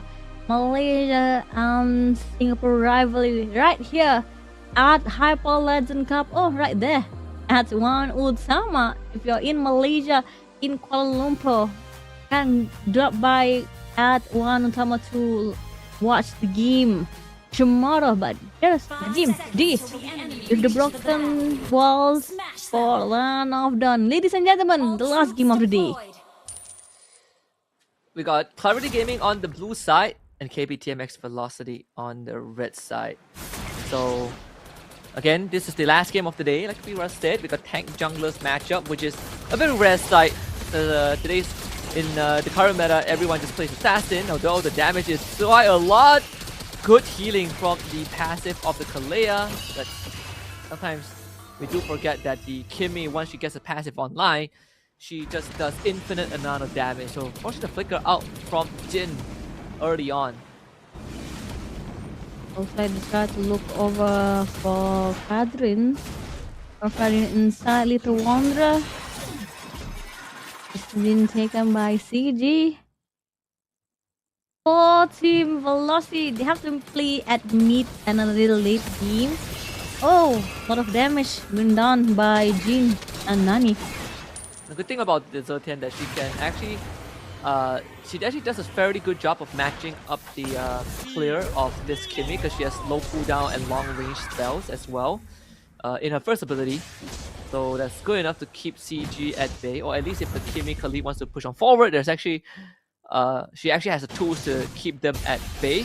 And you guys also have the tools to gain some freebies. All you gotta do is to key in the redemption code, because right now we're about to witness our first blood, and that one goes over to Riot.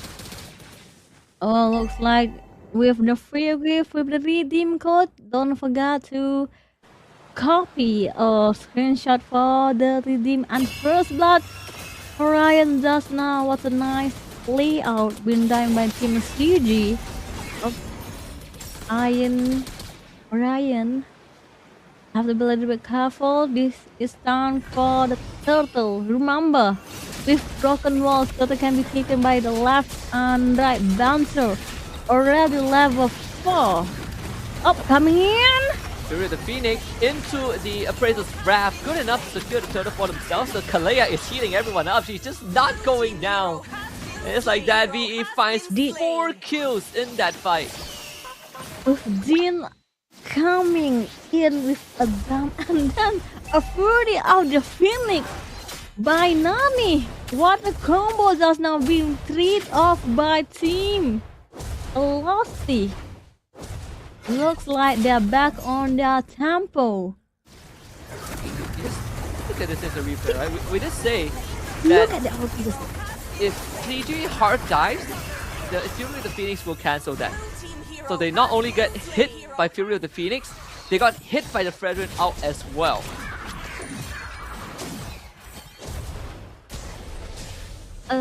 Looking over at Right now, not a lot of defense for their goal, but Ryzen already brought, if I'm not mistaken, just now Sky Purser for Ryzen. And we have to remember, Ryzen is using Purify, same as Harry. They know it's not easy for them to, if they have been dived, they can't save themselves, especially with Bento is around them. And Freya, so that's a lot of heavy duty damage can be done by Team CG. Again, this Uranus, there's nothing that CG can do about him right now. The only way to kill him is actually to bring the Kimmy along, who does have a Sky Piercer, but the problem is, we've seen how the previous fight pan out. They catch the Fredrin, Raging Sandstorm to the back. The Kalia ultimate actually doesn't get anyone, but it's good enough. Oh, connected to the tree, and now they turn around with the Fury of the Phoenix. We've seen it before. Mizuacha actually ends up going down to the Kimmy with the Sky Piercer stack, and the Khalid also survives. Good stuff from CG.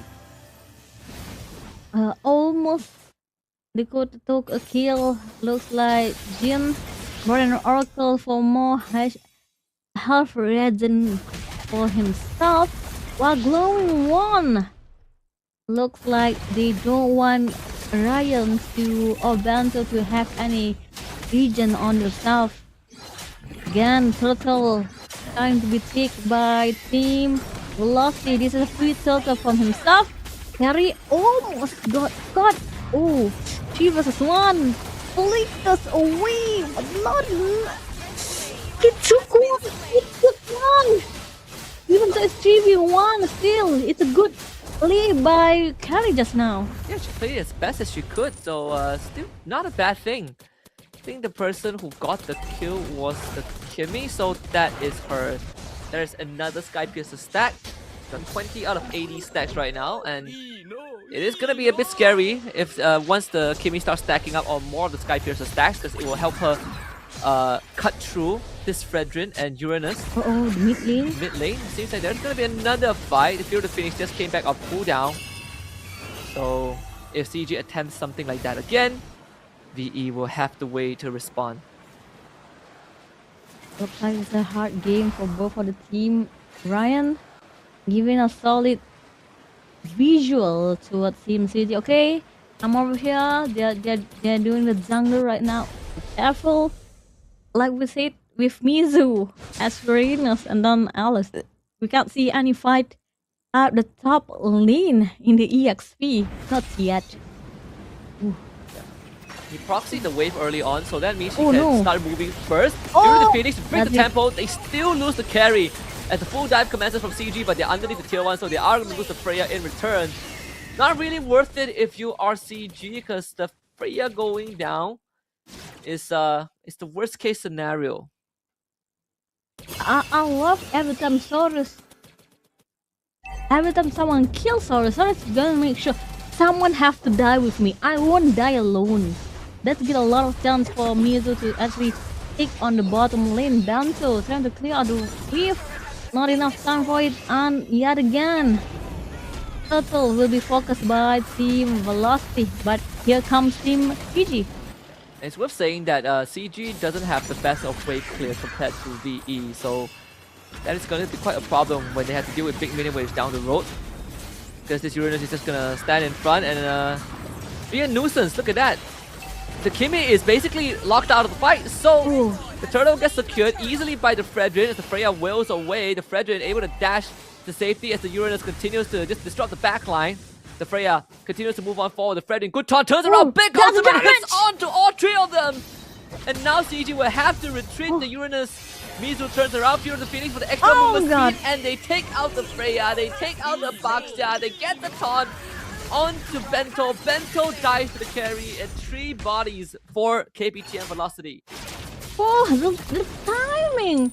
The timing being done by Nami just now with Waffy. With the Tsunami Slam. That's a good hit by Team Velocity. And right now below, if you want something good, if you have some goodies, key in all the codes below. But the mid lane just now, Husky, they're losing it for Team CG. Yeah, I think CG needs to understand that they need the Kimmy to deal damage. I mean, they have the Freya, sure, but Kimmy is the more reliable one. And see, with the Kimmy, pretty easy to take out individual targets. So in the previous fight, the biggest difference maker was the fact that Ryzen was not in the fight at all. He was getting zoned away by Mizu. If Ryzen was in that fight, they would have won 100%. So something that CG needs to keep in mind, this Kimmy is the most important member of the team. Looking at the rotation, now bottom lane finally will be knocked down by Freya. They can breathe for Team CG. Oh, okay. I wanna guess that they are waiting for Ryzen to join the fight, especially if they want Ryzen to get a stab from the Sky Piercer. And it might also mean that Soloz will be hunted down. Oh, looks like there's a team fight at the back. Good purify to dodge the Raging Sandstorm, and now Soloz can do whatever he wants. His front line is there. He's just consistently going to be dealing damage to them. Again, Mizu just zones out Ryzen. This Kimmy is dead. Ryan is also dead.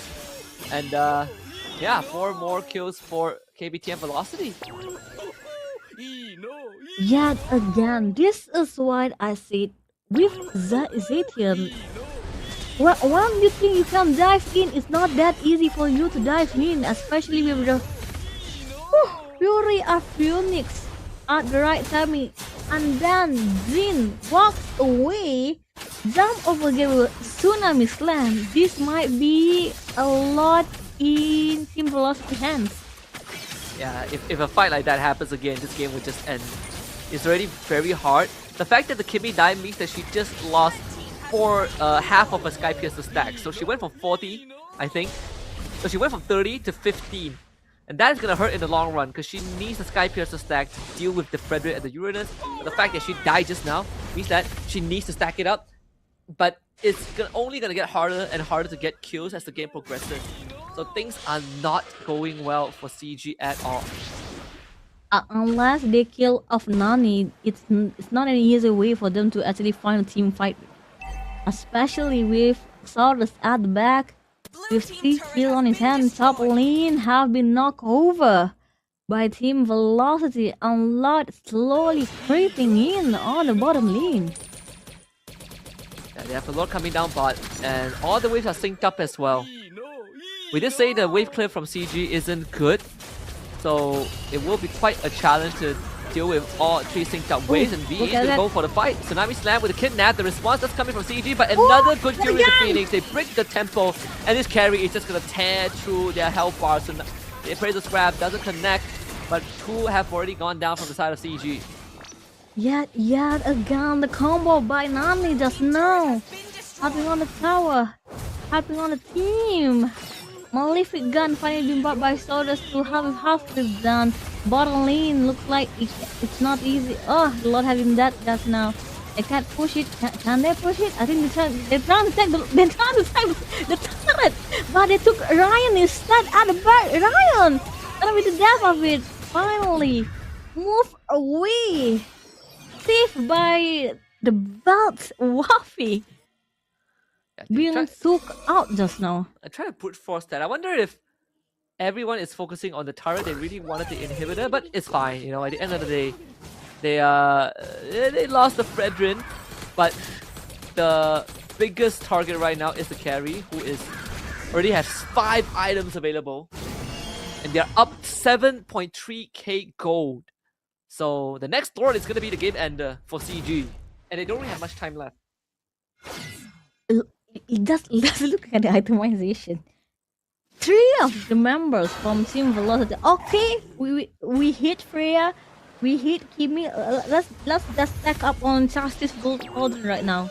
Let's make sure they don't have any attack speed. That's how deadly Freya is. And I think they make it up around it, so they won't be hit by Freya. As long as Nani is around, it's really hard for Team CG to do anything.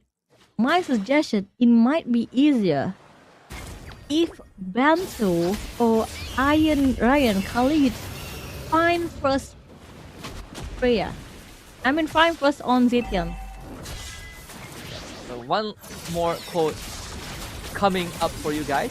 Redeem code. Remember to redeem it before KBTM Velocity redeems this game for themselves. They're gonna turn around. Watch out, Bento. That's Ooh. half his health bar gone, by the way. Bong trying to look for flank angle. They might have spotted him. It might be too late. The Splash Slam comes in. That's a monster kill. That's a double kill. Look at the carry damage. So nice. Look at the Uranus. Look at what he's doing. Oh my god, Uranus. He doesn't care about Ryzen right now. He does not care at all.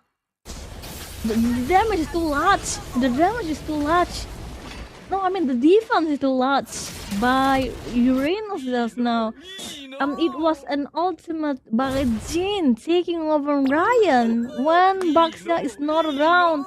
It's an easy way for them to crack it open. Took the second lot. I'm gonna call it Kira. I think it's GG here. I think it's GG. I think it's GG. Unless like KBTM really messes up, like they 5-man dive the fountain, or else it's GG. But you have to remember, Mizu just got bleed armor. Whatever's gonna hit him, especially because there's Ryzen. Like I said, the stun yet again being saved by Zetian coming in with a tsunami slam, and then it's over, man. They can't catch the carry. Over. This is over. It's GG. It's done. I appreciate the effort though. I think CG had a very good idea, but yeah, this carry is way too much. Carry the Zetian, we called the pigs, and it worked out exactly how we thought it would. That is going to be the win for KPTMX Velocity. They proceed through the upper brackets. Oh, that was a clean play by Team Velocity x KPTM. I can't believe. I love how they play on Zetian. Whenever someone's ulti in, Zetian said, okay, right now this is my ulti to stop you. And then coming again with Tsunami Slam and Fedrin using a Praiser Ref. That's a double combo over there. It's almost written in the books, I think, written in the stars that with the draft alone, that KBTMX Velocity have a very solid foundation to win the game. I mean, don't get me wrong, like CG has a very good initiative, right? They were hard targeting Saurus. They really want to shut down this carry, but like you pointed out early on, I feel like every single time Saurus dies, someone gets traded back, and to add on to the fact that every single time CG hard dies, there is the Fury of the Phoenix to hold them back. Mizu is basically, looks at Ryzen and be like, no, you cannot participate in this fight. You're grounded for the rest of the game. And then you have the Fredrin to go through. You have the Kalea healing up KBTM. There's a lot of layers that CG needs to work their way through, but they just do not have the heroes to do that. Like I said, the pick-off, the team fight, the AoE, and the CC being done by Team Velocity. All of it makes sense. You know when you wake up and you get the hot coffee, like it's the perfect cup of coffee. This is how Team Velocity just play. It's pure smoothness. There were no minor mistake at all. Maybe this one is the minor mistake. They were trying to force themselves towards the turret, got killed off, but still they won the game. Yep, indeed they did. It's again, just a very good display of skills and fundamentals from KBTM Velocity. I mean, up in the next bracket, they are going to be going up, I believe, against NU Bulldog. So that is going to be another interesting best of 3. But that's going to be a story for tomorrow. Right now, we're going to give our flowers to the MVP of this game. It's Nani, 4-0-16 on the Zetian. Well, with a 5k damage and 600 gold per minute. With 10k gold, no death at all. 9-16 assist by the Zetian. We've seen how and we've seen why people would ban out Zetian from a team fight. Remember Yusushin all ultimate. If you remember Yusushin all ultimate, it's just like that. The old wise. I'm so glad they come back it for Zetian. Yeah, it's such a fun hero. When she first got released, she just doesn't do enough, and then they change her numbers, make her do a bit more damage, adjusted the cooldowns a little bit, and now Zetian is one of the prime mid laners. It's one of my favorite heroes. I mean, it's a historical figure as well, right? The first empress of China, like this first great ruler of China. Such a nice thing to see. But it's just me. I'm just nerding out on Chinese history. KBTM Velocity though, need to respect carry picks, right? Because no matter how you look at it, carry is still one of the best, and one of the best, if not the best late game carry, late game marksman.